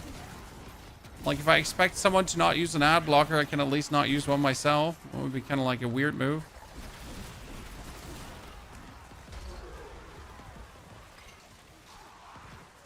Aston, hi, nice to meet you. It's okay that you want a hot date with Rob, but you should tell him in his chat, not in my chat. Okay? I'm sorry, I don't know Rob, so I cannot, like, tell you, like, I cannot give you his number. My apologies. But like, yeah, if you want a hot date with Rob, like you gotta go and ask him in his chat. Okay. Thank you though for coming.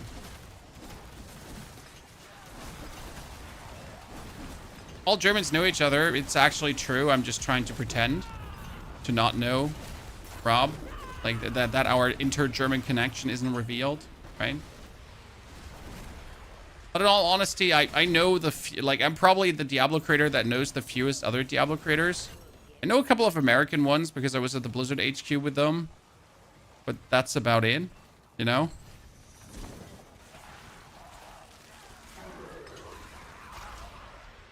It's not like that I have played Diablo since the beginning of time, right? You know, when you have people like Voodoo Joe and Rax who have been like, I don't know, doing Diablo since Diablo. You know? A lot of the creators that did 2 and 3 and they have been like friends since forever. Okay,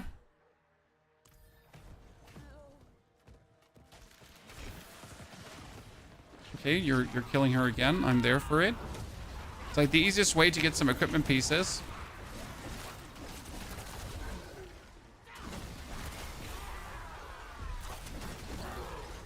Okay, which skill tree are we gonna get next, Chan?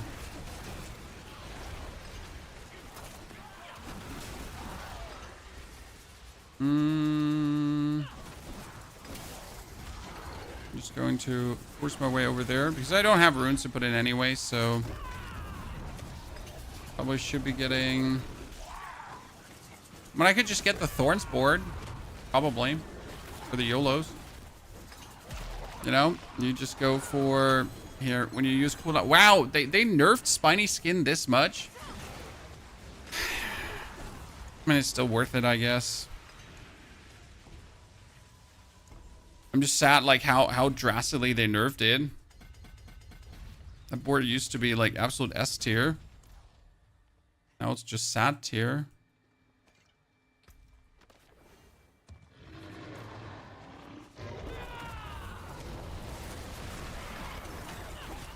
Seriously.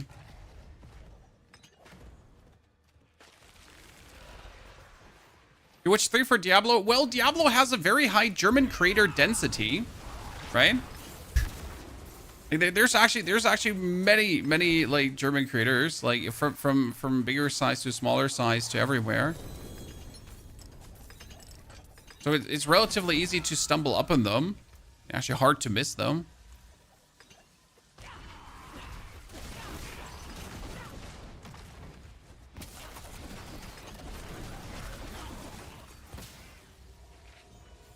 The Thorns build you're playing, I mean, it will be a Thorns build.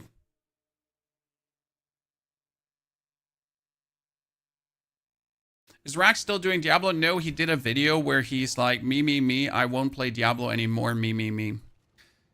That's the short of it. And in between, he threw in like a couple of quotes about like how he wishes it was more like PoE 2. Yeah, that's kind of like the short of it. But probably next season he'll start again and then make another video like that afterwards. So, cheers. What do you think? A lot of German people play Diablo? It's a good game. I wouldn't know why Germans preferentially play Diablo or not. We just have a lot of German creators in Diablo. There's my husks. Thank you very much. I refuse to kill any other boss than Belial, chat. I don't know how you feel, but I just literally refuse to kill any other boss. Like, it's either Belial or go home. There's no build yet, lads. We're like your life part of the show of making the build work. We should be able to kill Torment 1 Belial alone with the disintegrate beam, so that should work. Who dropped Balazan Maxlatlt again, Chad? Max roll boss drop guide.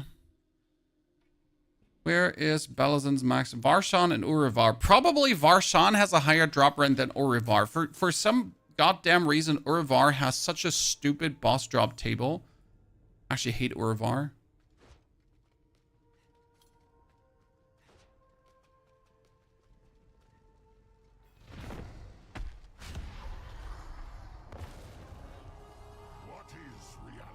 What is reality?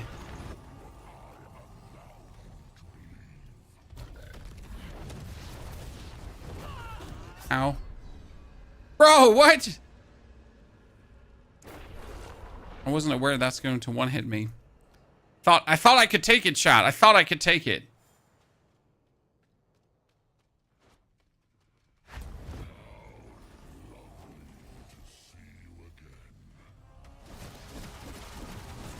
Oh, oops. I kind of forget to dodge that.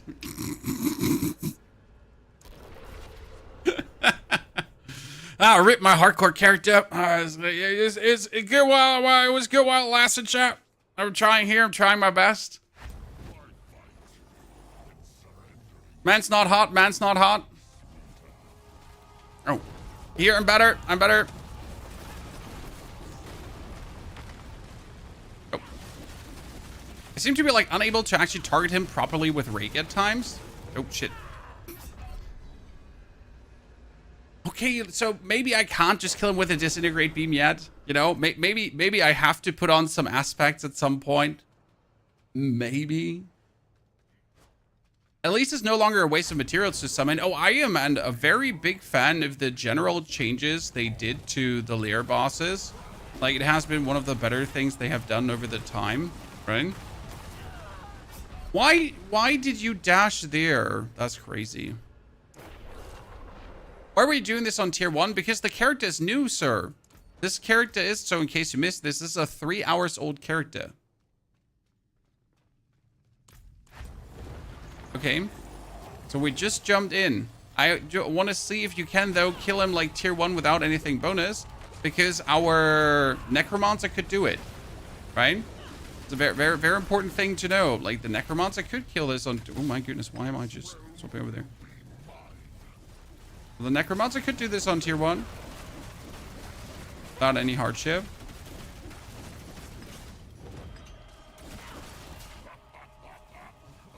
Careful, no! Ho, ho, ho. I was rather surprised that the Spiritborn is struggling so much. Right? Oh, another poison breath. Oh, another poison breath. Oh.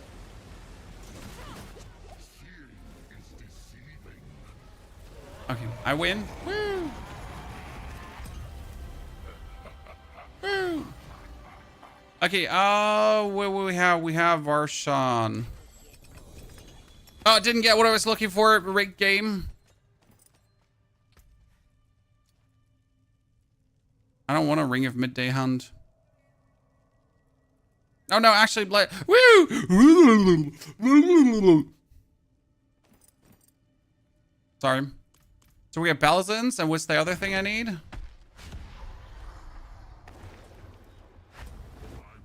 So step 1, get Balazans, chat. Okay. Oops. Step 1 gets Balazans. Step 2 get clapped. Sorry, I was stuck in my thingy. In my thingy.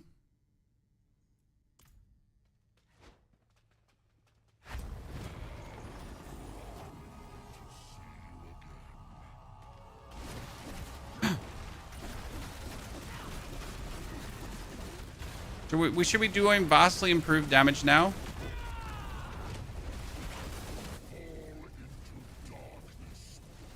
And you can see that, like, we're doing way more than before. So like, alone Balazan Maxlatlt is already a big increase. But we actually got to change, like, now the build to work with Balazan Maxlatlt. So we're obviously still in the leveling portion of the build that is not adapted to what we're doing here. It's already doing, see, like, we're doing nice, so that's fine. Ooh, who's dropping? I need Loyalty's Mantle. Who's dropping that? Is it Endariel, Duriel, Beast of Ice? No, Gregoire's dropping Loyalty's Mantle. Really? Greg? Greg, the ban? Helm? There you go, Chad. Oh, it's 60%. Let's go, ladies and gentlemen. So, while your Spirit Hall choices match, their bonuses are 100% more potent. That's really amazing, because that means that you can now, like, go even more bonkers, right? Are you doing this in tier 1? Because my character is 3 hours old, sir.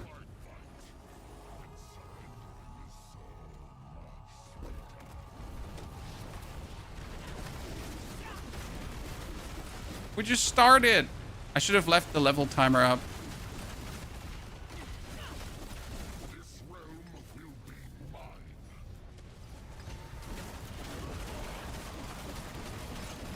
I was just doing good. Careful now. Ho, ho, ho, ho.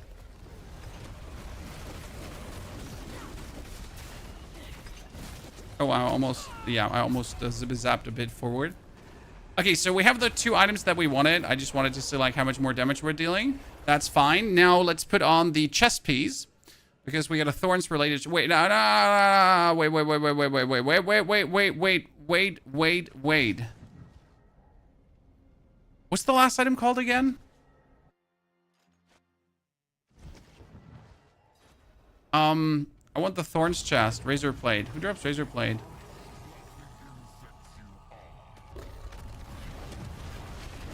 Aren't you using Quill Volley because I'm using Rake?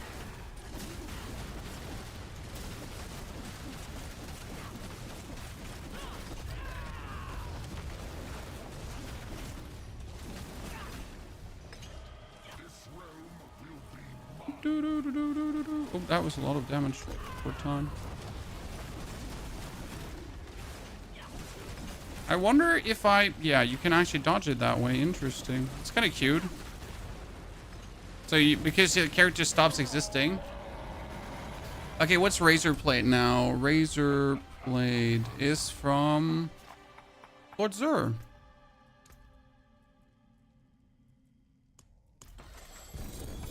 Thank you for the chest armor too.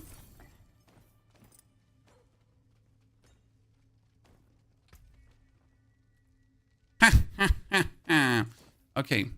Let's do them like just one more time to see how much difference these 3 make so far without anything. That's a good start.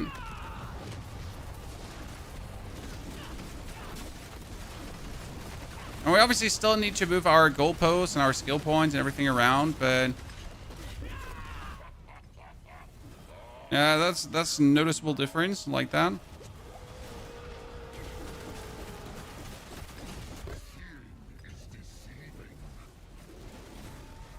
Yeah, look, we're just faster, so that's nice to see.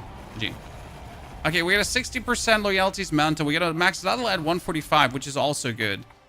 We could need a Razor Blade at max roll as well, but I don't mind if we don't have that. Oh, that's a chest armor. What the? Okay, so what the fuck was that, Chad? Did I just get greater affix, Yen's blessing, triple greater affix? Okay, don't mind if I just put that on, because what the fuck? Why would I not wear triple greater affix? I know it's Yasin's shell, chat. It could have been the Razor Blade with a double greater affix. I mean, seriously, that is just not okay. Like, I'm just saying that it's not fine. It's just really not fine. 32 all rest is pretty good, right?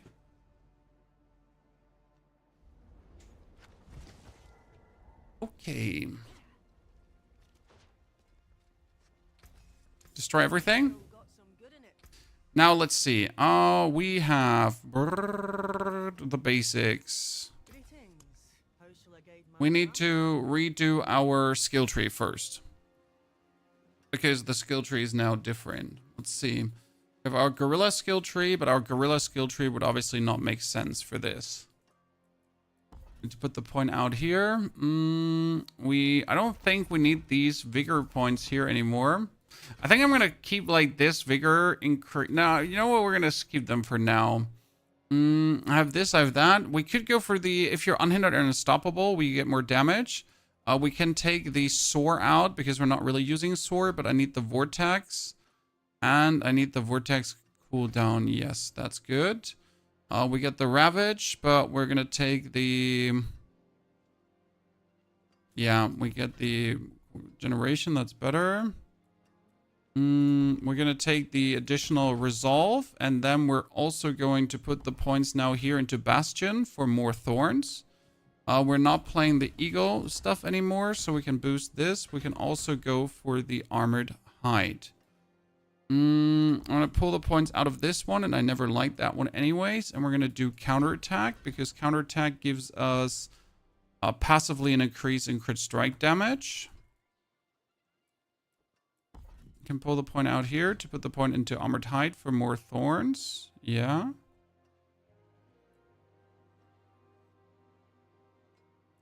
And has our skill tree have counterattack, Ravager, Hunter, armored hide. Yep, that somewhat makes sense. 3-3. 3-3-3. We can swap out Vital Strikes for... Do we play Noxious Resonance? Yes, because we want the poison to burst, since we also have the poison, like, so what Noxious Resonance says, your critical strikes cause your poisoning on enemies to burst, deal 180 of total poisoning instantly to them and 200% of the burst to surrounding enemies before removing the poison effect from the primary target, and you essentially, like, make poison damage with thorns the whole time. Yeah. So you're going to have the poison on that, and then you have the poison damage burst outwards. What we need to do is we need to improve here our poison damage as well, because we're going to increase passive healing to this. But I don't think I need this right now. We're going to remove mobility cooldown, and we're going to do the damage while unhindered, and we're going to be probably unstoppable in the long run. Otherwise, yes. Then we have the thingy be poison as well. Yeah. We're going to take the Paragon points to make our way over to more thorns. And also to get the more thorns if we use a cooldown.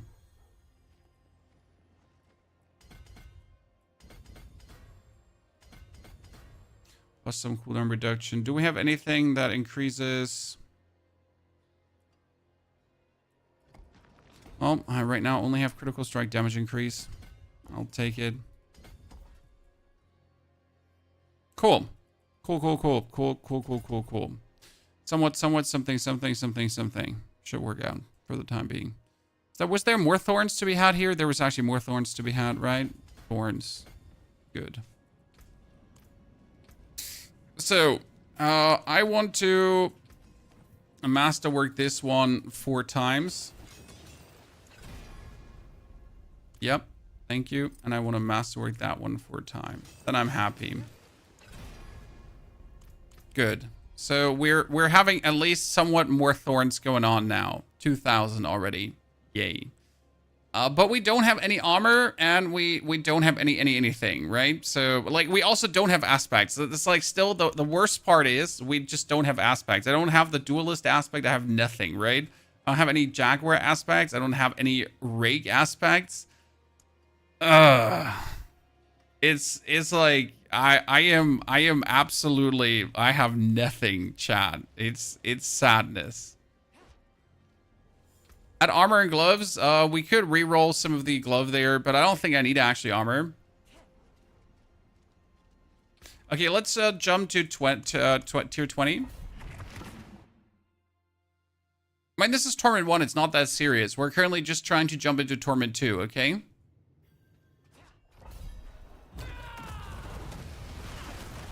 Let's see how the damage feels different now. Yeah, look now we're just obliterating everything. That feels good. Should activate the white damage to see how much damage our thorns deal.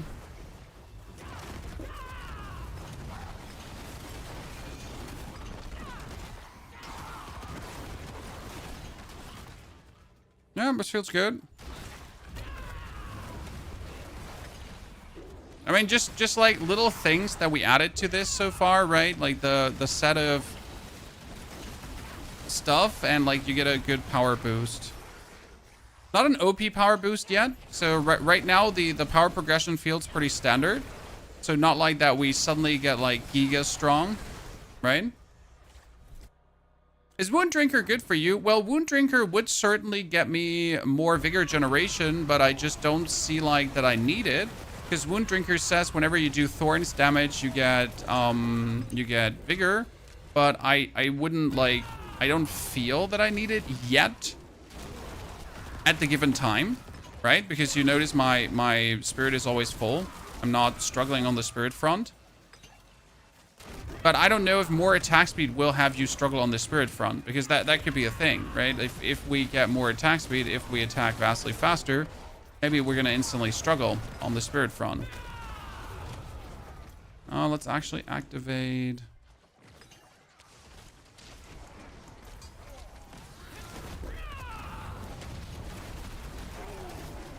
I want to see white damage, because white damage is our Thorns damage.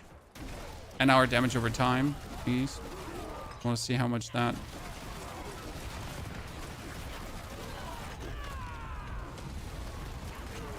Oh, there was a 500k white damage, if I saw that correct.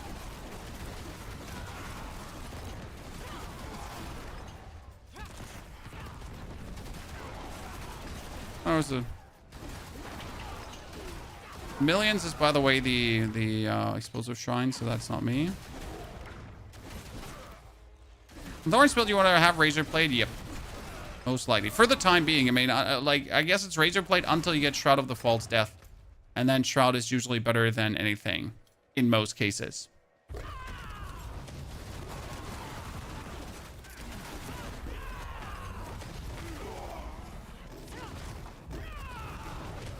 I'm just like, I'm in deep love with the jumping gameplay loop that Spiritborn has. Like, you jump, pull together, jump, pull together, jump, pull together. It's just always love. Chief Marauder. Hello, Mr. Chief Marauder. Nice to meet you. Oh, feels good so far, chat. Spirit Glyph. Okay, which glyph do we need to get forward? I have not a single one we need.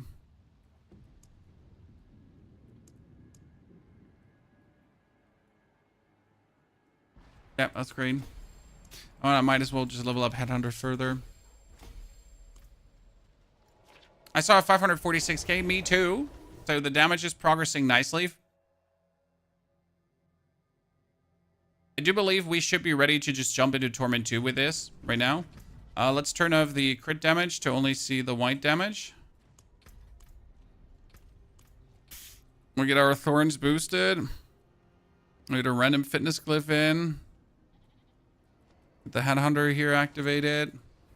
Okay, let's jump into Torment 2 and then just see how the Torment 2 is. I mean, we haven't tempered anything. We haven't gone for, like, anything we need.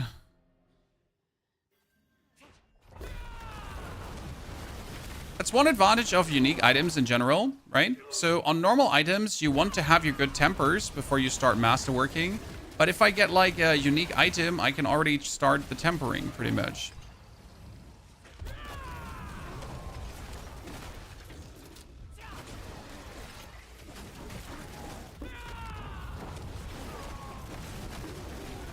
Oh, damn it. Tiger jump into pull together with the Vortex just feels so good. Right, Tiger jump, Vortex pull. Vortex pull. Tiger jump, Vortex pull. Tiger jump, Vortex pull. Vortex pull, Tiger jump, Vortex. Vortex without Tiger. Tiger jump, Vortex. Woo! How's this not brilliant? I'm struggling with the same build, but with Fisk, not Rake, and I'm struggling to keep Vigor up. So are you using Ooze? Because right now, the way I keep Vigor up is Ooze. That's it. Actually, no, like, it's a combination of two things. It's Paragon Board and Ooze. So I'll show you how I keep my Vigor up in a second, because you notice my Vigor is not going down. And I don't have any other, like, I have Paragon Board and one Arcana for this. And it's actually, like, very welcome how that works. Because usually, I agree, Spiritborn is at the whim of having, like, any of the rings going on to keep your thing up, but you notice like I'm not really struggling at all. It has to do with rake not costing much. So rake costs 12 vigor to cast, right? So 3 rakes is only 36 vigor, which is nothing.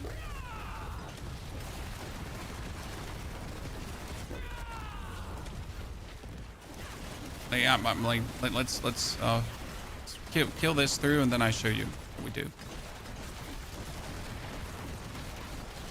So Midnight Suns, well, you don't need any of the rings like right now, as it stands.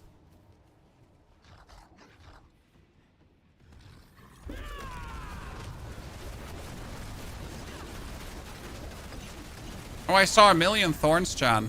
So, what are we doing? So we have the, first and foremost, we have these skills here. So casting a core skill increases all vigor generation and generate vigor while moving, and we move. Then we get the, here, measured ravager. While ravager is active, your core skills instantly dash to your target and generate. Okay, that works too. Then in the Paragon board, you take this one. When you cast 3 core gorilla, jaguar, eagle, or centipede skills in a row, restore 15% of vigor and deal 30% increased damage. Okay, cool, makes sense. And this all gets amplified by the reactive ooze. Invoke your catalyst grants 20% maximum resource generation per second for the next 10 seconds. And that alone is enough to actually have me completely be vigor regenerationed up.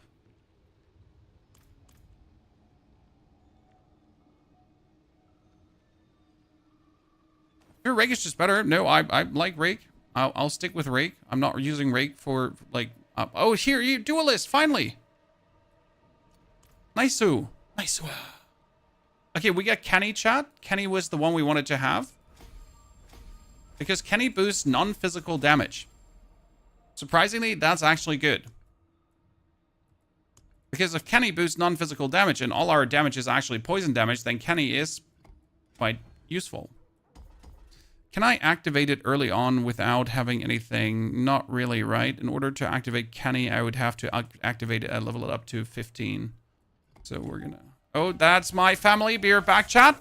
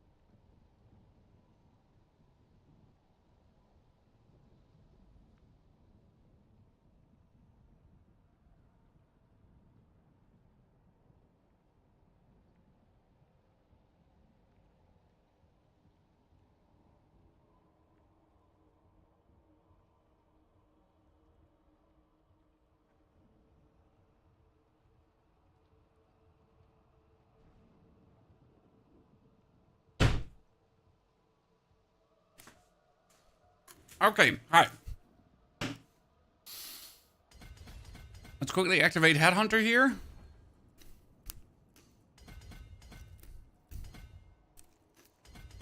Good. We'll do one more pid to get the glyph to 15. We leave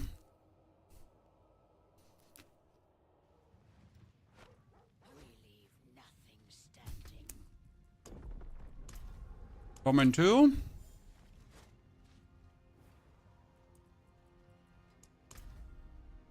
Again, why don't I spend all my Paragon points? Bit more realistic journey. Just for you to understand. I'm making it harder for myself, so we don't just have a boring blast through happening. We actually get to see the power curve of Spiritborn. It's just the way how I like to play the game. Okay, damage good, but damage not insane. So right now I'm like, sure, we're powerful, right? It's working. But it's not like, oh my god, we're so ultra S tier. Okay, that's with a 4 million hit. Might take that back. There's just a random 4 million hit there. I might have to take that back.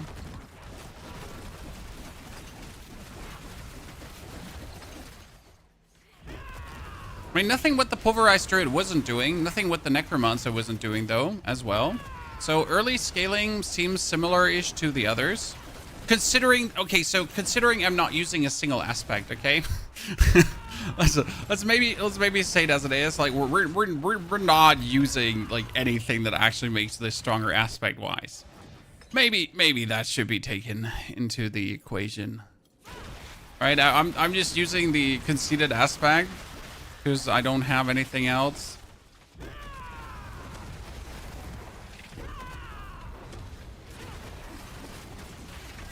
Oh my goodness, that almost ate me.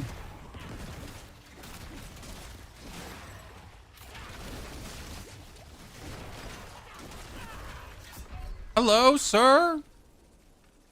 Your lightning tickled my balls. And it killed me. Uncool.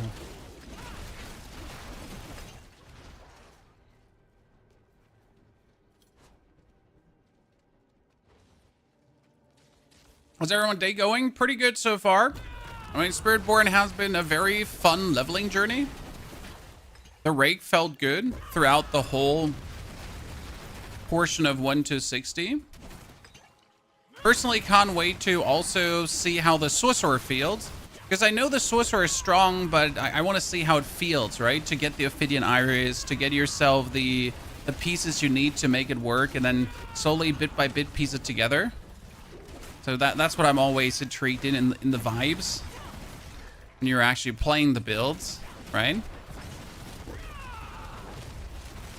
Very much looking forward to that.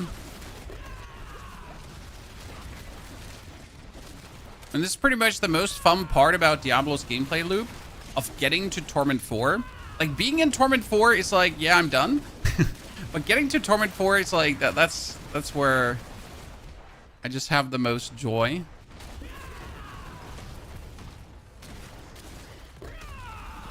The actual power curve of meaningful improvement of getting your first ancestral items and then being like, oh, hollow dollar builds, y'all.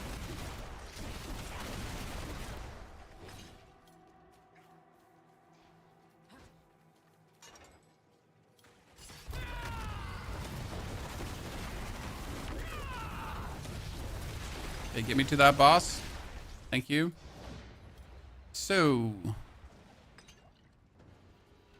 first meaningful damage increase incoming. Man, like we're raking it.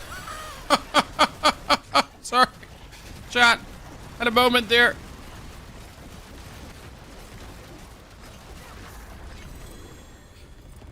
Okay, sorry.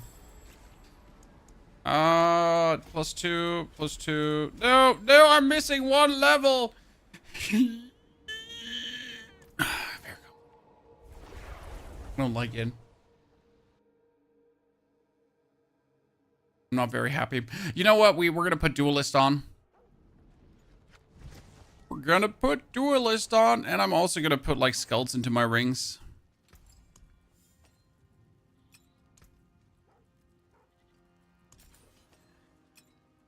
Give me rings. Actually,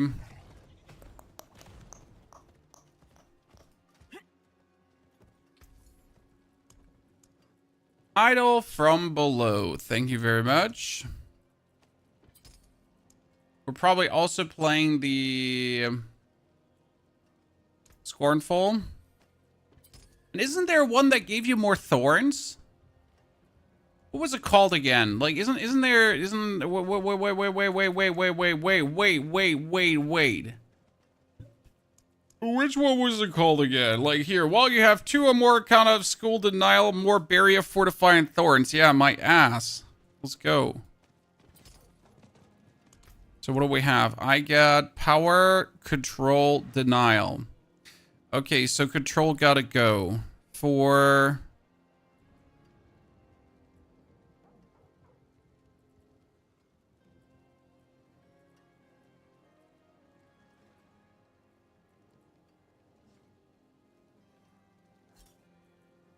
Here, breaking the damage resistance guy, I guess. Yeah. So, that gives me another 30% thorns. That does sound pretty good, I would say. I reckon. Greetings. How shall I guide my hand? I don't think I have the temper I'm looking for yet, because I am looking for the temper of... Yeah, I don't have any... Temper is called Mystic Circle Potency, Chad. Because who does not want to have Mystic Circle Potency? Okay, I got the aspect of Ferocity right now. It's here, Duelist aspect. Can go on the amulet. Yeah, let's go. Not looking for that, but there it goes. You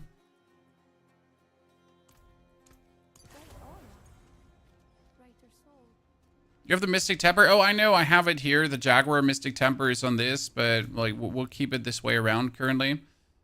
We could kill Endariel, but I really hate Endariel, so I don't really want to touch her. Well, let's do another pit. We did 30, so just get the power up.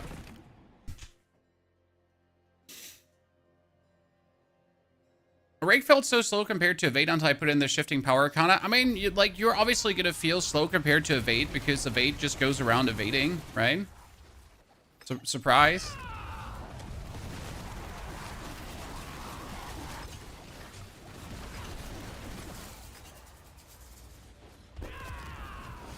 Yeah, I feel like our damage just took like another notch upwards, Chad. With that School of Denial wombo combo dibble double. Yeah, that seemed to have like uplifted us quite significantly. Average DPS just going higher. Like to see that.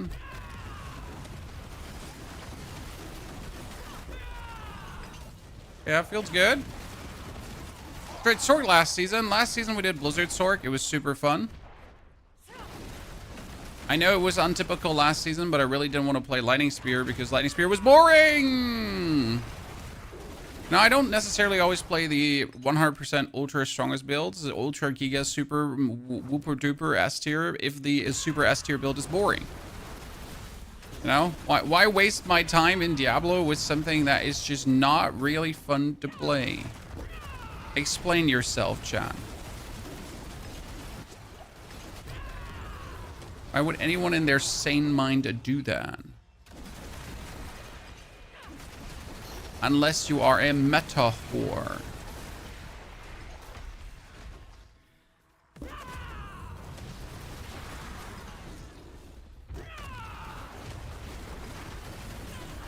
Oh no, it touched me.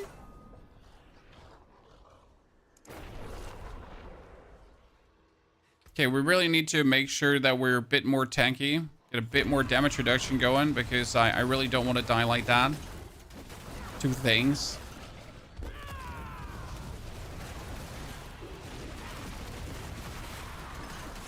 It's like right now we're either alive or we're dead, right? There's no middle ground. There's no, oh no, we're slightly damaged. Nah, slightly damaged doesn't exist.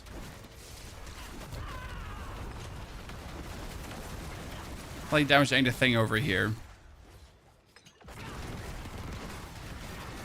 Alive or nuked.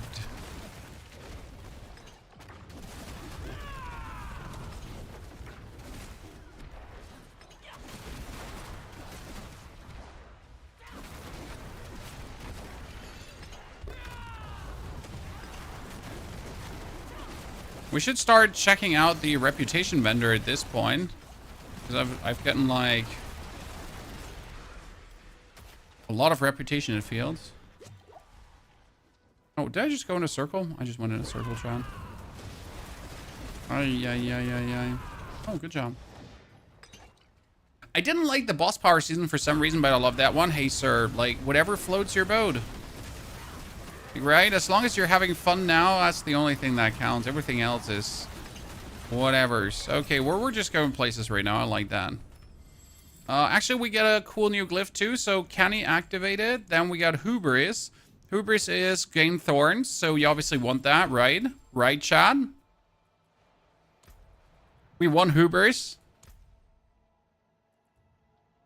So, Kenny, let's activate it. It is a bit bigger now. So we have 1 intelligence. We got 2 intelligence. We can jump up there. 25. I have the int on this side. I would prefer to take that in, but it's too far away. So we're going to have to do this. Wow, that looks so shit. I don't like this. Yeah, that looks still shit. I really don't like this. But Kenny's activated, so non-physical damage increases all the non-physical damage an enemy takes from you by 15%, and we do all the non-physical damage in form of poison thorns. Ta-da. Right? When he glows with attack speed.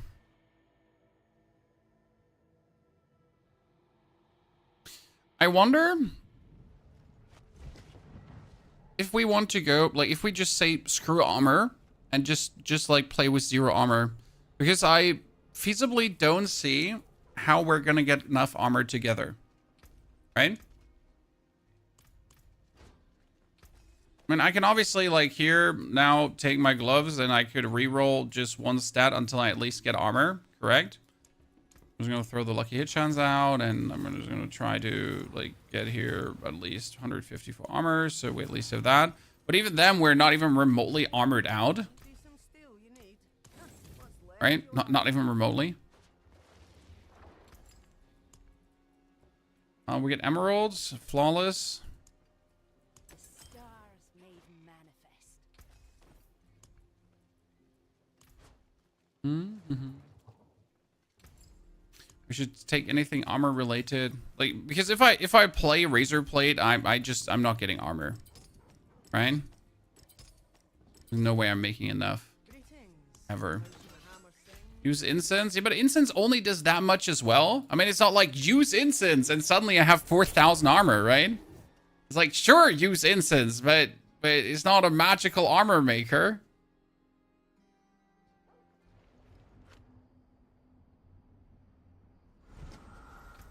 What we need is this with damage reduction, greater affix. That would help. So I guess what we need to test in a second is if I can kill Belial and just start rolling these things with greater affixes.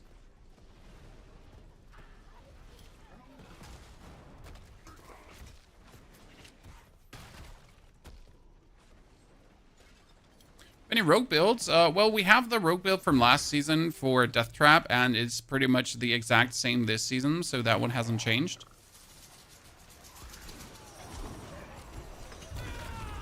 If you like to play Death Trap, then you can play Death Trap this season again.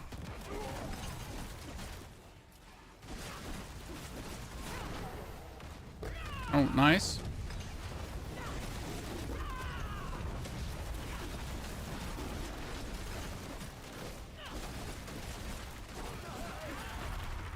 Oh no, it broke. It's always been my problem with Spiritborn when you have like Ravager active and you like pop from target to target, right? That you end up sadly popping out. Currently the strongest build, Spiritborn with Thorns is currently the #1 in the leaderboards. If you're just going for pure pit clears, like we're not saying like strongest build overall, like for everything, right? Oh, hello, a Buck rune? Chat, a Buck rune? Are you kidding me? Just like that? I mean, that's pretty impressive, not gonna lie. For a Spiritborn who travels around a lot, I could use a Buck rune. Okay, I got glows with 2 greater affixes. Wow. Wow. Chad. I mean, like, talk about useless, huh? Like, literally, like, talk. What is this? So, can someone explain? Might have had a stroke.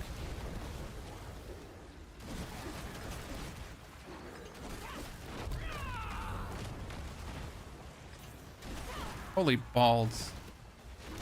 And at least we're getting 14 ferocity, so that's good. And if we now would trigger our Jaguar, then we would get for every ferocity 2.6 more damage. So that's actually a lot. Pen shot is good. So pen shot is good, but you need an Azure Wrath for that. So as far as I understood the penetrating shot build, the penetrating shot build is actually not insane because of penetrating shot. The penetrating shot is using the lucky hit of the rogue with the penetrating shot to actually trigger the Azure Wrath a lot of times. And then with the Azure Wrath, you're pretty much having Azure Wrath high damage triggers on super attack speed to go bonkers. That's how I understood pen shot rogue. Now I might be completely wrong, and maybe there's a pen shot rogue in the chat that can tell me that I am wrong, but I think that's actually how it's supposed to work. Okay. Oh yeah, you know what? Like if you want to go, we can go. If you want to dance, we can dance.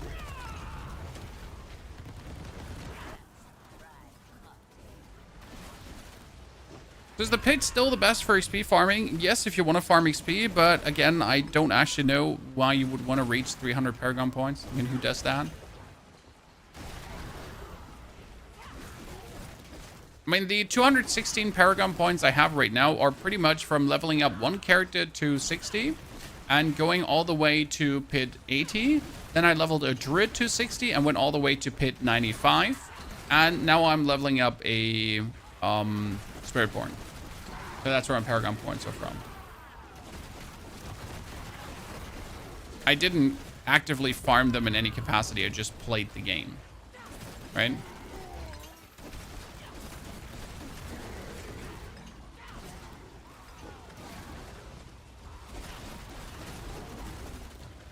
The 250, you can connect most of the nodes. That's true. The 50 is kind of like a good number. Okay, that's enough. I don't want to kill her another time. Like, seriously, I appreciate the effort, lads, but not more. This is where it ends.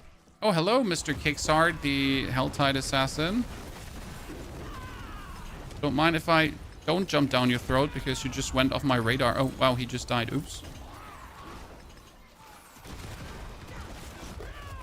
What might have happened there, Chan? The poor man just keeled over. And I just enjoy how Spiritborn just goes through an area. Like no other class just feels this satisfying. But not even Sork with like mass teleporting around. Like it just feels like so massively satisfying to just dish and dash through things.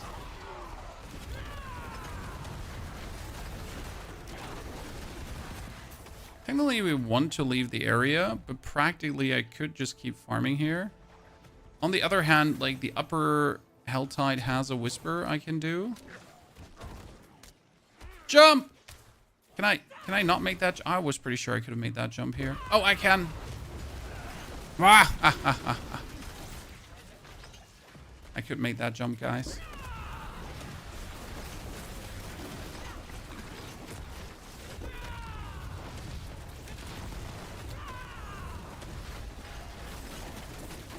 Very satisfying. It's very. Sork is next up. Yes, Sork is going to be the next after the Spiritborn. We're going to play the Spiritborn today. Then Sork will be played on Thursday. So you got to wait until Thursday. Tomorrow, Wednesday. Tomorrow should be Wednesday, right? Just tell my self-employed brain I'm not wrong. So yeah, tomorrow, Wednesday, we're going to bring this all the way to tier 4. I'm not sure if we're going to get tier 4 today, but we'll try. So I'm not going to stop until the Spiritborn has at least done pit 90. So pit 90 is a good value to actually reach with it. So I'm not going to stop until I've reached that one. I mean, right now, I just want to see what it takes for me to actually get into Torment 3.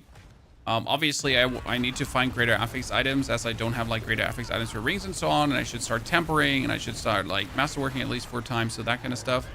I also want to masterwork my weapon, but my weapon is obviously missing the temper, so there's still 2 p.m. where you're located at. Yes, it is 2 p.m. current time for me. We are in Germany, in case you missed that. Tag. Pleasure to see you all there. Please post your country of origin, so ICE can get you. Thank you. Rest in pepperonis.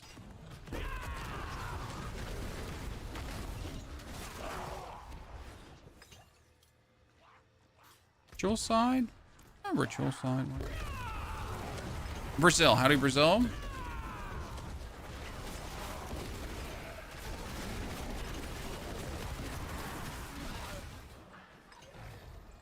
Romania. New Dune content or live stream soon? There is just no content. That's the problem. So I know that Dune people would like to see Dune, but the only thing I can do is deep desert farming. And that's it. Like I can't actually give you anything interesting to watch apart from deep desert farming. And that's like a bit of the problem with the Dune streams. Like I like playing the game, don't get me wrong, but I just can't show you anything, like, you know, I can't show you anything new, cool, like crazy. Miguel, howdy. Canada, greetings. Did we get some chill Canada recently? I know you've been strained.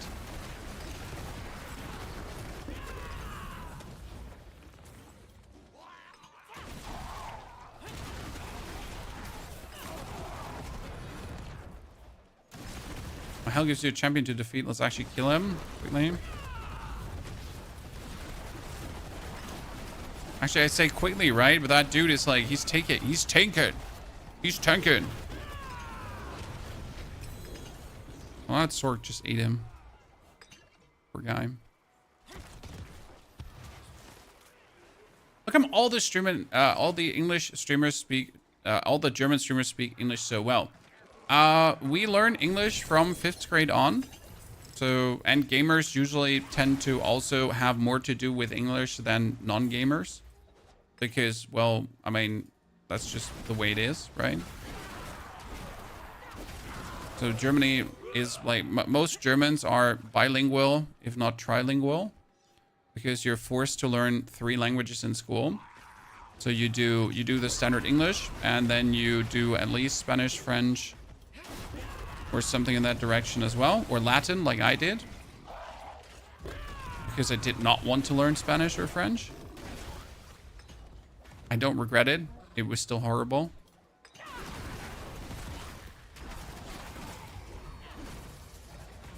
So yeah, that's kind of like why most Germans speak English. The problem is that most Germans don't regularly speak it, so they're very shy about speaking English, and their pronunciation sucks monkey ass. Ginormous monkey ass. And the grammar also sucks.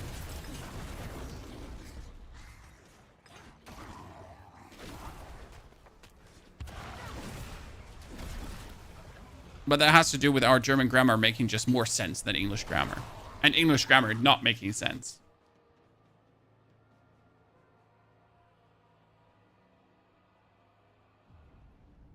Latin is a DAC language. Yeah, well, you don't learn to speak it, but you learn to write it and read it and all that kind of shebang, sir.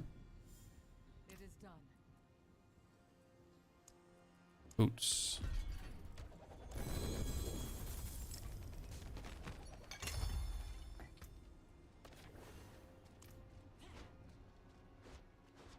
I speak English and bad English. Sounds reasonable. How am I now going to get my rake aspect, guys?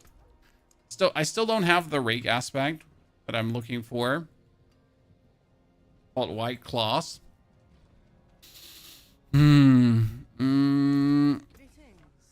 Double checking my tempers. I'm looking for potency, Mystic Circle potency. Still don't have that. I mean, I could at least go for Jack Spirit Hall potency. Do I have that? I also don't have that too. Great. So it's my favorite part of the game where you just don't have what you want because reasons. Oh, there is another lady down here, so let's go kiss her.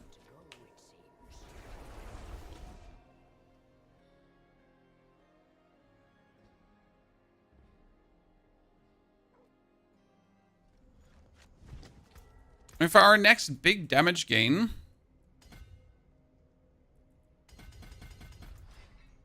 we could go for Vicious Shield. We'll have to restructure the Paragon Born at some point.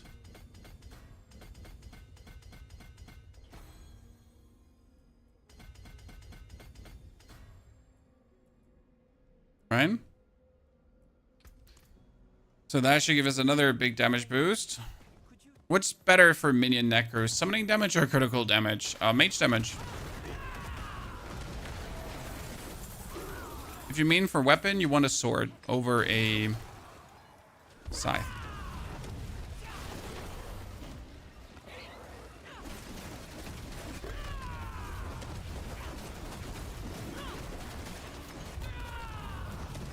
Definitely want to have a sword. I just need some more thing that gives me barrier, Chad. How about the Druid barrier rune? Okay, Chad, what do you think about that? How should we activate the Druid barrier rune? I could use Neo. Neo says don't take damage for 2 seconds and then get 200 offering. With Neo, I could activate the Druid barrier rune regularly because as soon as I attack, I get the barrier from my disintegrate, and then I would instantly get the barrier from Neo as well. So that should technically work out. Unless I get myself blasted like in the first 2 seconds and then everything falls apart. Kind of.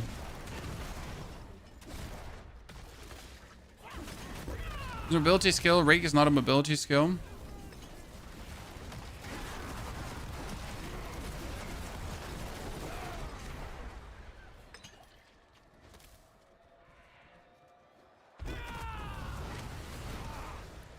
So I would say let's just try that. Let's try Neo. Because Vicious Shield is like the more shield you have, so the more barrier you have. That means we want to have 100% barrier, but right now we only have 50% barrier, so that's not enough.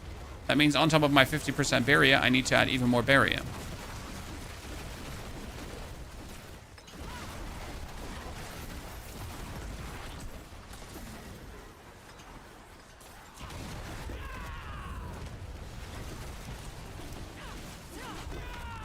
Okay. Let's see. Which stats should I choose between Apex or Dex on Amulet? I mean, you definitely want Dex on Amulet because that just multiplies up everything. Like, I feel like not having a greater affix to Dex just always feels bad. Sorry. Like, no matter what else you have, like, you want that greater affix dexterity.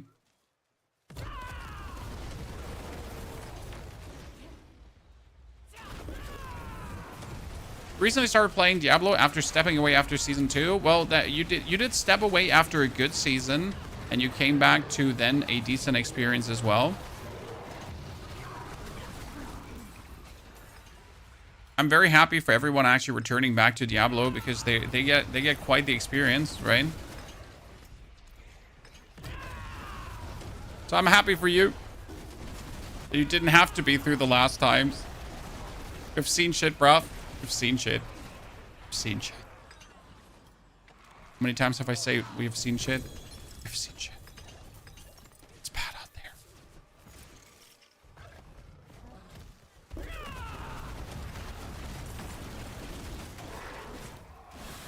Okay, where are we at? 7. Actually, if I get invaded by the Hellborn, I get another Whisper. That would be great. What runes are you running? Right now, just generic shit runes. So no runes yet, right? So this is a runeless, maidenless gameplay. Maidenless gameplay, my friend. Sorry, no runes involved. No maidens spotted. But we will take the Druid rune, I think, together with Neo right now to activate it.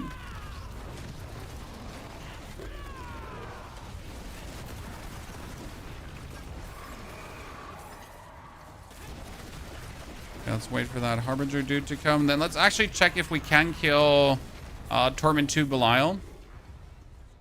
Always interesting to see if you can do it. Oh, a helm with a greater affix. I don't need that.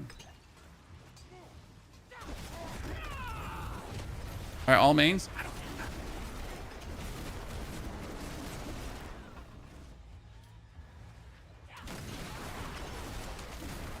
You got a lot of time on your hands now. That sounds good, sir. I mean, my sadness to you and your breakup, but gaming will never break up with you. I've got around 120 Paragon points with Quill Volley Thorn build, and I'm suffering from low resource all the time. Any thoughts? Well, you're using the wrong skills, sir.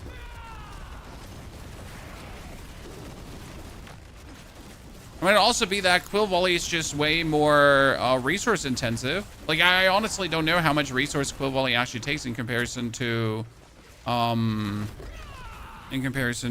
Rake. Quill Volley is like, what?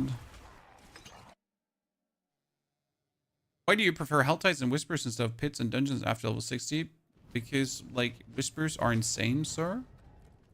Quill Volley is 35 Vigor cost. Well, Quill Volley just costs a lot more than Rake. I don't know if you've noticed, but like Whispers are insane for getting items and materials and gold and literally everything.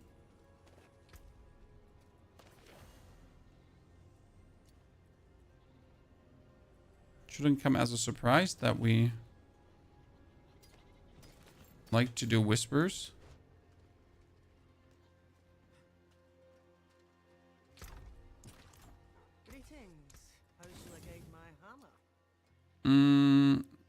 Those are not what I need yet. I need recipe. Also, we are looking for temper recipes, and temper recipes drop lightly when you're doing things. So, also a reason. You know, there's like many reasons we're doing things right now. So, you want temper recipes in the beginning?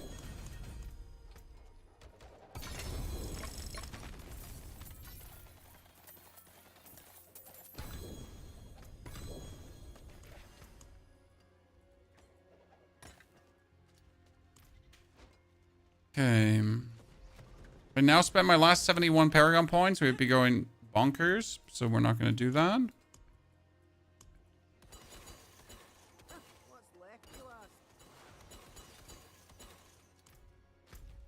Okay, Torment to Belial. Can we push him over? What item do you think should we get first with a greater affix? Razor Plate? I think Razor Plate would give us the biggest bonus of everything. Like, considering that Razor Plate just gets more Thorns values, and we're talking about significant bigger Thorns values as soon as it's updated, because Razor Plate makes most sense.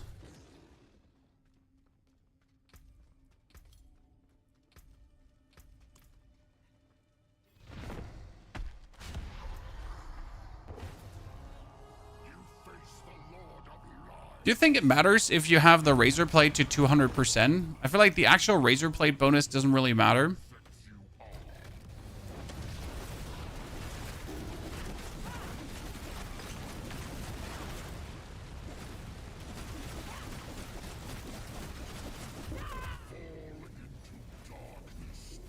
Okay, not really like exceptional damage here right now.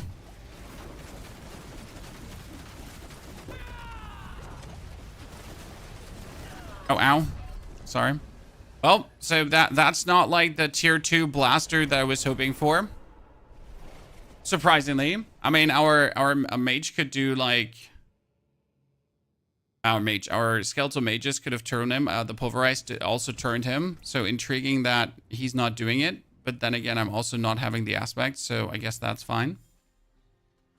What do we aim for in each playthrough? I mean, right now, I just want to get to Torment 4, and then we'll see how far we're playing further. Bulwark. Wait, no. Earthern. Ah, here. So we got Bulwark.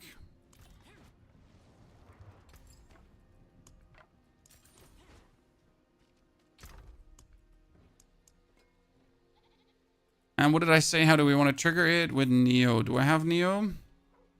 Neo. So that would technically give me like every 4 seconds. Every 4 seconds for 3 seconds barrier. Could I get a better one that is often up more often?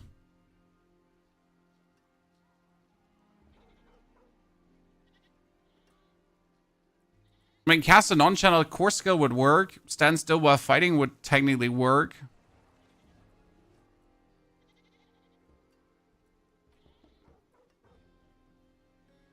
See some steel you need.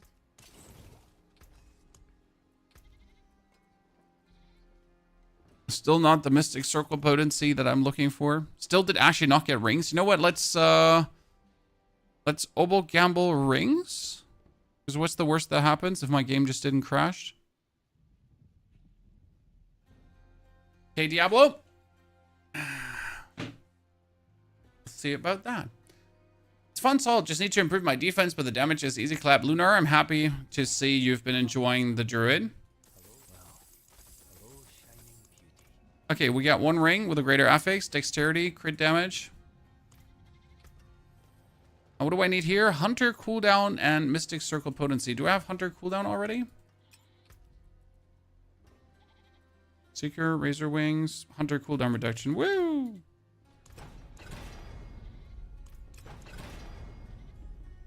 At least something, chat. At least something.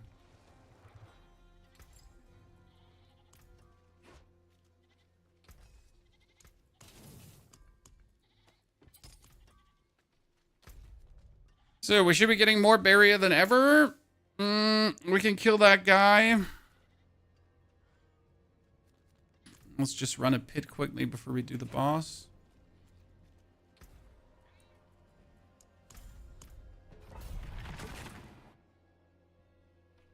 The end goal is to quit before you get bored. That's very well put. I mean, personally, I always try to have my builds beat the seasonal journey. So right now, the seasonal journey is pit 75. So I want to at least be able to do pit 75. Because, like, if I can do pit 75, right, then my build could have cleared... Oh, that's 10 million damage there. Then my build could have cleared the seasonal journey. That's always very important to me. And then, obviously, like, sometimes I'm ambitious and I want to just see, for example, how far could you get without perfect masterworks, right? Because I'm too lazy to get the 3 out of 3 masterworks. Do you know how annoying it is to get 3 out of 3 masterworks, right? I'm just trying to get, like, a double hit or something like this, and then I want to see, can I still, you know, go far with that? For example, my Pulverized Druid with less than perfect stuff is actually sitting at pit 95. Without an issue. So that's kind of cool. And I really don't have great masterworks or great greater affixes. So there's like a lot of room for growth. It's kind of cool to see. Might be that Druid is the one that we actually max out this season. Depending on how much fun I still have with this Spiritborn.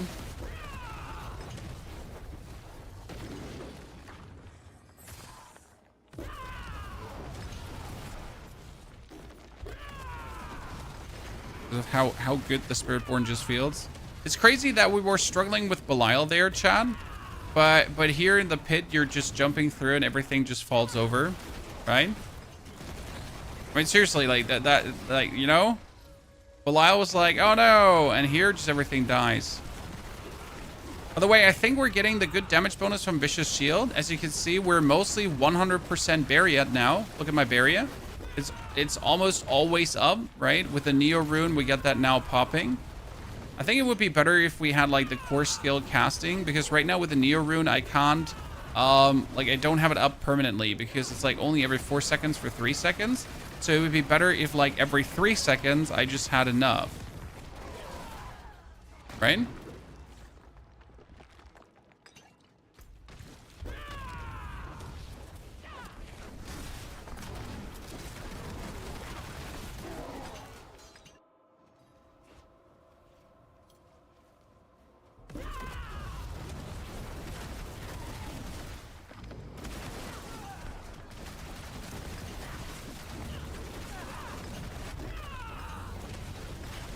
This fit's good. Okay, we get the Revenge Glyph too. That's nice. Revenge was for Thorns. Here, dealing Thorns damage to an enemy increases all damage they take.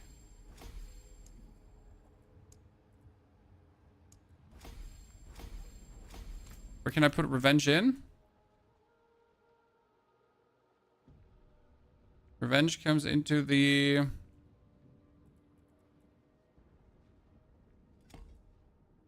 Money skin board. Because Revenge also multiplies up the rare notes, aka the Thorns damage. So I get more Thorns. That's important. We need to go for Intelligence.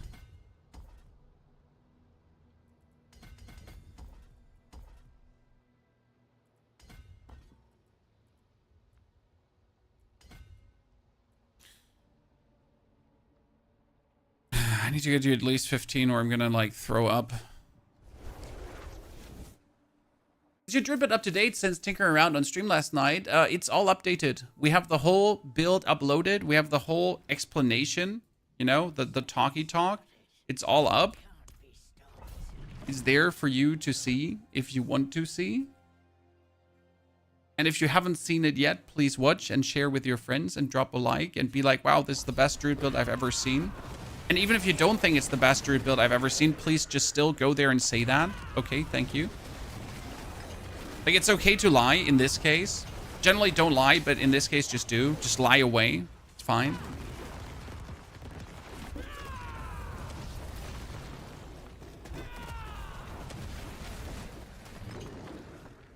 Asking for a friend. The friend is me. There's no friend. I am the friend. This is a scam.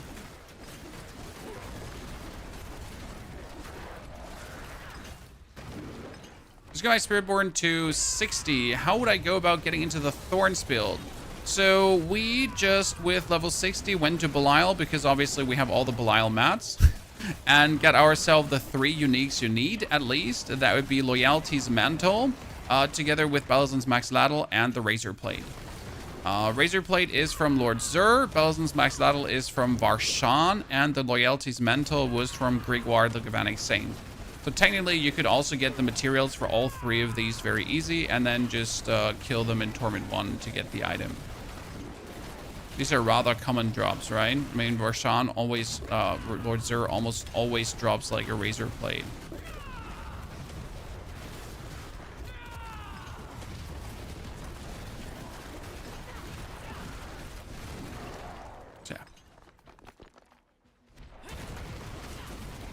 The Pulverized Druid is way more enjoyable than Cataclysm. Oh yeah, but that's not really hard, right? I mean, Cataclysm was literally put your hands off the keyboard and then just like Cataclysm. It just doesn't make for a very engaging playstyle. It's the same with Bloodwave. Bloodwave on Necro was really strong, and it's not a bad build, but it's also really not the most engaged build. You like Bloodwave run in a circle, Bloodwave run in a circle, Bloodwave run in a circle, Bloodwave run in a circle. Ay.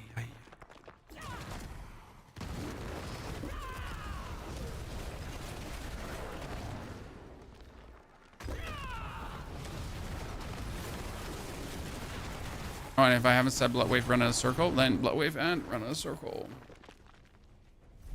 We can have Nasdrog gloves from Duriel and Dariel, or the Harbinger of Hatred / Belial. And it's always better to get things from Belial because then they have greater affixes. Which is actually sad how hardcore they nerfed greater affix from normal monsters. Have you actually gotten a single greater affix item from someone that's not Belial, guys? I feel like they nerfed that just a little bit too much because it seems to be almost impossible to drop like greater affix items from not Belial. Makes you wonder why everyone just wants to have Belial mats. I'm gonna be honest, if ever the Belial mat duping gets closed, I'm actually gonna be sad. You know? Because right now I enjoy that there's the friendly neighborhood spider who's like, hey, sir, do you want to buy some Belial mats? And I'm like, yeah, sure, I want to buy some Belial mats. How many do you have? What, 40 stacks? That sounds great, sir. Please give me 20.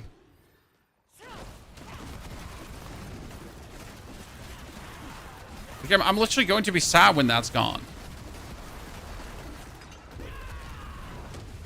And that speaks bans for the current state of like how the lair bosses feel.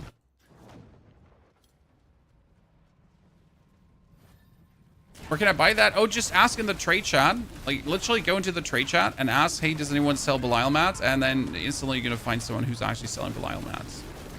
Wow, 40 million, chat. An easy 40 million. Like you know, a little collab on the wrist there. Okay, we got the Revenge Uppity Daisies, and we got the Hubris all the way up to. So with the Revenge Uppity Daisies now, that one is 25 out of 25 intelligence. Gucci. Love to see. Thorns being multiplied up, so we're just gonna level that one.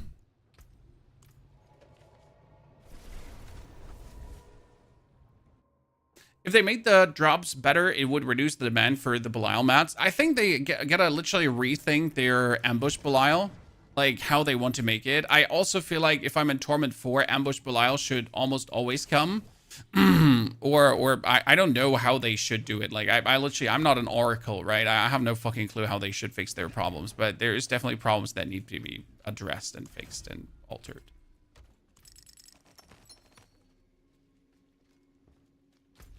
Like, I don't need to be super smart to know something is not going perfect. By the way, I know that I missed here the thingy, the jiggy, okay? I know.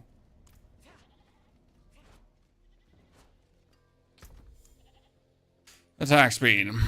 I need attack speed stuff. What do I have? I have a ring with no attack speed. I have gloves with no attack speed. Let's see for gloves first. I mean, I do have attack speed gloves with willpower. We could re-roll that. We do have attack speed gloves that are terrible. I do have more terrible attack speed gloves and more terrible attack speed. I literally have like a bunch of terrible attack speed gloves. Like, by the way, this is the perfect helmet to just put on. Just play in Daryl's Visage and be good about it.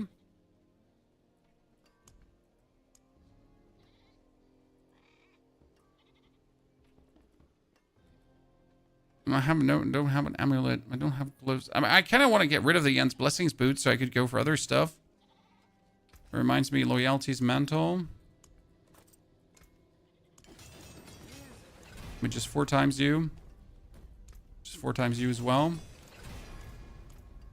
Checking. You know what we're going to do? We're going to do one escalation. Equipment delve. Boom.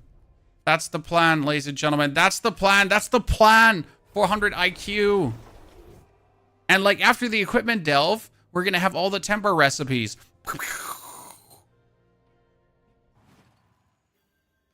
How would you go about getting mats for Belial? Well, so you can either just farm all the lair bosses until you get Belial, or again, you just ask in the trade chat, and then someone will trade you 99 Belial stacks for a low fee of money, because they obviously farm a lot of Belial.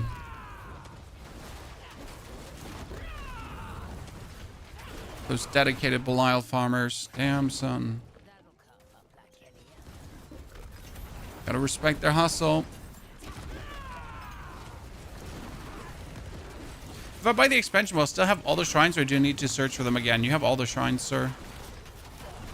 Your renown is still there. Don't worry. You'll never have to do renown again.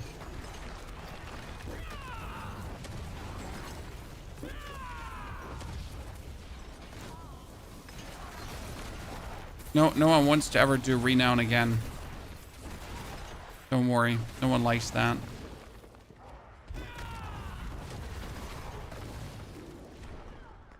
I don't actually mind the renown system per se. Like, the renown system was one of the things that was like for very first time playing Diablo as a very new player to like just vibe in and do stuff and get activities done. I'm not even mad.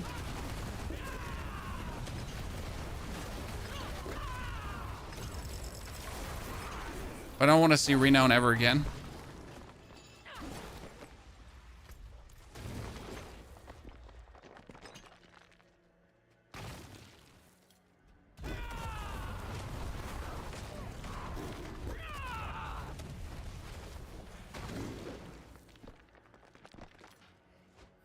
You have to do the renown for the new region still. That's true, but it's only for the new region. That's acceptable.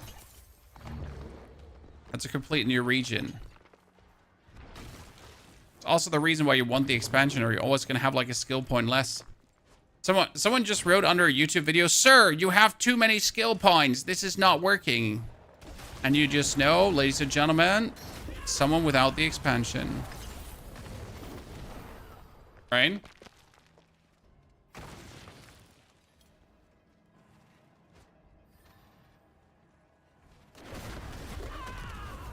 Actually, sir, you have too many skill points. So you must be hacking. Happy that we're missing a crucial piece of information.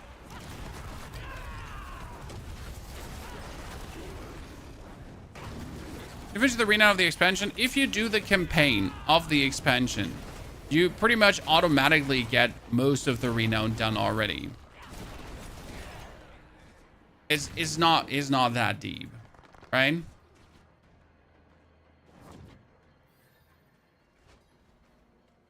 At least there are no altars of Lilith, which is like, thank God. 3 scratches in your calendar, chat.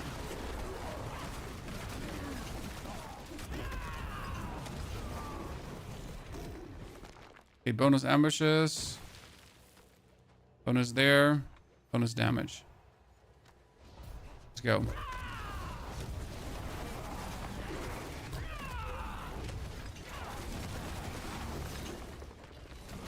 Oh, going through a Heraldric room as a...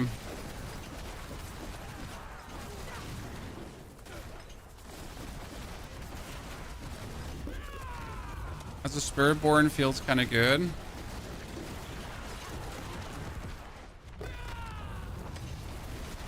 Just tiger jump, pull everything together, tiger jump.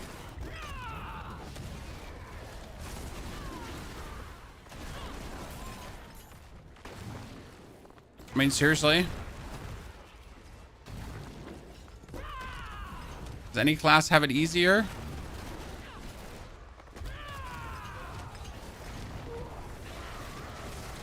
Please, everyone together.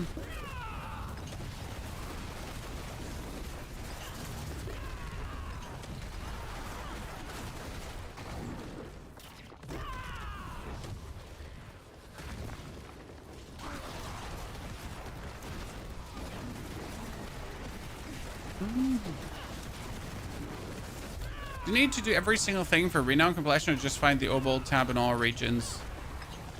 I mean, it just like for the new, I can't show you right now because I'm stuck in here. For the new region, you want to do all four things. Yes. Okay, they all suck. They all suck too. I mean, at least we got Vushnak Pa, which we'll never play.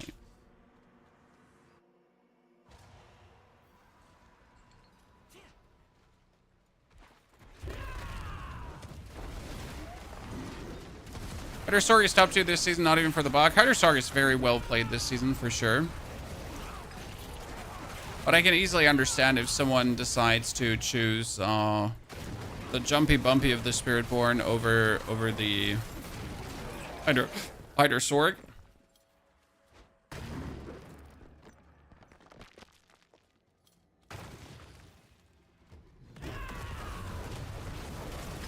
Oh, I was quick.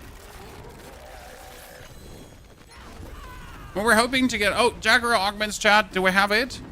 That would be chance for rake extra hit. Primary Jaguar Spirit Hall potency. So that's what I want to have. I can now try to temper this. So at least step number 1, we get the bonus Spirit Hall potency shebang bang.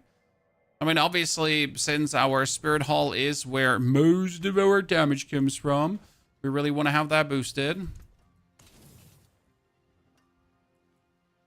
So temper, weapon, Jack augments, Spirit Hall potency.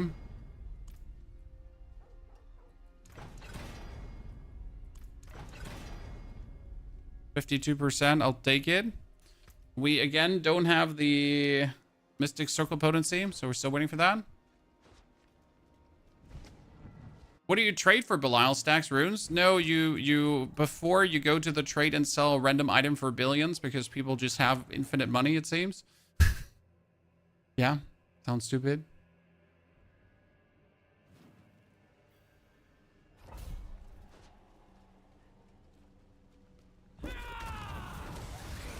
But runes is a good thing to trade, yes. Runes are worth a lot of money too. I mean, some runes are like, what, 500 million? They seem to not have found a way how to duplicate runes yet, where the rune prizes would usually drop. I do not have an energy problem. Well, I'm currently playing Rake, so I don't have an energy problem. You probably are playing Feathers, so you have an energy problem.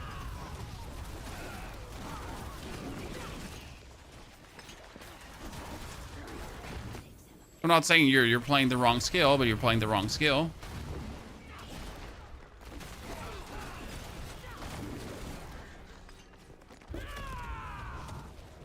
Stop running! Why are you running?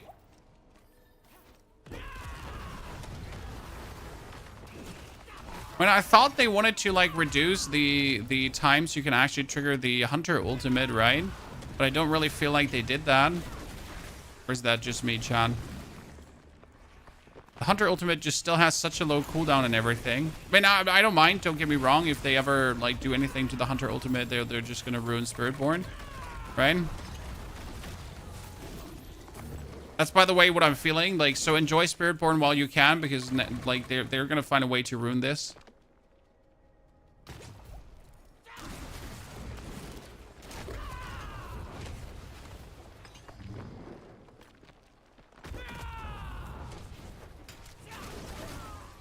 Gonna find a way to shut this down somehow.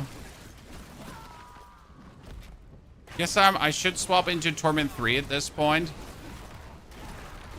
But I don't feel like, you know, I hate to swap to Torment 3 if I don't have a full set of Ancestral gear. And I just usually refuse to swap. I want at least, like, you know, my standard items that I can have Ancestraled. Otherwise, it just doesn't feel good.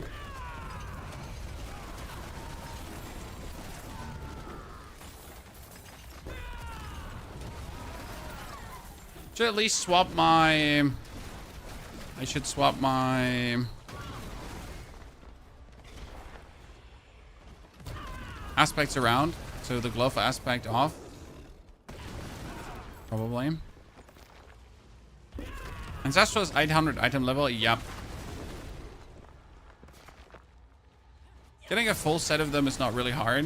I mean, my biggest problem is right now that I mostly play uniques. So that's actually an issue. So in order to get your uniques ancestral, that's actually harder than finding standard ancestral gear.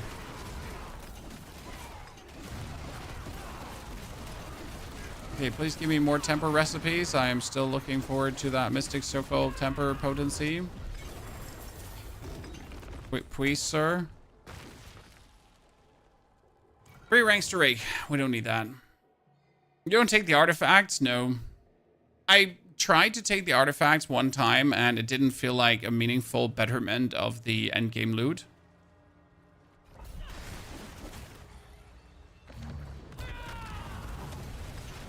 So if there was like a better like loot feeling, sure, but it just wasn't. So I felt like I wasted all my time and then I was sad.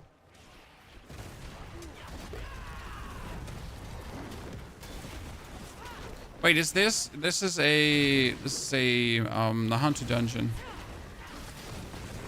right?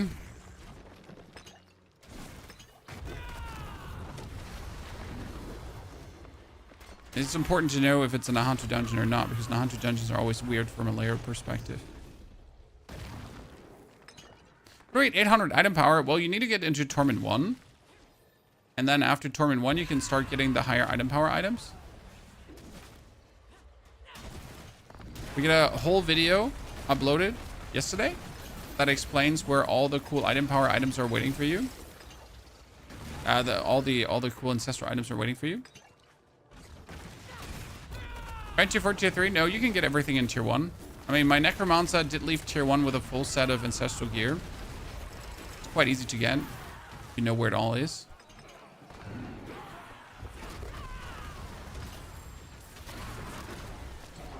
Well, hello, Glyph Colossal. Not that I need you, but thank you for being here.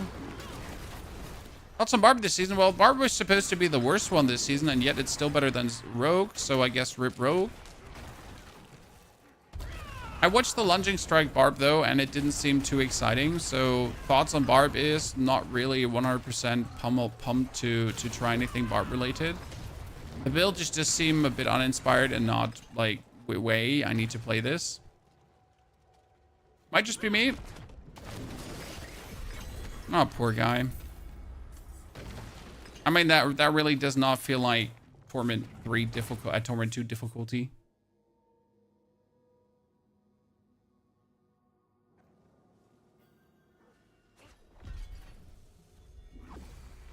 Bot players are used to be S tier every single season. That's true.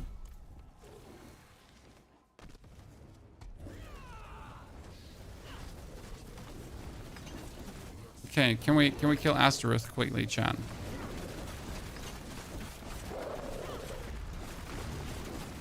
We get him down, Zo.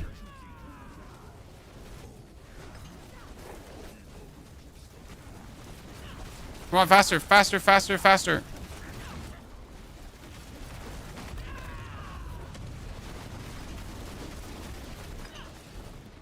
Mr. Belial, could you please come? Because we can't, like, fight you there.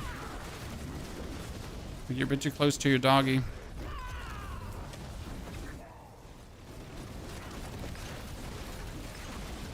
Okay, it's nice that I can at least stand on him and we're more or less surviving, right? Because of the barrier that we're getting. Astros, by the way, not Belial. Astros. First augment, Jaguar Finesse. Amulet. Hopefully that amulet has like greater affix to dexterity. And out. What characters do you play already? Necro with 2 builds. Actually 3 builds. And Druid.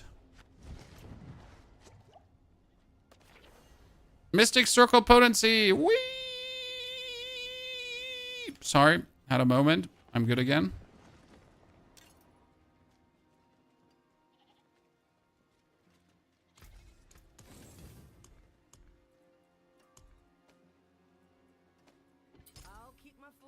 Okay, now we're going to temper the weapon.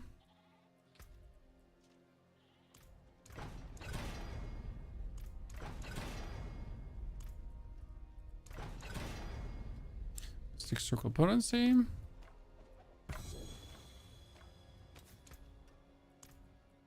And we can re-roll this to...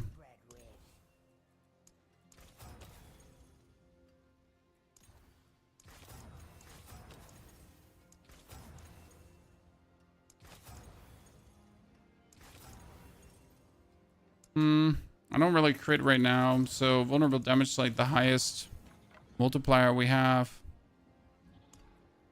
Okay, then we need the Spirit Hall. So we have Jaguar. And we take the... Oh, Aspect of the Wild Claws. Finally, ladies and gentlemen. It's only taken me 20 years to get that. Okay, so we're gonna have to destroy the gloves. Sorry, Mr. Gloves. Nice to meet you. So gloves are getting the... My first planes power comes on the weapon. Gloves are probably going to have to get the conceited aspect. For the time being. Okay. So now we get up to a 25% chance to create a Mystic Circle for 10 seconds. Casting a Jack skill in a Mystic Circle empowers them to keep your ferocity at maximum and increase your damage. Now the percentage is low. It's only 6.7% per stack of ferocity. We have 14 stacks of ferocity, so that's a nice boost. But not good enough.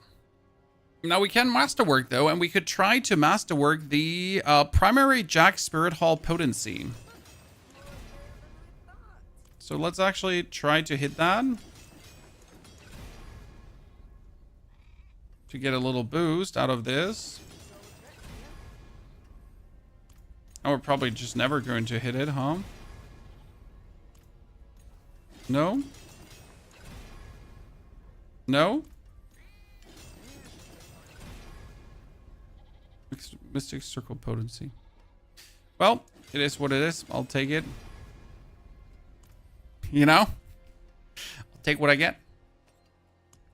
That reminds me, we can now also temper Mystic Circle Potency on the ring.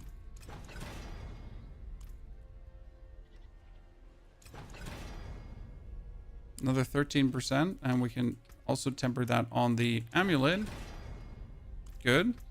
And we can temper, what was it? Hunter cooldown reduction. Good. So that's looking somewhat better than before. Now we just need to get the Quox rune involved, then we would be good. What is your opinion on bosses in this game being easy to meld? I saw Shroud say that the bosses were so easy and the devs don't want to bring harder bosses, but that's what people build for. I mean, Shroud does really not play this game, so I'm sorry if I'm not taking his opinion at any face value for Diablo 4, you know? The easy bosses are part of the game. If you make the bosses harder, they're like... They will only be hard for time X until people are strong enough and the bosses are not harder. So making bosses harder doesn't help. I mean, bosses are supposed to be a loot pinata.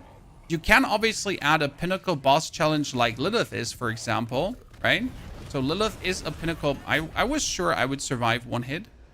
Lilith is a pinnacle boss challenge, and she's supposed to be a pinnacle boss challenge. I mean, that we nuke her also at some point, but if you actually try to do Lilith on Torment 4, it is quite a challenge, I think, personally. And that's what she should be. So instead of like making the farm bosses more challenging, they should just introduce more challenging bosses, right? Because making the bosses that you want to farm for easy loot more challenging doesn't improve the game. That just makes the game more tedious. Because we're like stuck trying to like speed farm, but you just made like the one boss that we used to like one hit, you just made him harder to kill. So yay. That didn't make the game more fun for me, right? By the way, look at that. Like now Torment 2 to Belial just falls over. Okay, that's nice. So the changes here with the Mystic Circle potency, pretty PogChamp. What should we try to get first? The chest piece from Lord Zur with a greater affix. So let's try to get that.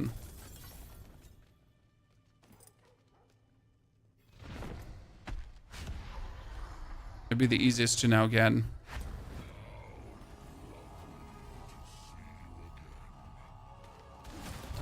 You can still do Lilith in tier 1 and get the spark. Exactly. So we do a couple of millions now, so that's nice to see. We're definitely ready for tier 3 on a pit level perspective, so we can farm our glyphs up. That's nice. And I want to start activating all our glyphs. Good. And that feels good now. I mean, simple investment of a little bit of tempers, but we, like, if I actually had this aspect at a high roll, we all know how crazy that would be, right? So I need that aspect now as a high roll so we can actually, like, go bonkers. That would be huge. What we also need is the Om rune. Quox rune. And I'm not sure as soon as I would use Quox how it would feel.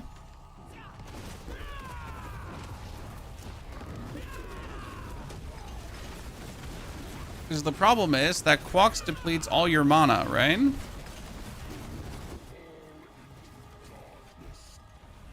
Oh wow, he just died so quick this time. Holy moly. Chat.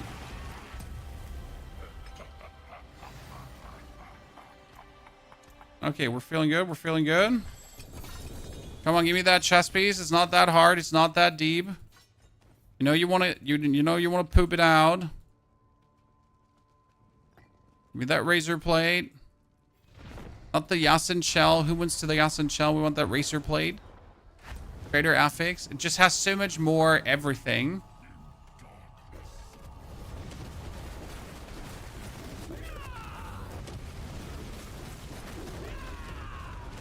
I like the damage we're dealing, Chan. I like it now. But we still need to escalate it further, so we're only doing a couple of million now.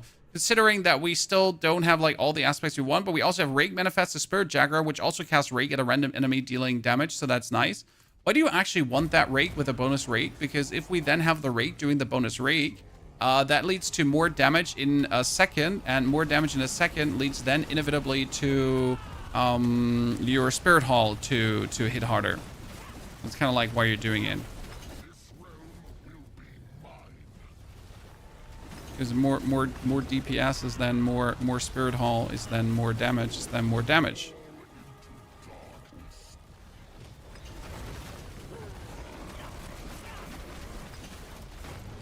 Oh no.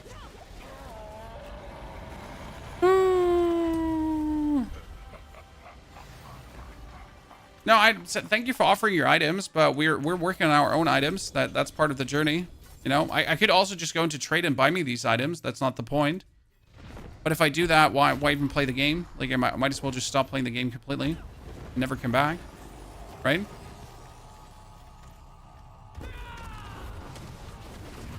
Appreciate the offer, though.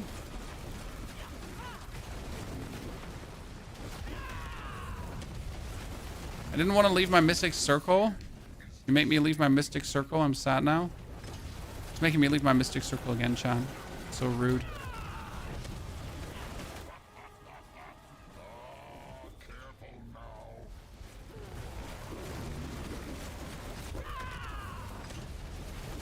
I don't actually know which of my skills currently applies vulnerable. I would have to take a wild guess. I have no clue.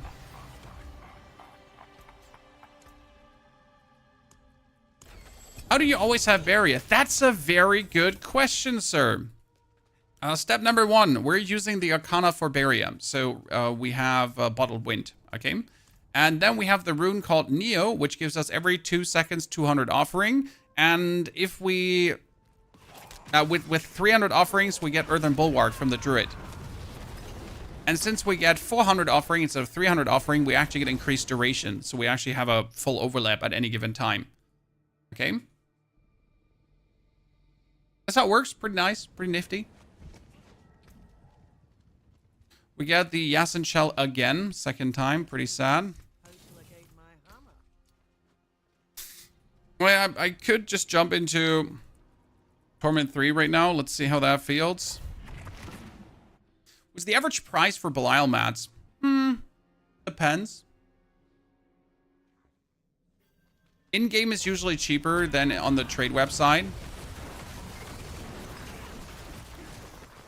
That's what I personally found. So, like, you can go on the trade website, right, to get your trader there. But they're usually more expensive than, like, I have last season, I at some point, I got the Belial mats for 100 million. You know? So generally recommend asking in-game people. You also have people who actually bought tons of Belial mats and then they just sell them for gold, right?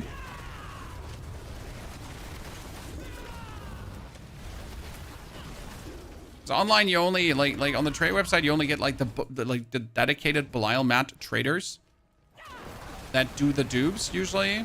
But inside the game, you also have people who just bought them from someone who did the dupes, and then they keep reselling them. Just want to make a pretty penny.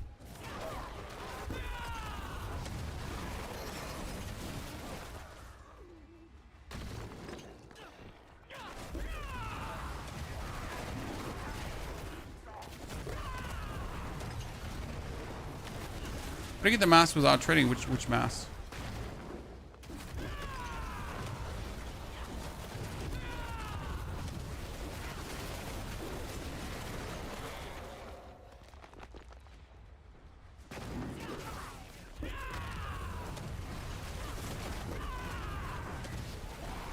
Damn, he just got eaten.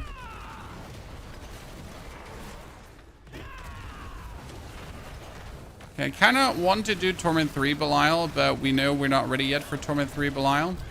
Torment 3 Belial is just the perfect one to farm greater affix items on when you're like not ready, when you don't want to jump into Torment 4 yet and you just want to speed farm things. Right? Kitty, take care. Have a great one.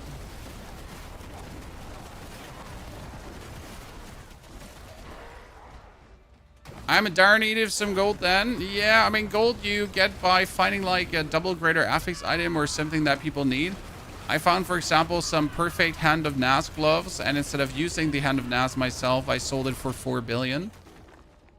I could have probably sold it for more, but I just wanted to have some money, so I just sold it for 4 billion, and then I was happy. Because 4 billion usually lasts you a good while in the season, unless you start trading.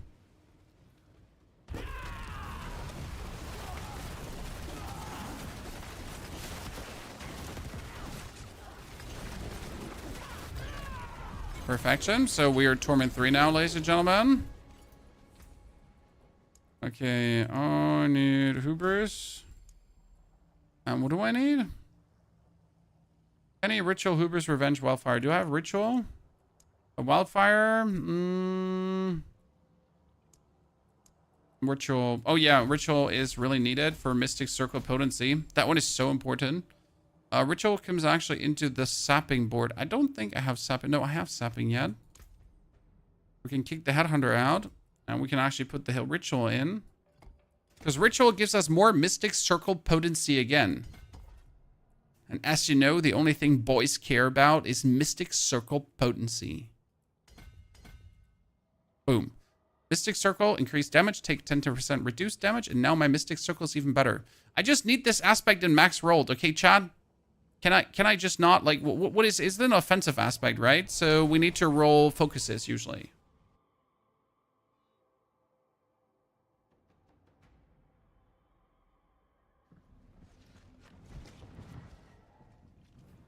Before we close the building sale on Friday, Katie, congratulations. Making moves.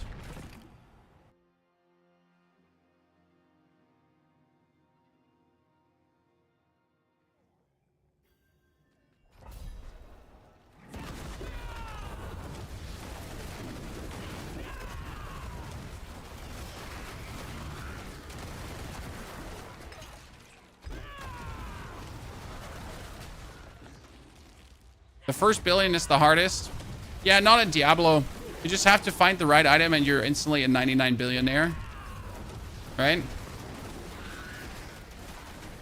Just find an Ophidian Iris with double greater affix and sell it for 50 million or so. 50 billion, sorry. Diablo probably the easiest game to be a billionaire in. Ever.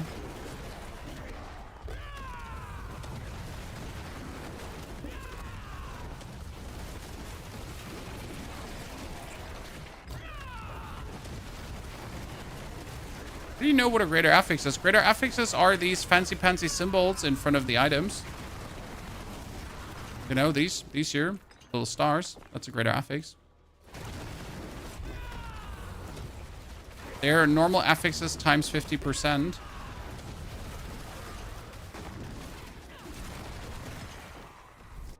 Okay, we're going through this very nice. But I'm happy that we're Torment 3, so that's good already.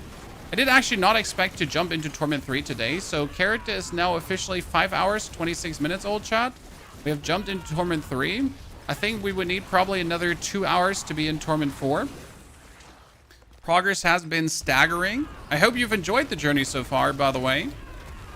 Should we, we're not ending the stream right now. I'm just asking, should we, quickly break down what we've done so far before the stream ends for the people that like to level Spiritborn 2 or have currently some issues? We went from doing 100k damage to 50 million currently, so that's good. Just shows how illegal powerful tempers are, that's for sure.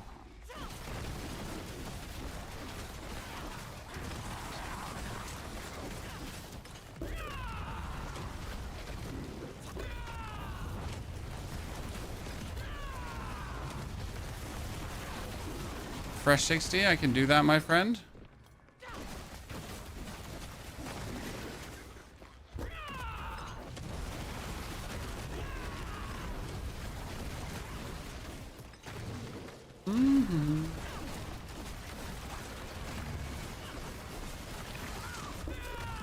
Oh no, sir, please. Stop surviving. He was resisting police brutality. Can't have that, Chad.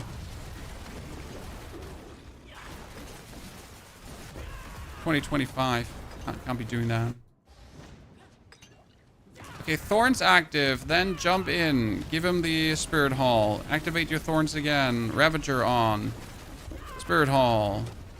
Ultimate. Sorry. He's just using random words that have no meaning. Ritual. Probably Ritual is the one I want to level up the first. The first. Ritual, Hoover's County, Revenge, and Wildfire. I mean, Wildfire is kind of cutesy because it actually allows you to spam more, but I'm not sure if I really want to play it. What do you think about it?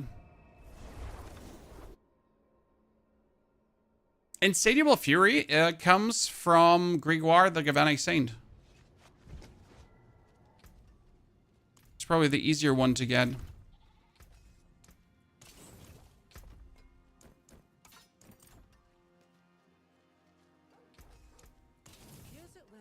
Okay, what is the cheapest item that we have offensive-wise?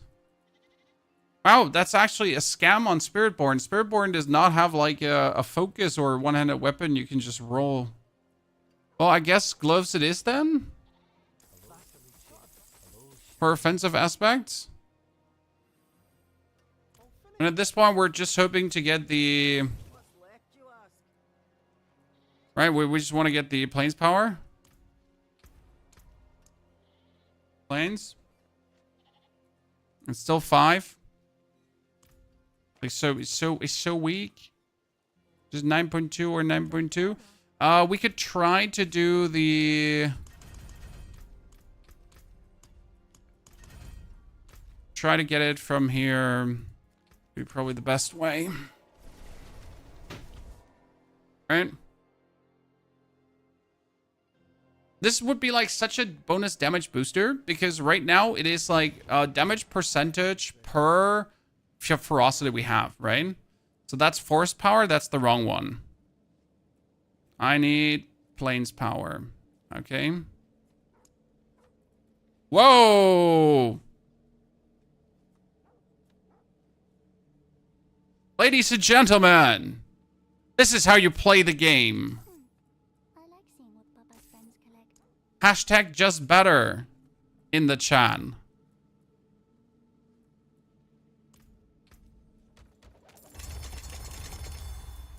Please, no autograms, chat. No autograms. I'm taking Prime Gaming subs and like YouTube memberships though. No problem.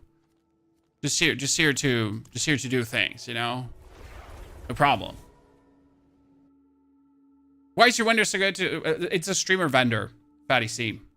It's like, this is like a boosted streamer account, Blizzard, super coded. Obviously, I just get better stuff for free. You know how it is. I mean, the damage gain should be insane now, right? So we're now sitting at 15.6% per stack of ferocity instead of 9%. And considering that we are having, what, 14 stacks of ferocity? Can do. Can do.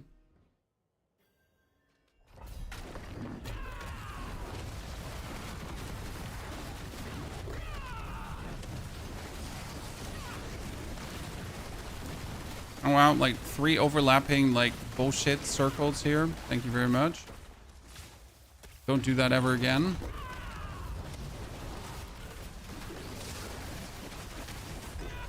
Ow, I died.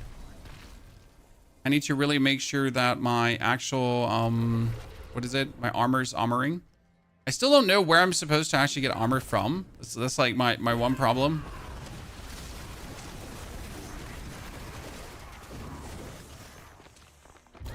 It's either all the damage or no damage right now. It's kind of funny.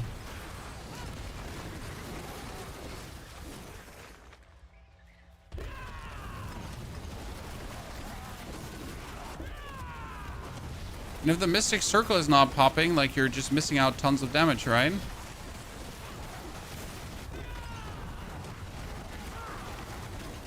always gonna hope for the Mystic Circle or you're screwed.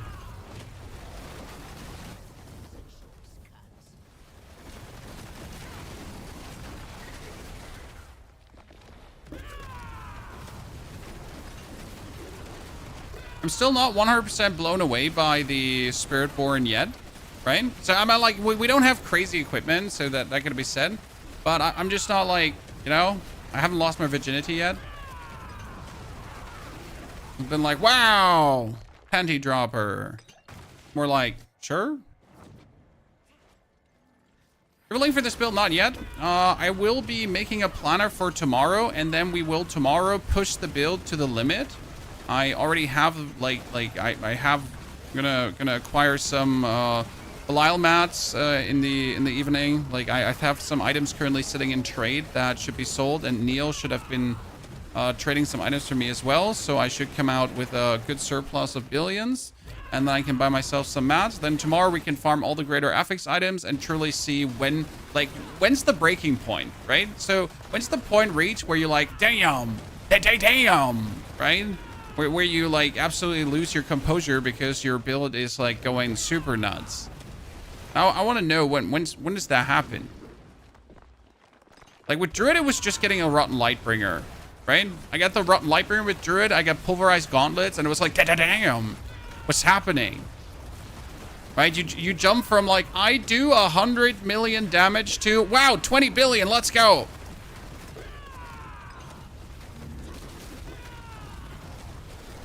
It was really nice. So surprisingly, the power curve of like Spiritborn hasn't been as strong as other classes. But maybe the power curve just picks up a bit later and then just goes bonkers. Right?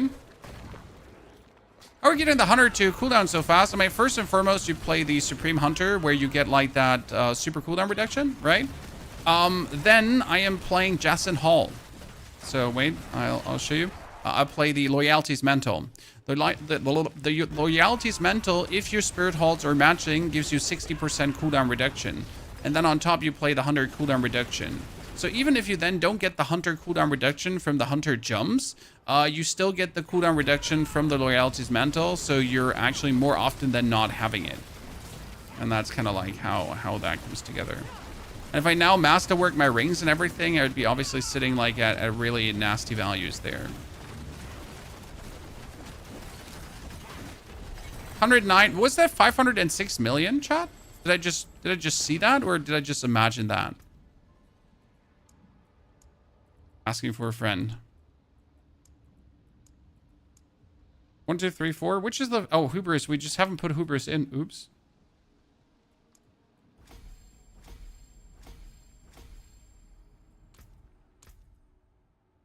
I just... Oh, I have not put anything in here. Oops. That's strength. Right? Activated here?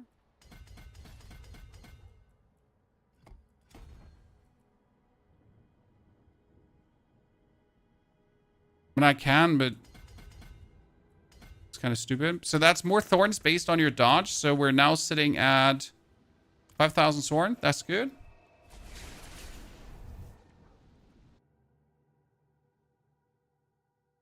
I get the helmet with 2J, but I can't seem the cooldown to be fast enough. So, do you have both Spirit Halts aligning? I'm asking. It's stupid, but do you have? Then it needs to be at 60%. So, skills of their base spirit gain 60% cooldown reduction. Okay, cool. And I am playing, obviously, here, Hunter cooldown reduction and Hunter cooldown reduction. This brings the Hunter down to 9.75 seconds currently.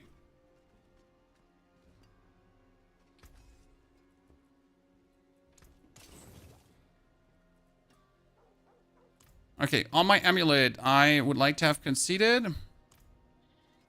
Let's see. On my amulet, I'd like to have conceded. Because then on my glove, I could play ultimate.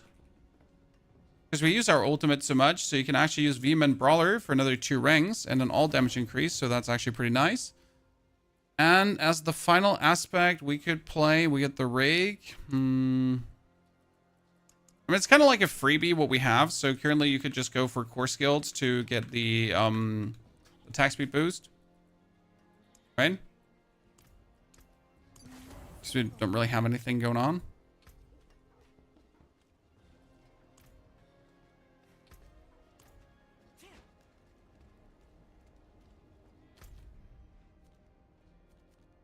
Let's just see if I could kill normal Lord Zur.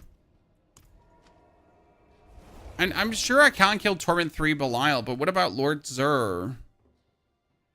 If he doesn't just boot me, what's the problem? And we have like only 4,000 life, that's a bit weak.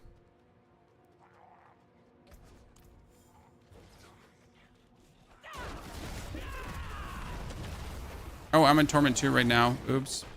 Well... Time wasted. Time wasted.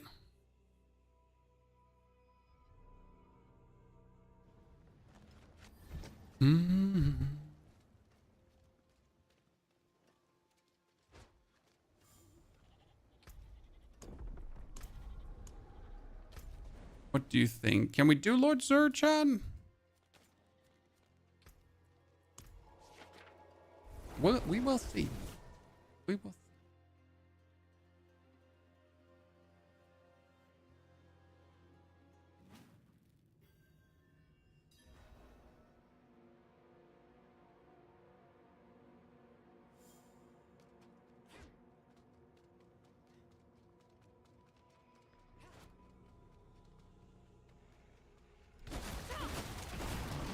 Yeah, obviously, like, normal enemies in Torment just fall over. Not surprised. Okay, for maximum dodge, you also need to activate counterattack now, because counterattack actually makes your dodge higher, right? It will give you more...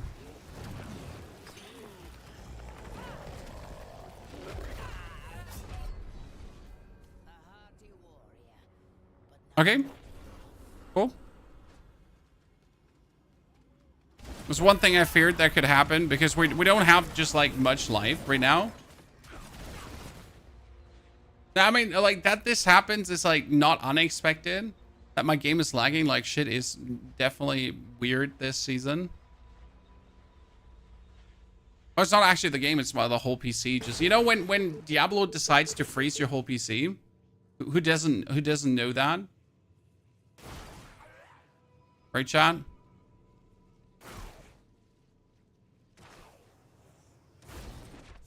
Cool. Somehow I'm still alive. Happens often, too often, right? Are Sorg builds not meant to have any life? Yeah, welcome to Sorg.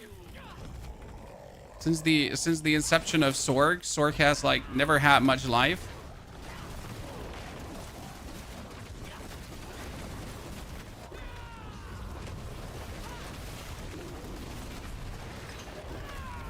I can kill Torment 3 Zur if I don't die, but I like damage wise I can kill him, right?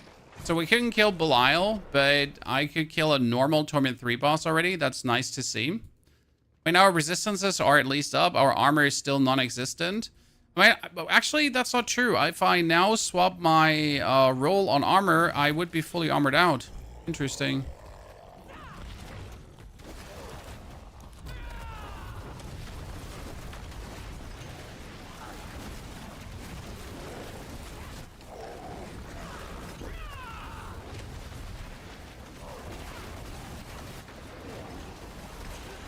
My problem is right now I don't see shit. I don't actually know what's happening.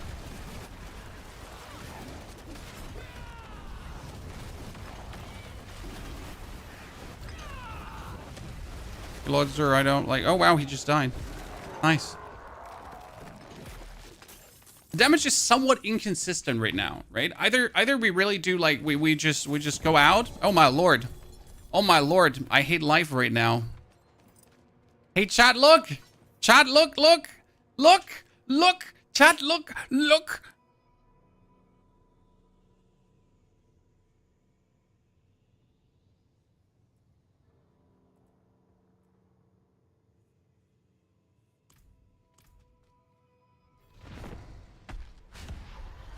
Let's disenchant it for a spark.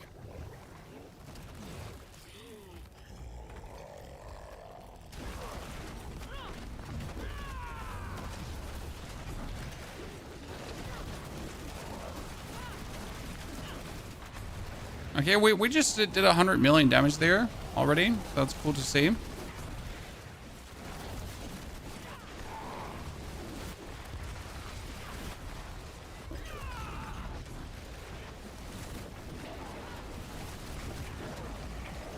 Oh wow, that blood pool just nuked me.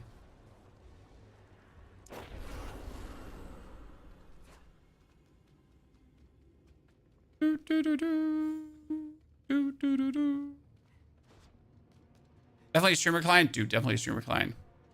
What did they add so many useless mythics? Well, I mean, someone probably at the Blizzard HQ had a very great idea with that mythic, and then no one actually told him that the idea is shit. So, like, right? He's like, look, team, I have this great idea. Like, we should do this.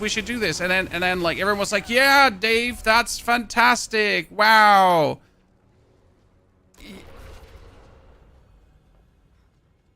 We're putting this in the game, Dave.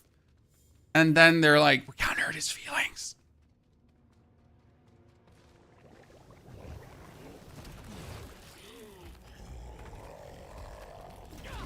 Right? It's like the only feasible explanation. Because obviously, like, why is the Melted Heart of Selig still in? Answer me. Chat, answer me. Why is the Melted Heart of Selig still in the game? Melted Heart of Selig literally had one single season of purpose, and that's it. Okay, I literally don't see where these poison pools are I died to. Like, I just died to an invisible poison pool that I'm too stupid to see.